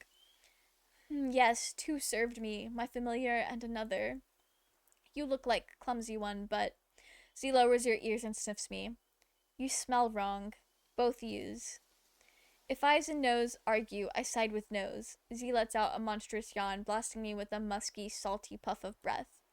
You is less wrong, and I hunger. Need offering? You bring. Be my new familiar. I protect you, tell you what to do. You tell the other one to leave, or I show no mercy. Z waves a claw as long as my finger, but the intended effect is ruined by the limpness of Zer arm. No doubt it looks more dangerous in Zer head. I pinch my nose. Still hungry? I thought I already... Z rolls her eyes and states flatly. That was no offering. That was... Twirling a paw, Z searches for the word. Nibbles. Did not feel gap in teeth. I open my mouth to argue, but think better of it. You speak much better now than before. My speak is impeccably... Right. Waters help you be more eloquent. Is that it? That's what I said. Sure. I wonder how long it has been since you were fed. A while, I would wager? What would happen if I refuse? The look Z shoots me makes the back of my neck tingle. Z turns away. No offering, no talk. Oh, for the love of... At least tell me how I'm supposed to do that. There is a chew. What? What chew? A reward is what they're trying to say. I mime a chewing motion. You cannot mean Alar chewed something then fed it to you. Fuzzpants narrows her eyes at me. You make fun. I open my mouth. I open and close my mouth. I am not. What in the depths is a Richu? Saying the word out loud made it click. Oh, ritual. That makes more sense. Ritual, that must be it. Is what I said. White fur makes it. They cummed, singed, make light, give sweet taste. I enjoyed. They beg me, not hunt mice in there. Z points her claw at the spire. And I say yes because they bring good offering. Z licks her lips. Z leans towards me, sniffing and purring. What you did when I sleeped. Similar taste. It's good enough. Now give. Alright, slow down. How did, White Fur perform the ritual? I need some details. Details. I gesture at Fuzz Pants with pinched fingers. Z rolls her eyes. It's simple. You. Z waves her hands over her head. You make. Z squeezes her eyes shut and makes circular motions in front of her closed eyes. You see inside. Like a vision? Z looks at me with the tiniest tilt of her head. A vision. Things you see that are not really, well, there. Magic? Yes, do think. But if you know Willar, White Fur is your familiar. Why did you attack them? Will you remember more things if I make this offering? Yes, and I protect you from bad things if you make a good taste. I blink. Bad things? Oh, many. Underfloor, high in tower, many. You don't want to know.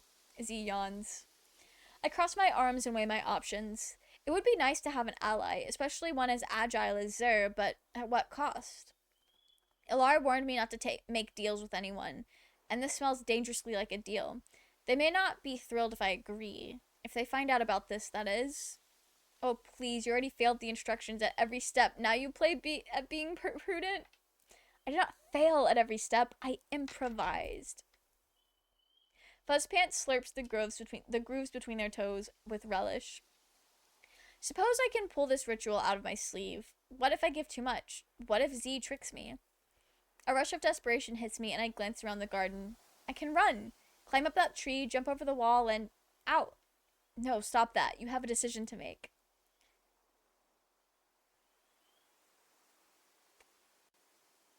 I feel like we've come this far. I'm gonna take the risk. It appears my choices are to either befriend Zer or take my chances alone. I look upon the imposing stone structure, its tip disappearing between streams of clouds like a giant's tombstone. Who knows what currents await me therein? At least with Fuzzpants, some of the ripples shall be brought to the surface. Z seems like the most tolerable option at hand. Come then. Z sits next to me, watching me with bright, expectant eyes. I kneel and place my hand on Zer's head. With a sigh, I let my eyelids close. It feels foolish at first. Magic cannot be this simple, can it? Unless it is only simple to me on account of my innate talents. We have yet to see proof of those talents. I take a deep, calming breath. As tension drains away, warmth flows in to fill the void. The warmth of another living creature. Is that what it is? This is? How foreign it feels to me. I loosen my hands, arms and shoulders, drinking in the sensation. Fuzzpants' rapid heartbeat pulses in my palm as Z nuzzles her head into me. Warmer and warmer, my tense joints creak and slacken, my sore muscles unwind.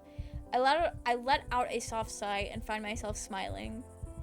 Guys, we're making friends with the cat. This is so great. Especially because I thought we were gonna have to kill it earlier. Do I say a mantra? Do I sing? I barely push out a non-committal ah before my throat itches and it fizzles out with a cough. You call that singing? Oh, you amuse me. I squeeze my eyes slightly shut, banishing the chatter. Sparks burst in the darkness within. I focus with ever greater intensity until my forehead aches from exertion. No pattern emerges, no vision comes forth. The more I try, the less I see. If going one way has no effect, why keep going? Why exert myself so? Magic is done with waters. Waters flow. Let it flow. The moment these thoughts arise in me, an empty circle grows out from the center of the sparks. It wobbles and jitters at first, but as I pour my curiosity into it, it steadies and gains solidity. Is it merely an image in my inner eye? But my will become a bird. A vase, you are a vase. Disobeying my commands, the circle remains still. I do not believe it. It looks like Fuzzpants. What is that inside Zer? Little threads of light hide within Zer's silhouette. They run through every part of Zer's body, merging into a web of star-like knots. How could I have not seen this before? It is everywhere. Streams of light come to life all around me, forming a field that waves in slow motion. The grass, the bushes, the trees, millions of luminescent tendrils gently sway.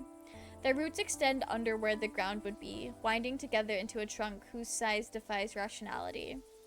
I follow it down within my inner sight. My forehead expands and the distance between my eyes grows. This tree of light reaches into a measureless depth to the limits of my sight and beyond. When I look up, I let out a quiet chuckle. The grandmother tree in our garden is just a budding twig upon this immense tree of light. The great tree below sings a joyful tone of Dvarnic harmony. The grass and bushes and insects all join. The joy of their song is simple yet vibrant, as that of children losing themselves in play. I cannot help but grin and sway to the song. A vibration springs up from my throat, from deep inside my body, linking with life's chorus. I am singing too. Another tone joins from somewhere nearby, a weak, raspy voice. A loose thread, dim and gray, dangles from the top of Fuzzpants' head. A melancholy drips into my heart at the sight of it. Somehow, I know this pains Zer, and it pains me to know it.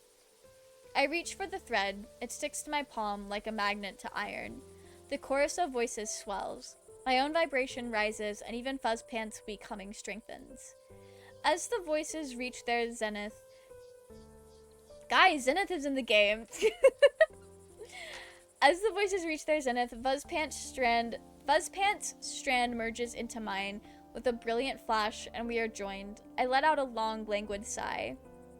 I cannot remember the last time I felt comfort like this. Brennan, thank you for the hydrate. As the voices reach their what? Their zenith. I didn't know that was a word. I kind of just thought that was like a name you made up.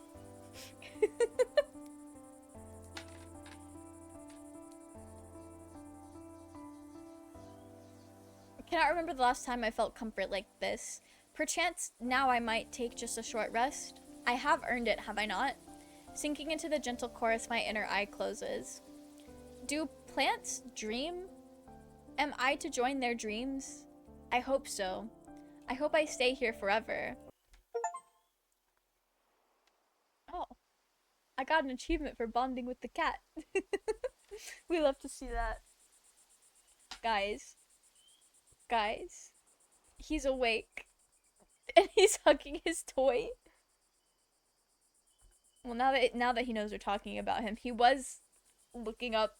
He looks so cute. Anyway, we got a Zenith mention in a dating sim before GTA 6. That's wild. Baby Dingy, yeah, he's just a little guy. He's just a little guy. Look at him. Look at him. He's just watching us bond with another cat. I gasp as the air is pushed from my lungs. I open my eyes to Fuzzpants with their paws on my chest. Congrats on your achievement. Thanks. I love that bonding with the cat was an achievement. Satisfied that I am awake, Z stands back and stretches, twisting her body into several alarming postures. Fuzzpants? Z bristles, clears her throat, and begins speaking with a voice so sultry and elegant I laugh in surprise. That name has been a flea in my mane for a decade now, ever since I began to understand your words. You lot seem to have a talent for noticing. Z pauses and taps a claw on her cheek. Obscurant, that's the word. Obscurant and irreverent things? Obviously, I raise an eyebrow. Her tone turns wistful, as if talking to herself. Yes, very obvious. My fur is lush and extravagant, not merely fuzzy. Z shakes herself, a blur from head to toe. Now that you are my familiar, I forbid you from speaking of our conversation from before. I was not myself. He wishes to be seen. Hi. Dingy is in Chainsaw Man? I don't know shit about it, but the name sounds familiar. Yes, I named my cat after Chainsaw Man. This is Dingy. He turns into a chainsaw demon. I narrow my eyes. What do you mean? I thought we had a deal. I feed you, you tell me about the tower, you are obviously feeling better, so let us get to the part where you give me answers. Wait, he just clawed up the back. He does that. He does the little. Y'all see him? He's just back there playing on his toy again so fast, like he never got up. He's going crazy with it. Love that for him. Okay. Z looks at me, one ear flicking. You use our bargain as bargaining chip? I put my hand on my hip and glare. The clue is in the first word bargaining. Now tell me what happened here. Here? Z looks around the garden. I open my arms and gesture. To this tower, to me. Oh, I will tell you. Disregarded, de- derelict. Disregarded, derelicted. A great illness struck me some weeks ago. Awoke in great pain, unable to cogiate. Cogiate? Co- what? Anyway. Uh, their unnerving eyes lock onto their claws for a long while. I gulp, but Z sheaths them, runs their padded fingers over scars in the bark. White fur abandoned me.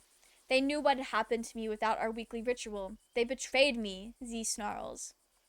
Is that why you were at their throat? But why would they do that? I waited for White Fur to return. I gave them chances, Fuzzpants grimaces. I had to search for a new familiar. Then I recalled another likely servant who lodged in the study. The clumsy one. The clums... Who? You wear their skin, but you have not their smell. The stench of that place, and the unbearable shrieking, it was like claws in my nose and ears. Z shivers and hugs herself. After a moment of silence, Z bites at a long hooked claw and mumbles, I will break their neck when I regain my full strength. Oh, so the start of the game wasn't from the cat's perspective. Golget? Listen, we love to read. We do not love to read aloud. I wear their skin. I rub my forehead. Why did you keep going back there if it is a place of such horror? Z scoffs. Tuck tail and run at first sight of trouble. I must have a familiar and grow. It is my duty to my subjects. Impossible for you to comprehend. I blink in amazement. Your what? Z raises her chin at me. Do you know not of a monarch's duty? I carry the destiny of my kin as a heavy burden, I'll have you know. One day I must free them from their bondage and etch out our own nation. My eyebrows fly up at that. Monarch? Destiny? Nation? Of course she's a queen. Dingy is now fighting my feet.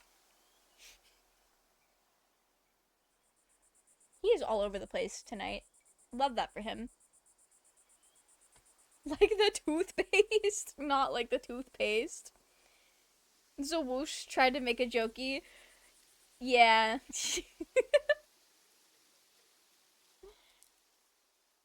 I don't think Dingy has realized the door is open and he can just walk out. Alright. Yes, in Darren, where I ruled. I see. The day will come when I take them to a land of abundance, free from stinking non-servants. Well, mostly free. We shall keep enough for offerings and... Yes, yes, now tell me more about what happened here. Fuzzpants shrugs. Things. I may have encountered you. Scuffling ensued. You came to your senses and pledged yourself to me. Are we finished? Vital matters beckon me elsewhere. He's got the zoomies. He's really got the zoomies. I think he did figure out the door was open. I don't see him in here anymore. You what? Do we not stay together now? I thought we share a bond now. The tip of Fuzzpants' tail whips up and down. We can share it at a distance. I have remembrances to recall and punishments to mete out. How ungrateful! I shake my head, but I can hardly make them do anything by force. Mayhap I can appeal to their selfishness. If you wish to restore your memories, I might be the only person with the means to do so. You would like to remember, would you not? No. Z licks her lips, gazing at a small red bird perching on a branch above us. But we had an accord. I must understand. My heart is as rent as your own. I step towards her, the pain of Alar's cut throbbing. Fuzzpants lifts her tail and holds her chin high. If danger should befall you, I shall bequeath aid upon you. As a monarch, it is wont. But now you face no danger, so cease your fussing and give me peace. I grit my teeth, trying not to curse. Fine, have your peace, but I demand. Seeing her fur bristle and teeth bared, I gulp.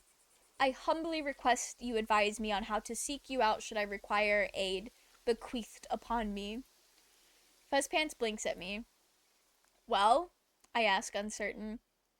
I come when it befits me. What? There's such a cat. The uncertainty turns into frustration. Very well.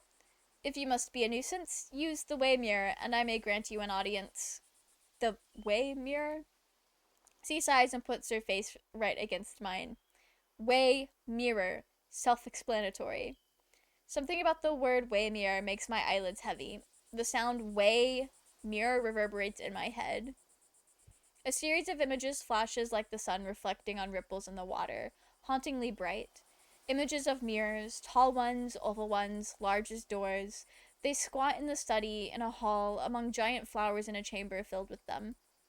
My eyes focus on the one in front of me. The reflection is not of me or the tree, no reflection at all, but a place. My head goes numb with the realization. Way mirrors, doorways. The cut on my wrist flares up at the most inopportune moment. I squeeze it hard, baring my teeth. When I look up, Fuzzpants is gone.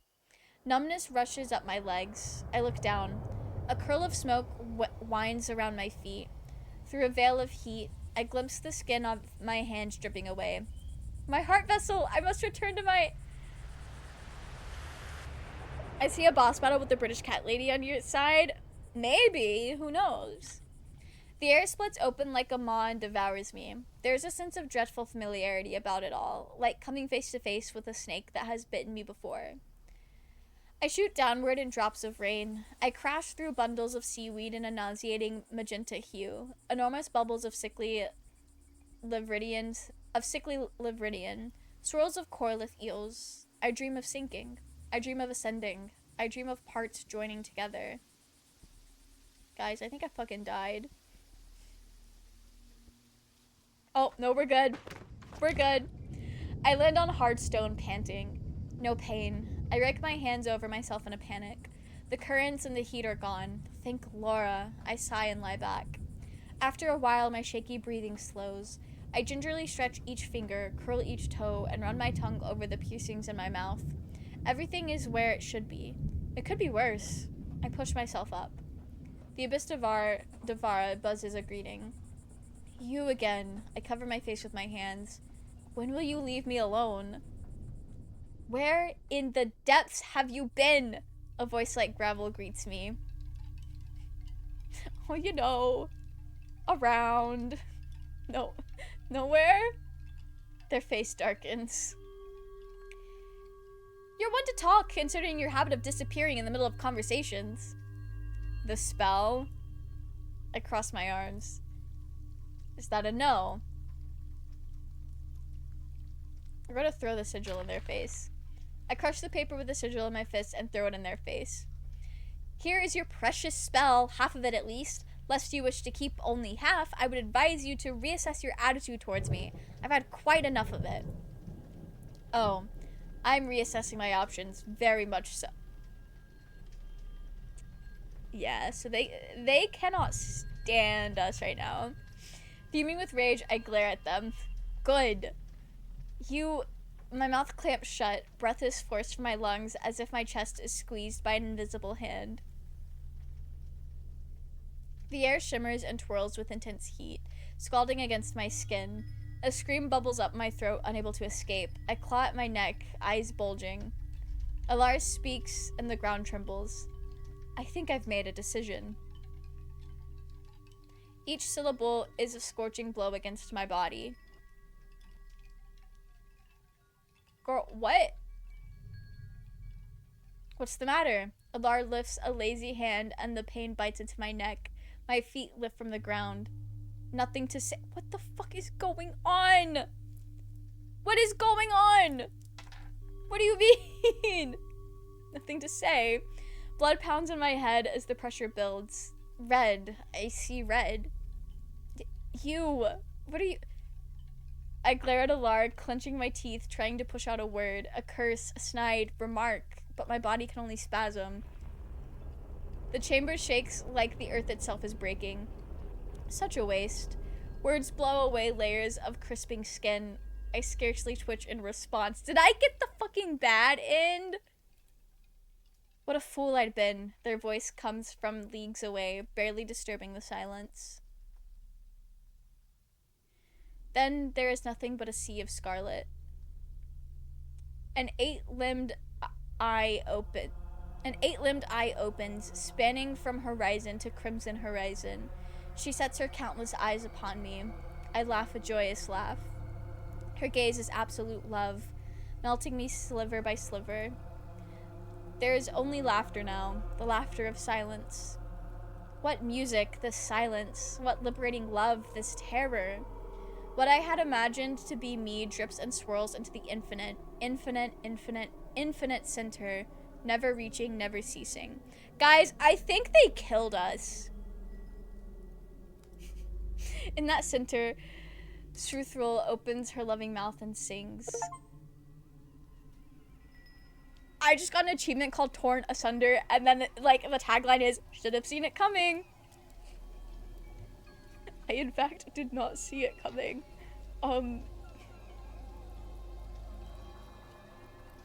My head.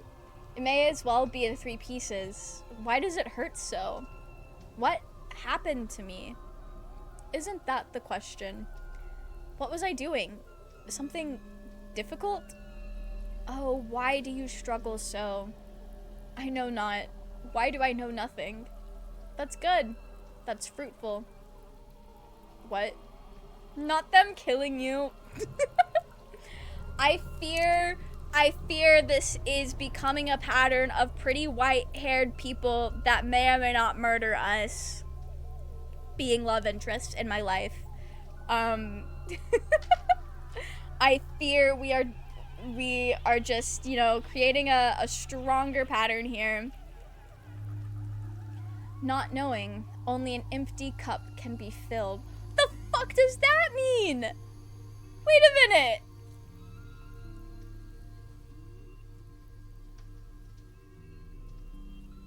Only an empty cup can be filled. I feel like this has something to do with why we don't have our memories. What is wrong with my head? My thoughts are so strange. How do you know they're your thoughts? Am I going mad? It will not stop. Getting the feeling this relationship may not be the most healthy one. Dear, I don't really know what's going on. I'm having a great time though. I fear Alar is definitely my type when it comes to characters that I get a little too normal about. I love crafty and monster ending. Next time, kill the Fritchie. Rest in peace. Okay. Dear me, you're as stubborn as ever. It talks to me. That voice. If these are your thoughts, can you make them into whatever you like? Can you start them when you want, or stop them as you please? I am too tired to do anything. Then rest. Go back to sleep. I will be here when you wake, as always. Who are... Okay. Well. Your choices led... Yep, they did... The consequences of my actions. We're gonna go back to here. About following the cat. But we're not gonna do it. We're not gonna do it. Welcome into the new system. How are you? I hope you're doing well. I just died.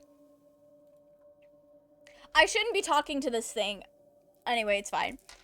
How do I know I can trust you? I attempt a tone of authority, but a note of desperation sneaks in. The creature stops and glowers at me with flattened ears. If you know me or Alar, then prove it, and I will go with you. I set my heart not to move from this spot until I get an answer.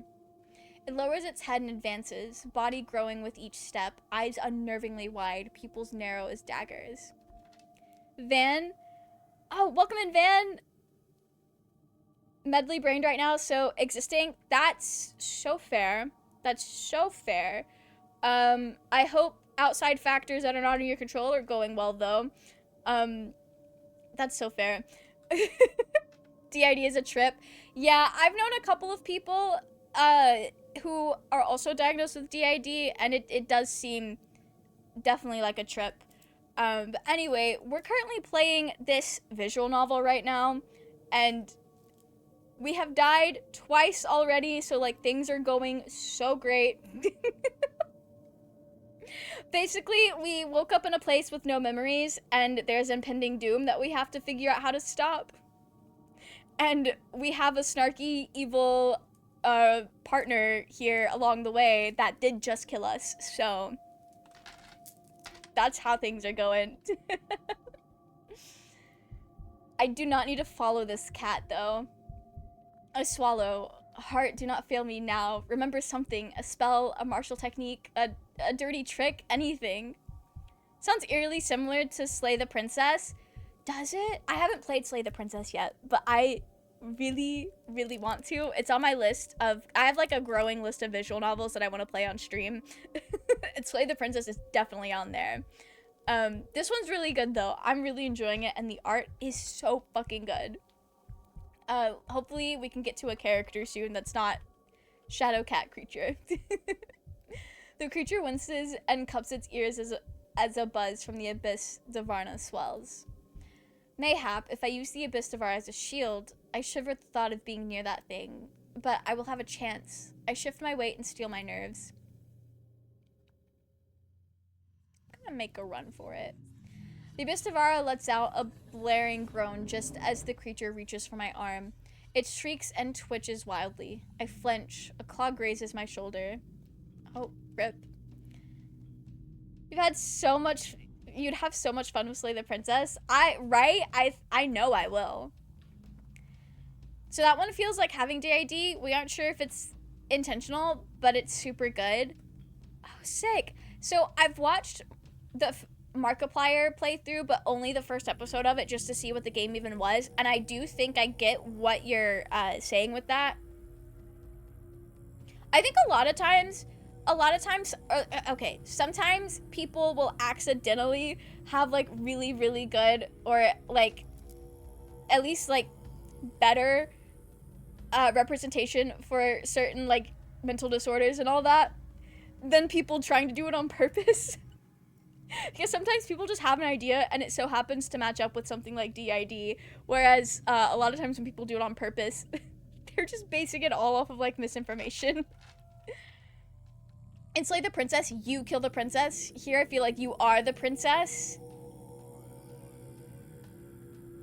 Overlord, you might be onto something. You might be onto something. I don't know. Anyway, I throw the closest thing I can reach, a book, at the creature's head and lunge to the side, skimming the wall. It is quick. The book bounces off its forearm. It grabs at me again. I twist, trying to stay out of its claws. My back drags against rough stone as the paw brushes my ribs, and I squeeze through the gap between the collapsed shelves. Yes! Now I must run like my life depends on it. I must. A claw snags my ankle and pulls hard. My body wobbles and the room tilts. Stone rushes to meet my face.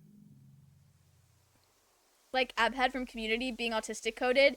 Yes, exactly. The creator of the show put him in as a self-insert before he got diagnosed. Exactly. Exactly. I've heard a lot about Abhead being very autistic coded. I kind of love that though. I kind of love that. I struggle to lift my eyelids. 2 silver discs wobble like reflections on black water. Countless points of light glimmer around them. I move my fingers and toes, all there. The spinning slows. I become aware of the soft ground underneath me. The breeze tussling my hair of the scent of the sea.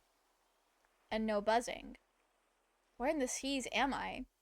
A field of damp grass stretches before me, surrounded by low stone walls and pines.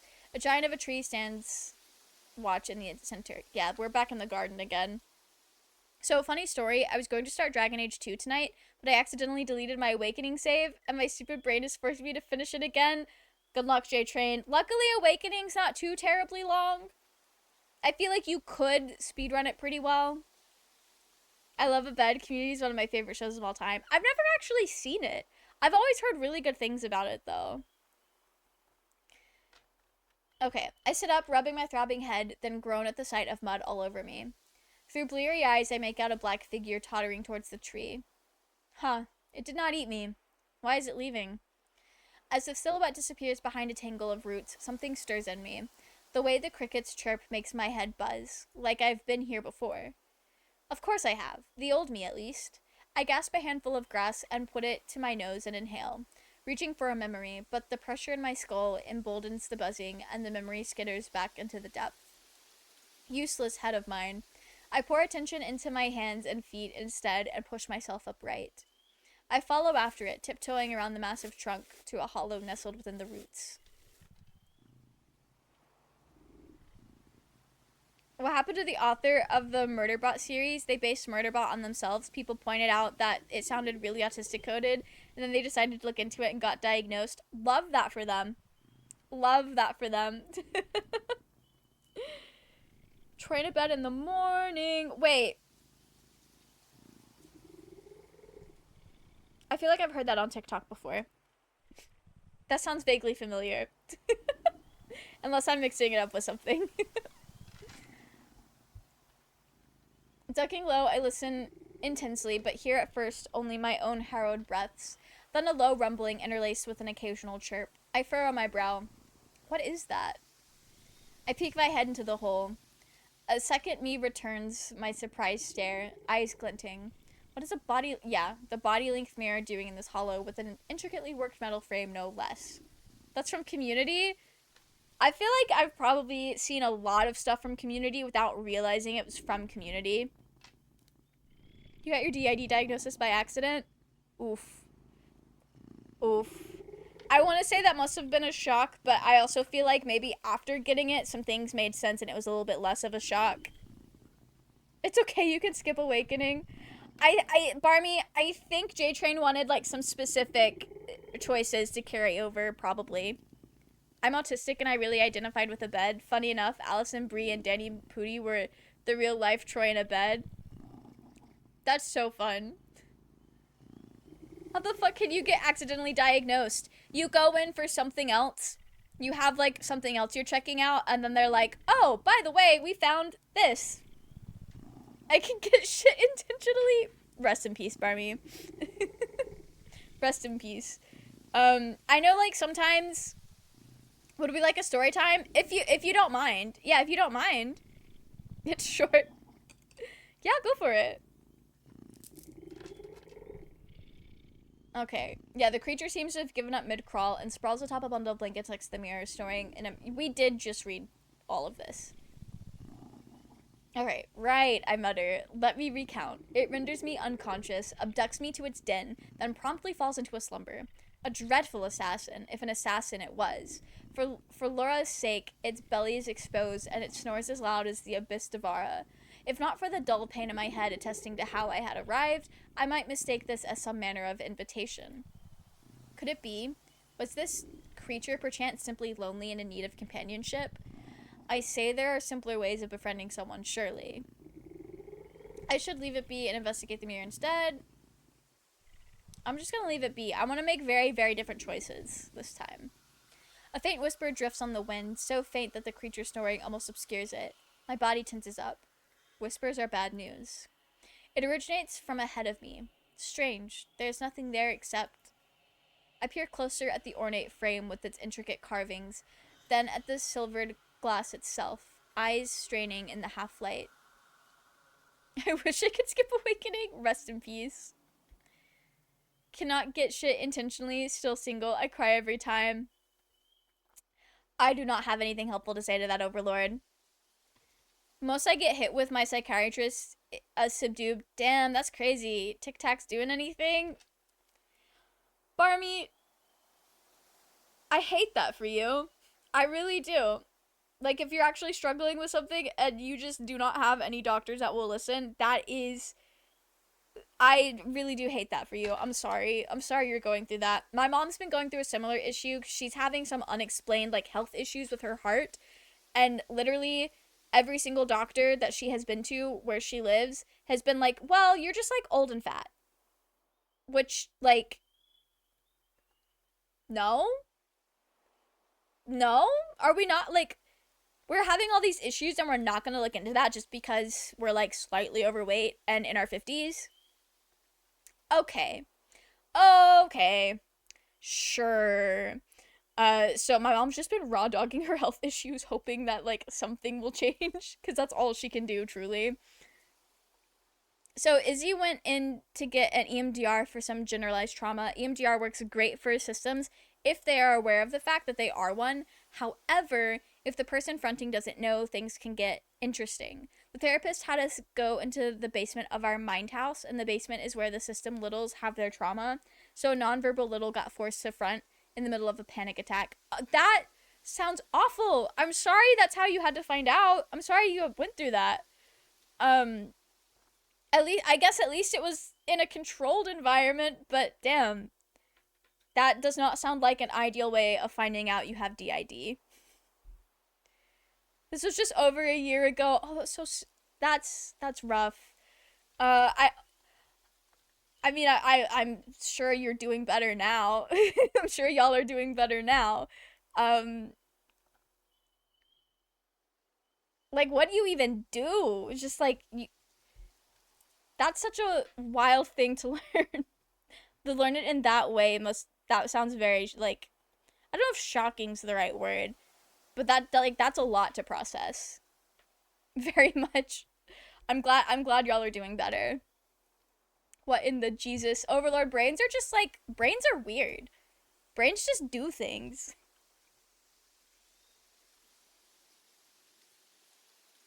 Did I read this already? I think I did. What an odd reflection. Okay. Feeling dizzy, I put one hand on a root for support. Devarna, it is no reflection, it is a place. Raising my hand, I hesitate for a moment, then reach forward. The surface ripples like calm, clear water as my fingertips pass through without resistance. Oh, that's cool. Luckily, the therapist was able to soothe the little enough so one of the two system protectors could front. That's good. That's good. I guess they were knowledgeable enough to, like, figure out that's what was going on. Um, but I assume if you're a therapist, you should probably, like, know about those things. I don't know. I don't know how therapy works. But, I'm glad that your therapist was able to, like, calm the situation. Have a little flower from Wa. That's kind of you, Overlord. My mouth hangs open, all these mirrors, every one a door. That whispering, from where does it originate? A piece of paper sits neatly upon a cushion as though someone left it there for me to find. Yes, it is a great opportunity. Yes, there are highly respected mages. No, for the last time, I'm sure I won't be accepting their offer. Knowing you, I imagine you think it is a purely professional engagement, but it is not the first time they have petitioned me, and there's always been a personal note in their letters. Do you not understand why they want me? Why it must be me along with them for several weeks? Are you really not seeing the picture here, or are you above such concerns? If deepening my knowledge of magic was the only issue, then I'd have said yes in a heartbeat. But my heart is here with you, in this partnership, and it pains me to even consider such a liaison. Not to mention, every time I'm away for a few days, you are visibly gaunt. If I were absent for a few weeks, you would perish. I don't want your blood on my hands unless it's for a ritual. What the fuck is going on? Because it sounds like Alar and our character, like, maybe our character's a little too codependent, and that's not cute, but, like, these vibes are so cute and different from what we're seeing now. Like, I get we have bigger things to worry about.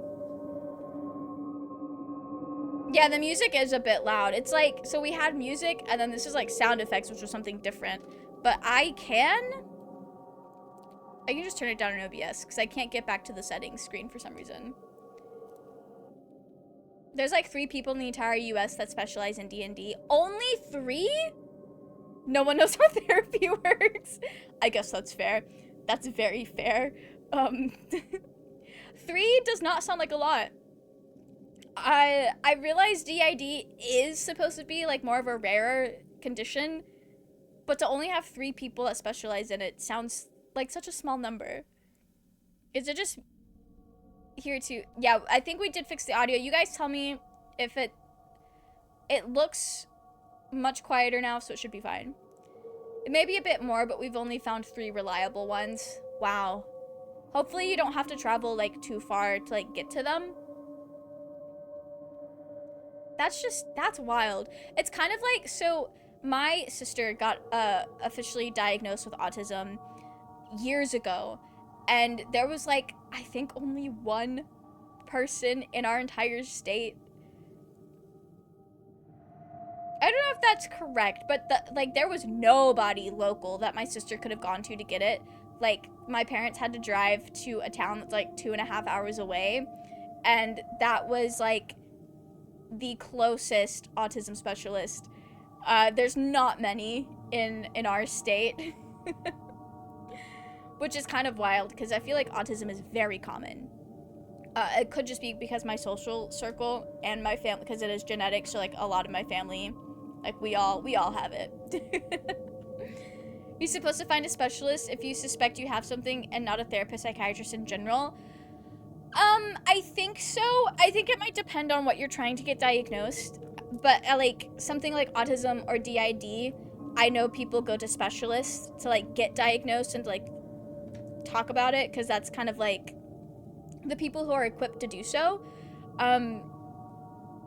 So if you're trying to get something very specific, you should probably look into a specialist, or maybe look up what other people, like if you can Google what other people in your area have done for that specific, whatever you're specifically doing.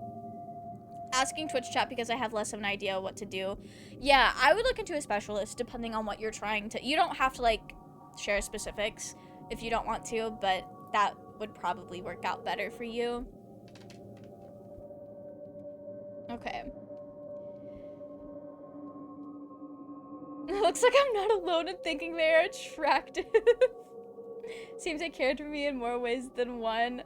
I want the game to know I'm interested.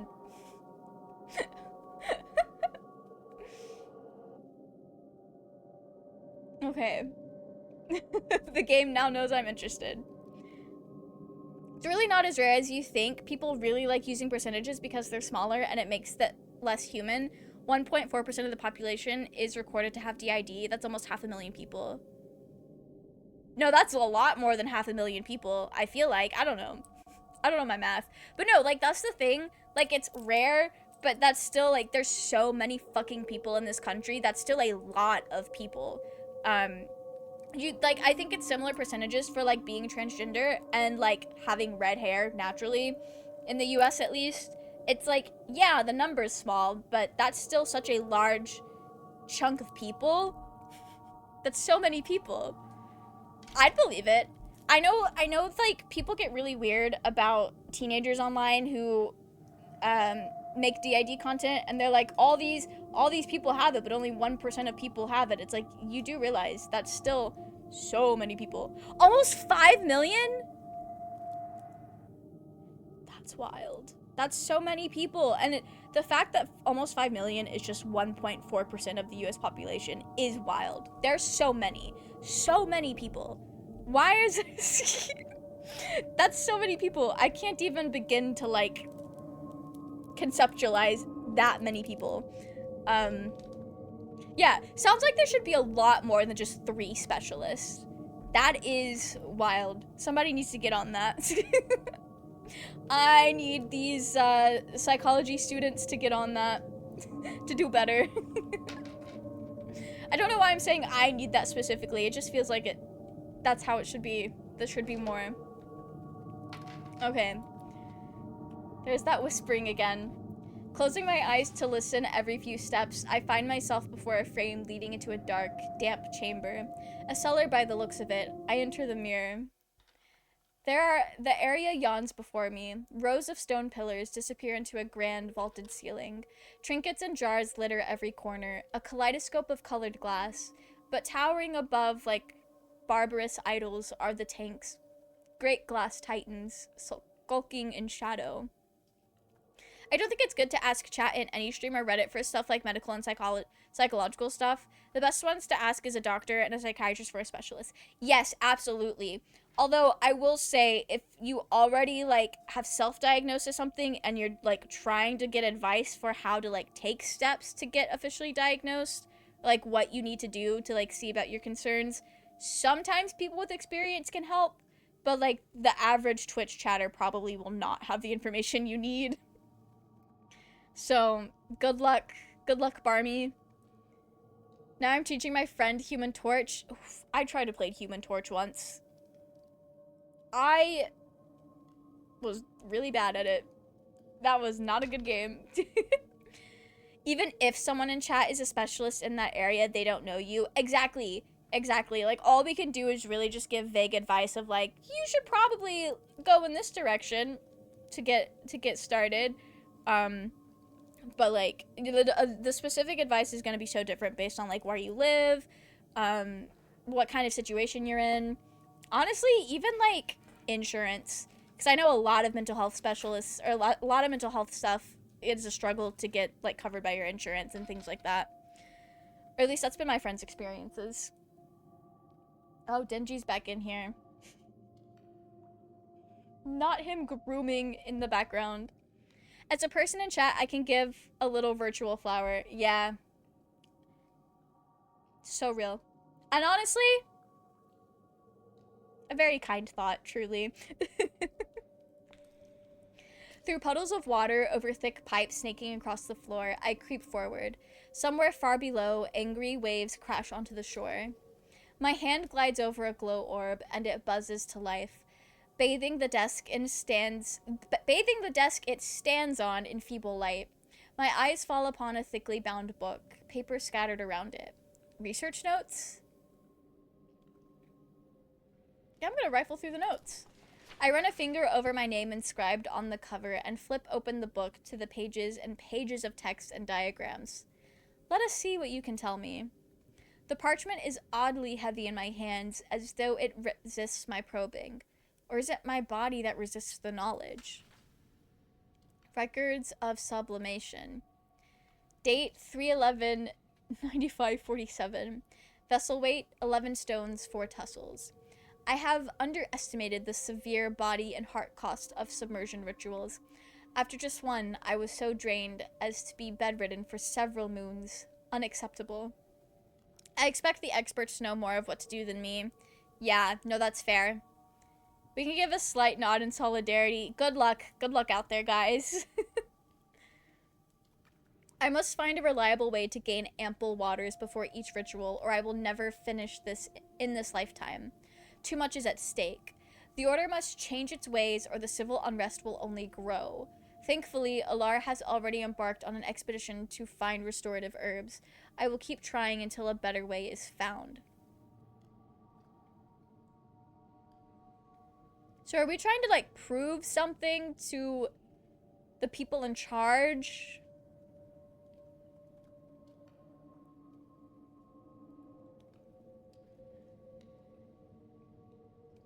I'm gonna turn the page. Date 6/4, and this was like a month later. I don't know. I don't remember what the other date was. Let me scroll up. Oh, no, this is like March or November. No, that's March. So this is June. Vessel weight 11 stones 3 tussles. Submersion was resumed after Alar returned with the haul of agari fungus from the far south. Its unnatural, invigorating properties, coupled with the 5 meals Alar provides, have made my recovery tolerable. However, it does make being around Alar thoroughly distracting. I only later learned that the southern tribes use it for their seasonal bacchanals? Bacchanals? It is a price I am willing to pay. I only hope Alar does not partake of it, or things could become complicated. Work. Alright. Let's turn the page.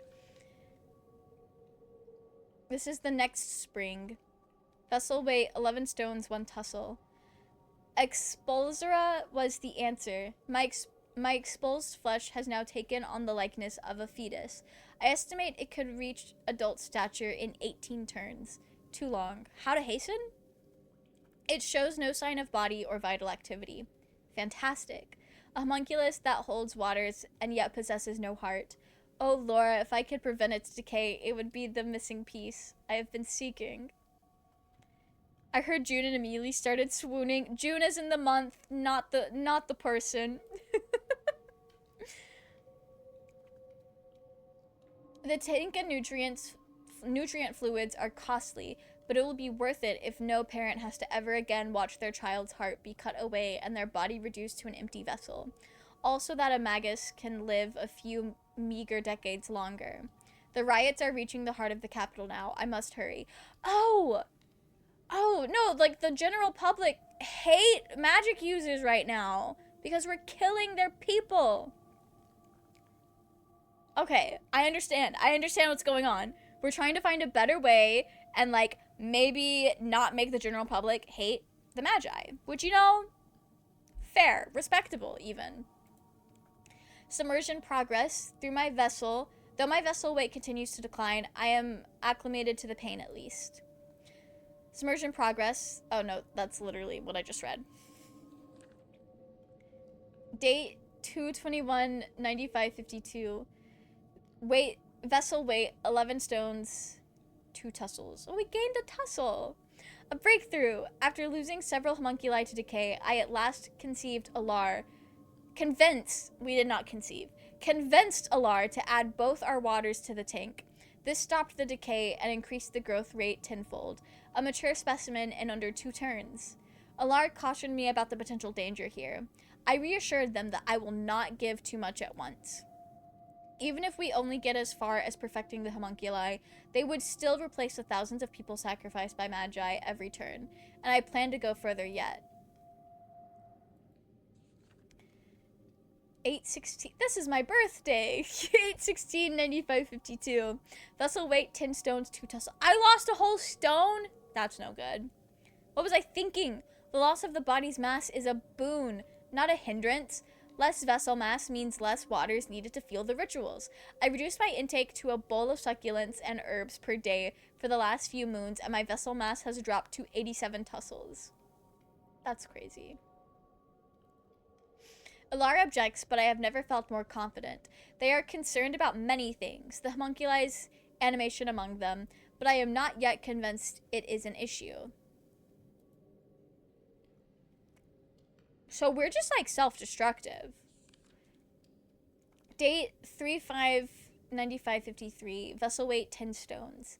I have finally verified for myself what Alar reported, and decided that it is of no concern. In cases where a person's heart has fled the vessel, the body can yet twitch, jitter, or move about in other ways before it dies. Our homunculi are simply kept alive indefinitely, so it should be expected that they would behave the same. Alara argues that the homunculi could be alive, but until I see clear evidence, they are only containers of waters. I must have my eyes on the goal. Mass cultivation, enough to achieve sublimation. When I present sublimation to the profounded, they shall surely cease sacrificing living vessels for the waters. The protest shall end, the nobles pleased, and the order will regain its past glory. I can envision it all so clearly. Lore update, birthday is 8/16. We love to see it. Oh, yeah, no, mine. Yeah, my birthday. I thought you were talking about the lore update in the game. Yeah, no, it is. It is. I'm always very loud about my birthday, because what am I if not an August Leo? It was in the stars for me to be obnoxious. Alright, I'm getting so much lore. Date 12/15/9553. Vessel weight 9 stones, 4 tussles. With the last of my wealth, I have managed to construct enough tanks for the necessary homunculi. More could be prudent, but I would need to borrow, and I will not give my parents the satisfaction.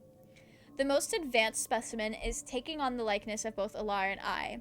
It stirs me to see it. I almost regret using it as a sacrificial vessel. Almost. The Order situation appears dire at first glance, but it has survived worse upheavals throughout history.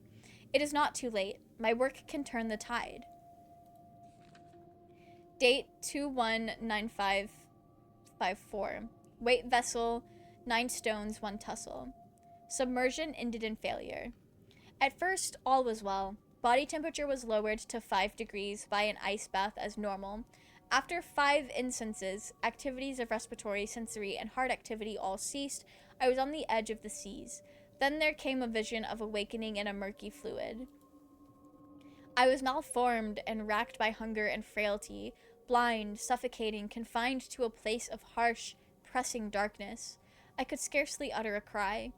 My heart pounded desperately as I tore my flesh asunder in an attempt to escape that prison. I came to in bed, with Alar stoking a heater next to me and preparing hot chai. I had no memory of emerging from the ritual. Alar need not hear of this, not until I understand more, though I pray I will not have to experience it again. Date 6/23/9554. I should have heeded that vision. It was prophetic. Did I pit hope against reality? Foolish. Another homunculus lost to a guest.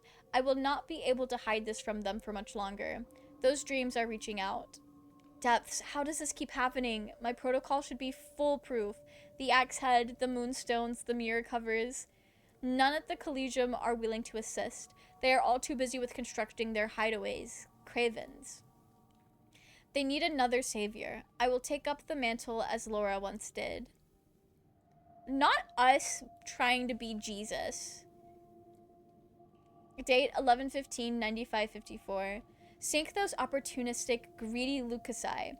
They steal my specimens and then have the gall to wreck my apparatus while attempting escape. Alar knows, I suppose, it was only a matter of time. But this was the worst possible way. How they looked at me. The disappointment. I must succeed. I must prove to them that I can triumph despite the odds. Date 13/9/9554. Convincing Alara to continue was not easy, but since I no longer assign them any tasks in the cellar, they have relented. So be it. I will handle destroying the few tainted specimens myself. Once this is all over, Alara will forgive me. Sublimation will be ample compensation, and they will see our goal was too.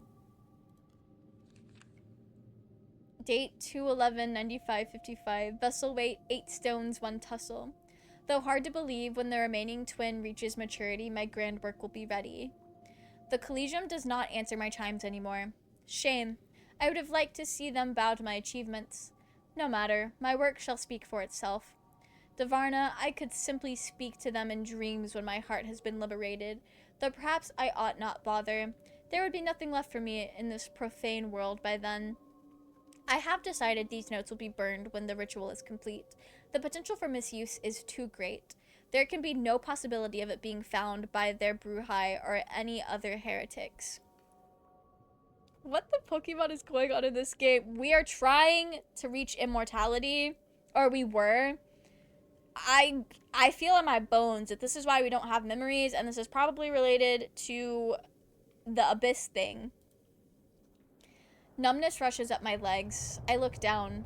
A curl of smoke winds around my feet through a veil of heat. I glimpse the skin of my hands dripping away. My heart vessel. No! We're fine. The air splits open like maw and devours me. There is a sense of dreadful familiarity about it all, like coming face to face with a snake that has bitten me before. I shoot downward in drops of rain. I crash through bundles of seaweed in a nauseating magenta hue. Enormous bubbles of sickly Livridian, swirls of Corliath eels. I dream of sinking. I dream of ascending. I dream of parts joining together.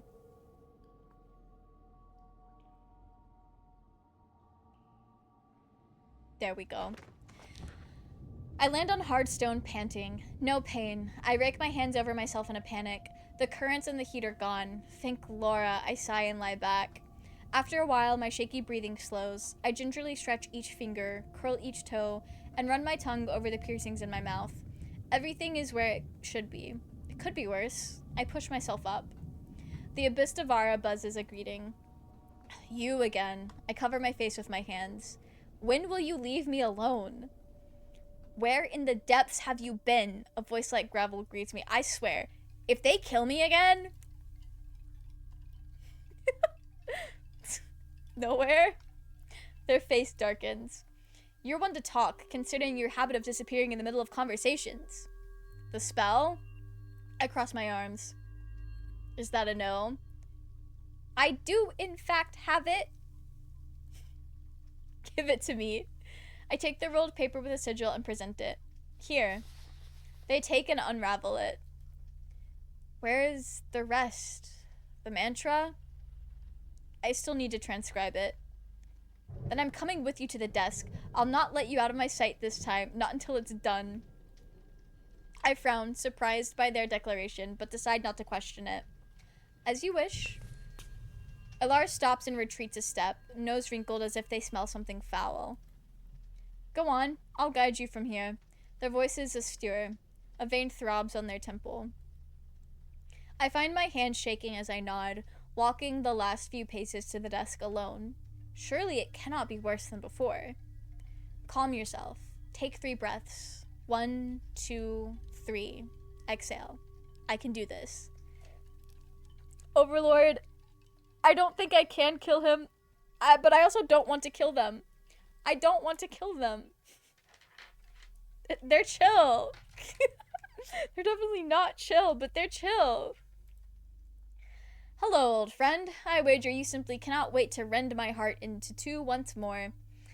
Naturally, you need only ask, I mimic the would-be reply. Terrific. I knew I could count on you. Please take this seriously, Mel. Alar grumbles from afar.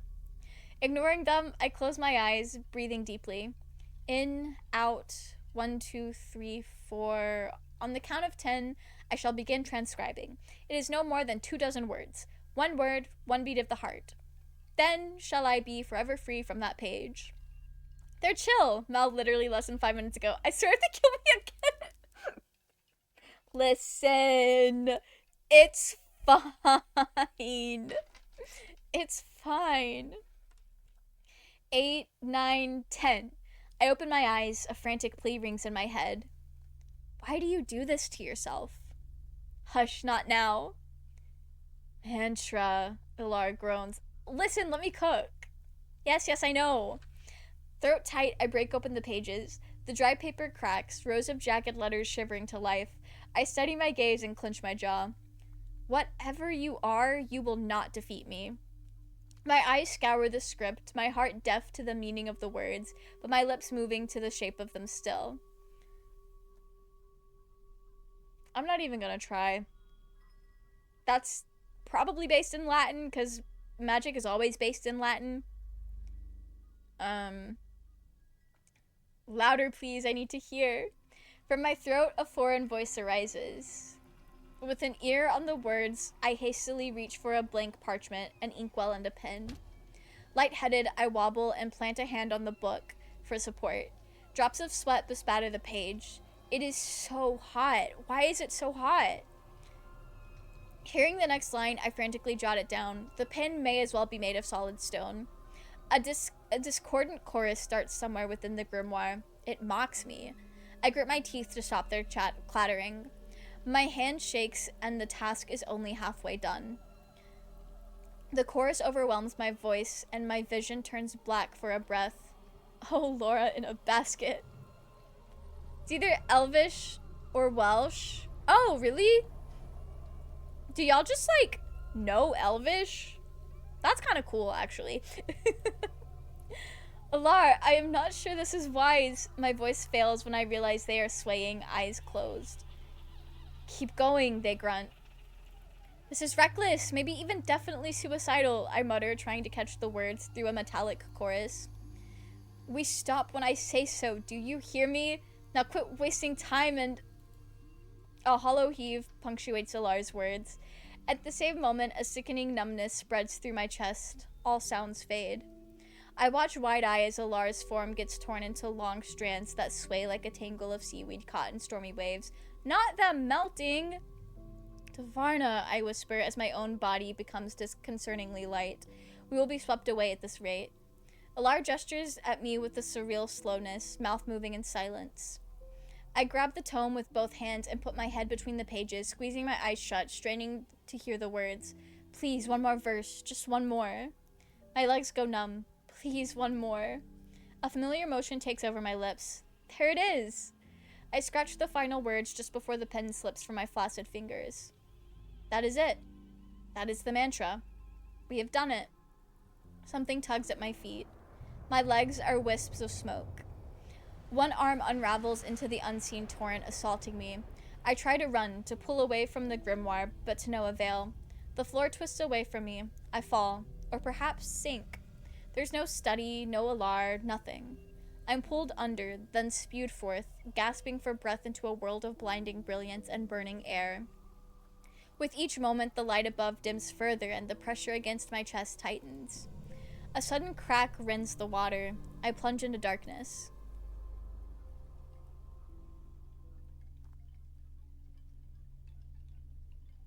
My eyes open to gloam. Emptiness, a twilight-stained void. I try to turn, but barely move a hair, as though I swim in pitch. When I reach out, oh, no. Two smooth, translucent stalks quiver before me in place of arms. Oh, no, no. I will my fingers to curl, the tendrils twirl at the tips. A pit gapes in my stomach. Oh, no. Gingerly, I bring the tendrils to where my face should be and feel for it. No mouth, no nose, no face. I glance down. There is a glowing, silver, ovoid thing where my body should be. Laura in a bottle. No, impossible. A dream. A nightmare. I thrust the appendages from view and gaze out into the void. Alar lost control. It is what they deserve for approaching my grimoire. Am I free of them, then? But where am I at present? How do I leave?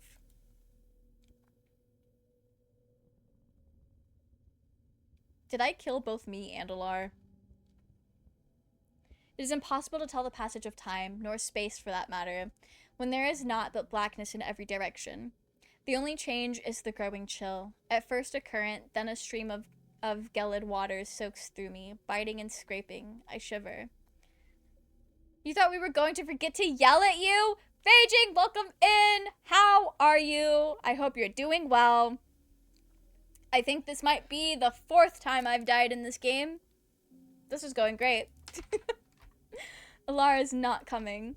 Most likely they are in the same boat as me, aimlessly drifting through nothingness. They might even be worse off. Perhaps my grimoire injured them severely. Perhaps. Perhaps they are waiting for me.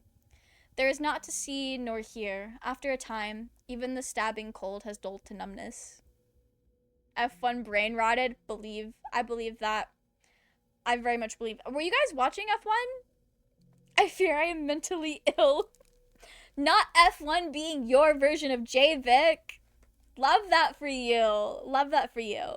Genuinely. I think I might be sounding sarcastic, but I do genuinely mean it. Perhaps they are hoping I will find them. I am lost, with numbness as my only company. You have no one to blame but yourself. I am all alone here. As you ought to be. No one would ever know how I perished. And no one would care. I reach for the cut on my wrist, but I cannot move. A bitter chuckle escapes me. I have no wrist, let alone a cut. Oscar and Lando are your J-Vic? Maybe don't say that. Except we don't ship drivers, at least seriously. No, what's crazy? Okay. So, circa, 10 years ago, when I was becoming good friends with my friend Daniel from the Netherlands, he's also just been really into F1 the whole time I've known him.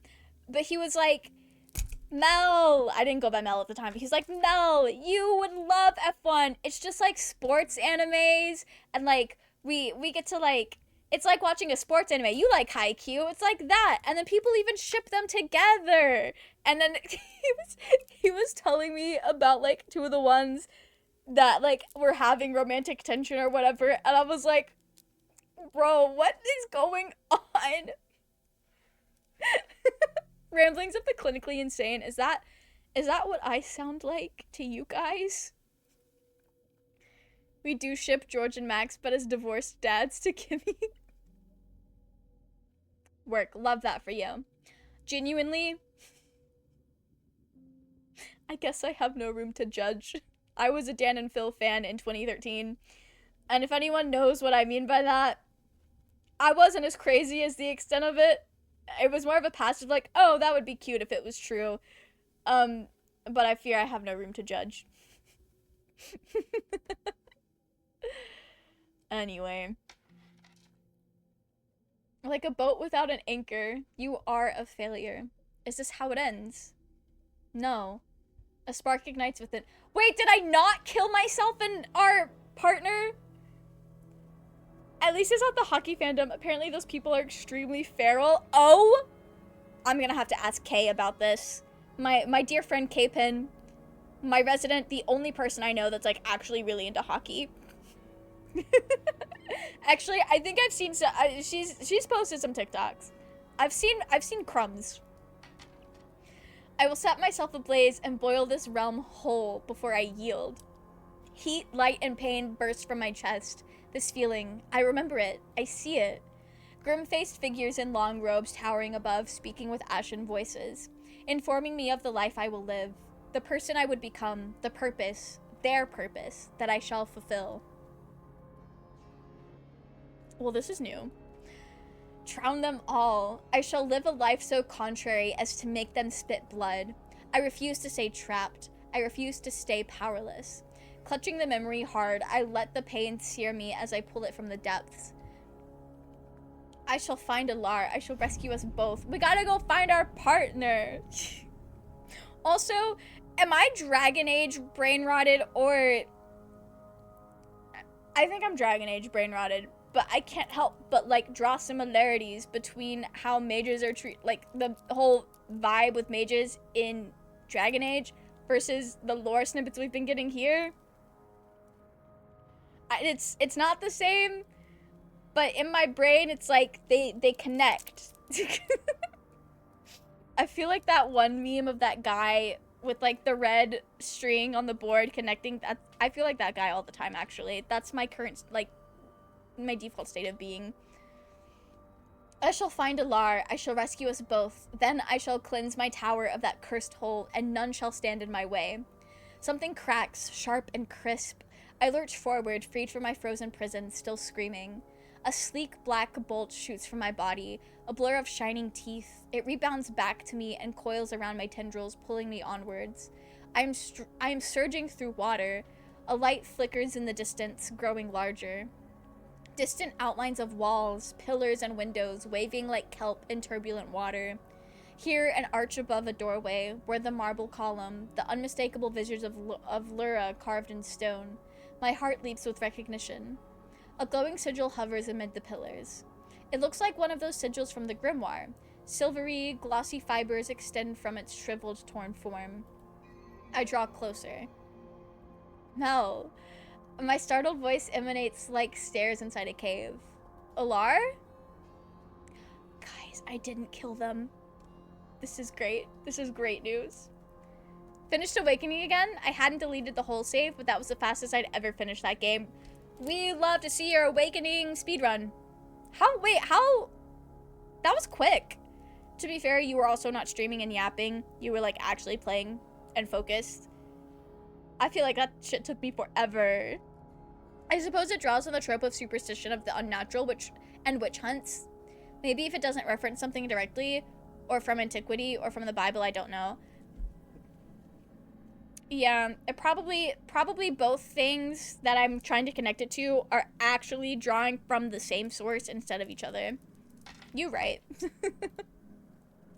Alar, is that you? Their feeble voice diminishes to silence. A yap rings beside me, clear as the sound of a singing bowl. Oh, a black eel regards me with Zeranormous eyes. I know you. Are you the eel tattooed upon my arm? An ally? A friend? The eel barks. I was never alone. I have been to this realm before, perhaps many times. You are here to guide me, are you not? Eel clicks her jaw. I smile and lay a tendril on her head. Are familiars an eel? That's so fun. You skipped through all the dialogue? I guess that's fair. No race this weekend. Instead, June and I are watching F1 documentaries. Nice! Love that for you guys. Love that for you guys. What are the F1 documentaries about? Like, are they about, like, diving into specific drivers? Or is it, like, the entire history of F1 type of thing? Or is it more, like, technical? Or are they just, like, a mix? What are F1 documentaries? There is hope. I will find a way. I am not alone. Can you, do things for me? Z nods severely. It's about drama during the previous F1 seasons. Wait, that actually sounds kind of fun. That sounds kind of fun. I hope there's lots of good tea for you guys. I don't know what it is. I don't know what it is, but something about, like, learning about drama from communities I'm not necessarily in, or at least, like, drama that doesn't affect me personally, is really fun. Like, humans just be out here doing the wildest shit and taking everything so personally and just, like, doing things that make no sense to me, and that's what a lot of the drama is half the time. It's like, why? How did we get here? Like, y'all are grown adults. Except for the new one, Call the Seat, which, about Kimi Antonelli, who's a rookie this season, and his rise to F1. Oh, sick! That's cool. That's normal. That's the whole reason people follow r/hobby drama, I think. No, like, I get it. Drama channels on YouTube would not be as popular as they are if that wasn't, like, a normal vibe. It's just, I don't know, like, it's just so fascinating. Can you fetch things? Z twirls in vigorous confirmation. Good, I laugh. Can you be adorable? Z chirps confidently. I have the cutest little eel. I gives her head a tentative rub. You're a good eel. Z trumpets as if to say yes, then rubs her head so hard into me I am left spinning. My surprised yelp turns into a laugh as he snuggles me aggressively. Ha, yes! I flap my tendrils to regain balance. So, you are no mundane animal, obviously. Do you know where we are or what sort of body this is? I tap myself. The eel gives a short yap and within a few blinks flattens herself into a perfect disc. I gawk in horror. On the disc's smooth, reflecting surface, I see a silver ball with tendrils. I'm an egg. Work. What are these? A horrible sinking feeling pulls at my stomach as my eyes fall on several jagged holes in my body, and an urge to gag rises. What the fuck is going on? As if the very act of looking has disturbed them, they start aching like old wounds. The sleek fish growls, pupils shrinking to pinpoints, at something behind me. F1 not only has drama, but memes. Oh, I'm sure they do. Like Oscar doing the gritty after his win last weekend. Good for him. He's witty hitting the gwitty. Good for him. Good for him. What is... The eel rams into my side, sending me flying. I whip about and seize up at the side of an enormous claw, a hair's breadth from my face, snapping shut with a clang like anvils slamming together. Yeah, no, let's ask this eel to aid me. The eel coils, fins bristling, poised to launch themselves. The claw swings up, pincer snapping, but the eel arcs around it and strikes the thick shell. It does not flinch in the slightest. Z slips under the claw, ramming the narrow joint where it bends, only to teeter back as though Z had struck rock. Z shakes off their daze and continues to weave around the clumsy beast with ease, yet their blows do no more than dislodge clouds of barnacles encrusting the monster. The two settle into a face-off, the eel circling, coiled, seeking a chink in the armor, a giant pincer snapping, ready to crush Zur to a sinewy pulp. I hover uselessly on the side. The eel shoots upwards and vanishes into darkness. The claw thrusts after Zur, but it is not fast enough. I squint but detect no sign of Zur. What is Z planning? A powerful attack? Some trickery? The creature seems well defended, an armored claw extending from a giant conch. A crab of sorts? A black arrow descends, swift and silent. Z plunges into the shell before the claw can intercept it. The crab shudders violently, emits a gurgling noise, and retracts its claw back into its hole. I stare, holding my breath, tendrils curling tight. The creature rocks to and fro like a top thrown from its spin, making a sound like bells and cymbals crashing into a heap. At last, it floats motionless and silent. Our eel just fought a crab. I drift forward gingerly. Has he won? The shell convulses, barnacles rain down from its underside. The eel barrels out, narrowly avoiding being snatched by the pursuing claw. Z swoops to my side, whimpering. Oily fluids ooze from terrible gashes on Zer body. I wrap Zer in my tendrils gently. Z makes a muffled yap and turns Zer head to me, a luminous fish in Zer jaw. Give that back, thief! Terrified, I embrace the eel, wishing with every fiber to move out of the path of the enormous beast. Oh, no. Overlord, Z is a pronoun. It's a neo-pronoun. It's not their names. It's a, like, gender-neutral neo-pronoun. That's what it is. No one in this game is cis. Alar, non-binary. So are we. All of our familiars, not cisgendered. Love that for them. This is just a tower full of non-binary creatures. Shard, don't play coy with me. You want the fish? The eel snarls, biting on the sign sigil so the crab can see it pinched between razor-sharp points. A few specks of light desert it with a soft crack. No! The crab and I scream in unison. They seize up and a jelly-like timber, wobbly with a note of whimpering, creeps into their bold voice. Wait, don't be hasty now. The eel emits a series of barks and growls. Fine, I'll hold me claw, sure, long as your vermin do not rash. We do this like civilized folk, don't we? The enormous shell drifts back. Indeed, you had better exercise some civility, lest the shard becomes powder. I embolden my voice, drawing out the words to reckon with the bedlam I just witnessed. The eel dove into this crab, emerged with a shard, and now this disgruntled character seems quite desperate to retrieve it intact. The crab sidles down around me, snuffling. Ugh, Shallowin. Don't see your kind round here much these days. Good riddance, I say. Thieves the lot of ya. After making a full circle, they face me and noisily, let's bargain. What will it take for ya to surlinquish what you've filched from me?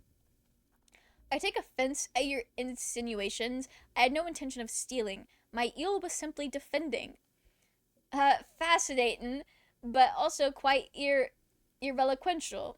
You have me shard, eh? Did I give it to ya? No. Ergo, you filched it. Now quit jabbering and name your price. I have things to do, places to be. Diversity win, the eel is non-binary. Dear, every character in this game is non-binary. Every single one. You will not apologize for attacking us? Trespass on me, serf. Make off with me and valuables, then demand apologies? The gall! Just be glad I ain't snapping ya in half. The eel growls, brandishing their teeth. Now, Ermit the Wise is in a charitable mood this fine day. You keep that mongrel of yours a bay, and we deal, savvy? I give the eel a subtle bob of my everything. I had no way of knowing this was your territory. We only just... Clickety-blag, flim-flam, it's all I hear when you talk. My chest swells with a prickling heat. I ball my tendrils into tight curls and begin counting in my head, waiting for it to subside. Until I trust myself to speak without profanity. I shall not sink to their level. Not the British... It's a pirate! It's pirate talk, Overlord. Gonna go get some sleep. Have a great rest of your night. Thanks for coming to hang out, J-Train. We also should probably wrap up soon. But I hope you have a wonderful sleep. Provoking them is proving futile, and so is explaining. Perhaps I might try pleading and appealing to their obvious self-importance. I apologize, truly, for intruding, Hermit the Wise. More like Hermit the Brute. Not Hermit the Brute.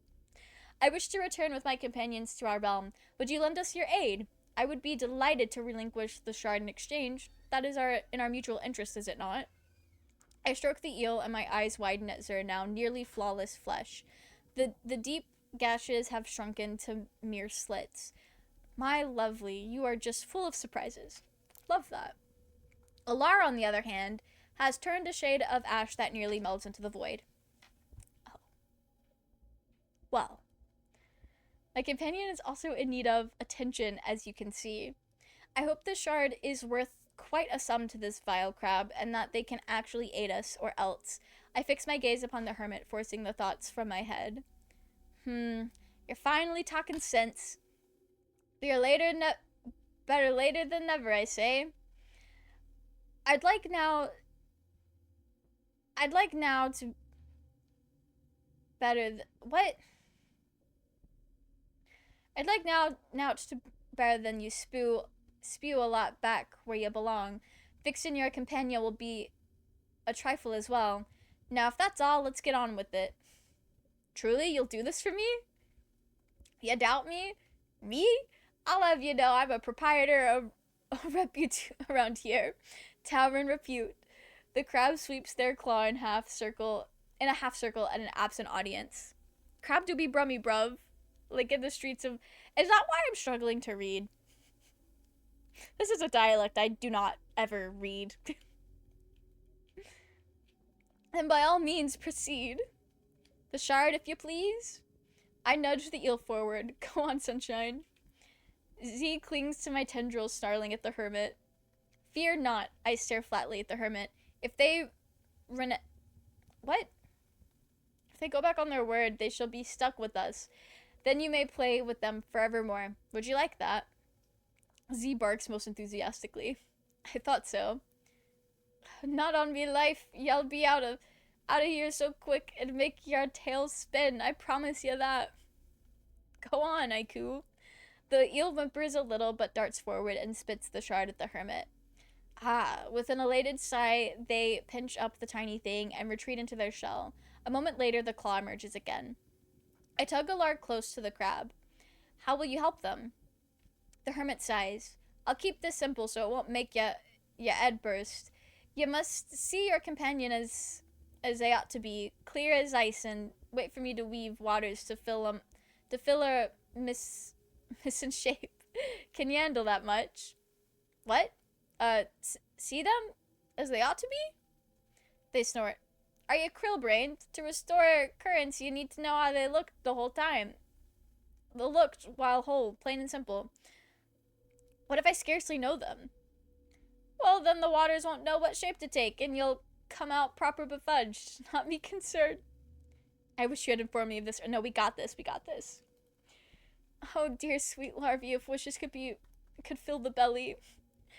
Very well, shape and waters. I close my eyes. Fragments of Alar contort like reflections upon a pond under downpour. I focus on one, willing it to stay put. Syllables and scents radiate from it, filling my senses. Moments shared, jest exchanged, hardships endured. Is that how they truly were? It seems hardly sufficient to condense a person to merely this. You ready? The hermit drafts a pattern of graceful curves around Alar. Yes, I nod severely. They complete the pattern with a flourish and tap Alar's center. A deep hum radiates from them, stirring me to my core. O child of Sruthril, from whose scale came thy vessel, let these waters flow into thee, by the heart's sight be made whole. Alar shines with greater luster following each word, until liquid rings radiate around them and melt into the surrounding curves. As the last 30-syllable resounds, an incandescent flash wipes away every grain of the darkness around us. In its wake, Alar and the pattern enclosing them have fused into a seamless whole. I say, larvae. It is done? They are healed? You can't discern it for yourself, can you? It's not exactly my area of expertise. I peer closer at Alar. Their colors have improved. I give them a hopeful prod. Their only response is a faint shimmer. It'll come around just as soon as you set flippers on the shallows again. They shudder. Not a moment too soon. Come along, let's find you a port. And with the thrust of their claw, they launch upward and trail the shell scum in their wake. Lovecraftian mumbo jumbo. Mumbo jumbo, you say?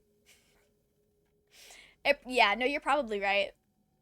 As we ascend, a teal glimmer spreads above us, faint rays of light piercing the gloom. The hermit swims to and fro until they come to a stop. Aha! I can discern nothing of interest about that particular spot of water. Is this it? A port?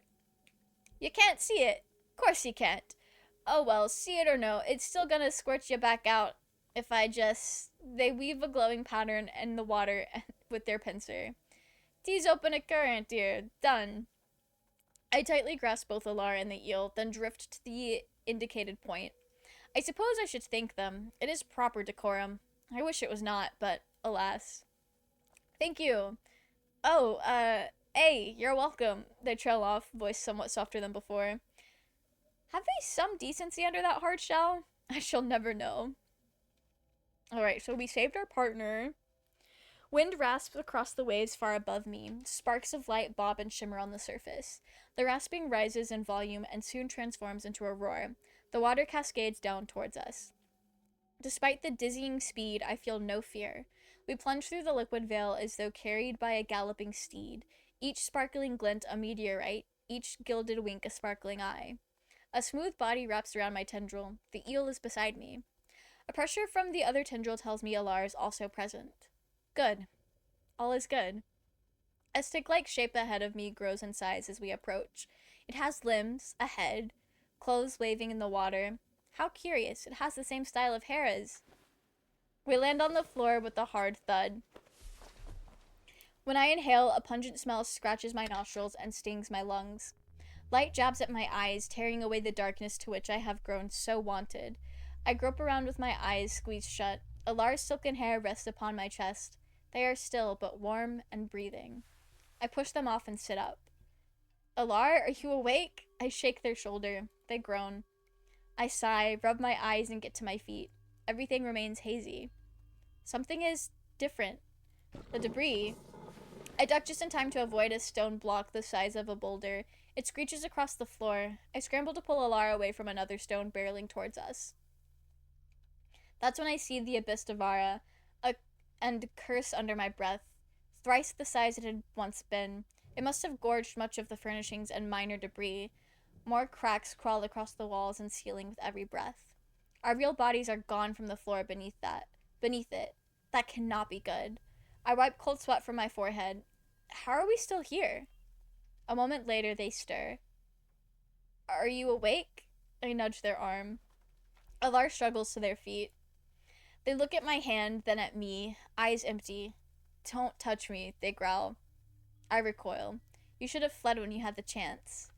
Eyes wide, they glance to the side at something. The light around us dims. I follow their gaze but see nothing of note. I wince as I look back at them, meeting their cold glare. The mantra. Give it to me. Well, alright. Something in their demeanor warns me against non-compliance. The mantra. Defarna, do I even still carry it? I reach into my sleeve, hands shaking. There it is. I extract the piece of paper and drop it into Alar's waiting palm. I need you to think carefully before you answer me. Where in this tower might I find a store of waters?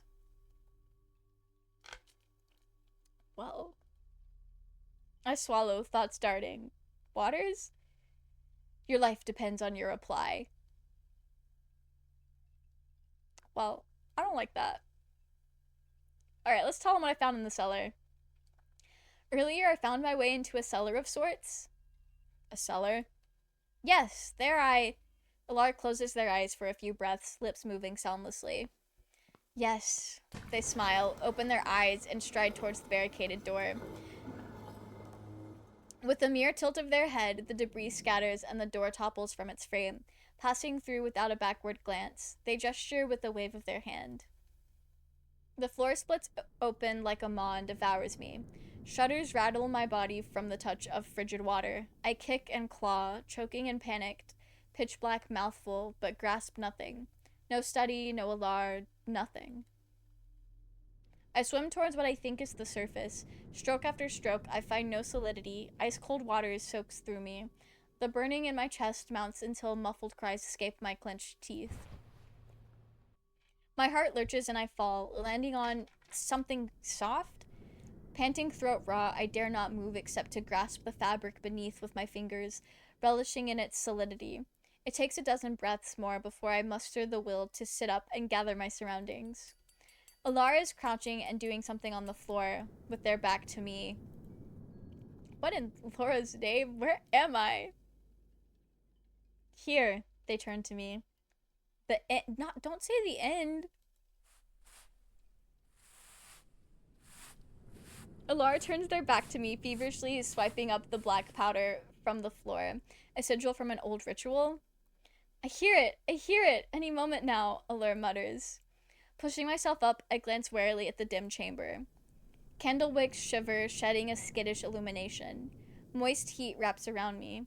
The air shimmers and wavers, laden with a heavy, thorough scent. What a mess. It's even more disheveled than the study. Lara's between me and the door, no way out. Tools are scattered around them, a metal cylinder, the copies of the sigil and mantra, and the bloodletter, whose subdued whisperings rakes at my ears. The windows behind me seem solid and airtight, no way out. Thinking of running away, a little late for that. Quiet, let me think. Huh? Alara whips around and squints at me. I shake my head tersely. I did not say aught. They grunt and snap their gaze to my right, holding it there. I follow their eyes but see nothing. What are they looking at? What ails them? I think this is probably the best place we're gonna get. The best place we're gonna get. To kind of like wrap up for now. I'm kind of tired of reading. I'm so confused, but also I think I'm piecing it together. I don't know if you guys are enjoying this, but I'm enjoying it. But I think this is where we're gonna leave it. Next time when you die, instead of bringing the French douche back to life, leave their stupid dimming soul in the dark abyss to be eaten. Why have we decided that they're French? Why are they French? Yeah, we'll return to the main menu. We'll close it. I don't understand why they're French. That is why you keep getting auto-modded though, because you're calling them Frenchy. Which I guess is not a good thing to say. I really don't know. I'm both confused and intrigued. I'm having a great time. I really like it. I like the world. I like the writing. I'm having the best time. Unfortunately, we are gonna have to end things there for tonight. Who did we raid Tuesday? Did we raid June on Tuesday? Why are they French? I don't know why they're French, Zenith. Overlords just made that up. They're like vaguely European in the sense that like a lot of fantasy is vaguely European. That's the vibe I get. Finding out it's more Lovecraftian, I began to love it. Nice. I'm glad. I'm glad. I'm having the best time. Anyway, that is it for me. I'm not streaming on Saturday because I'm gonna be at the Ren Fair. So, sorry. But next time I see you guys will be Dragon Age Tuesdays. And we'll probably pick this up where we left off next Thursday and see how far we get. Thanks for having us. Thanks for coming and going on this visual novel journey with me. There's no end in sight, I fear. I really like playing visual novels, and I think they're fun to stream. Have a wonderful night. You guys also have a wonderful night. I'm trying to decide who to raid, and I'm not going to tell you who it is, but your game choices are Persona 3 or Minecraft. So what's the vibe that y'all are feeling tonight? I think both of them will be live for at least a little while longer.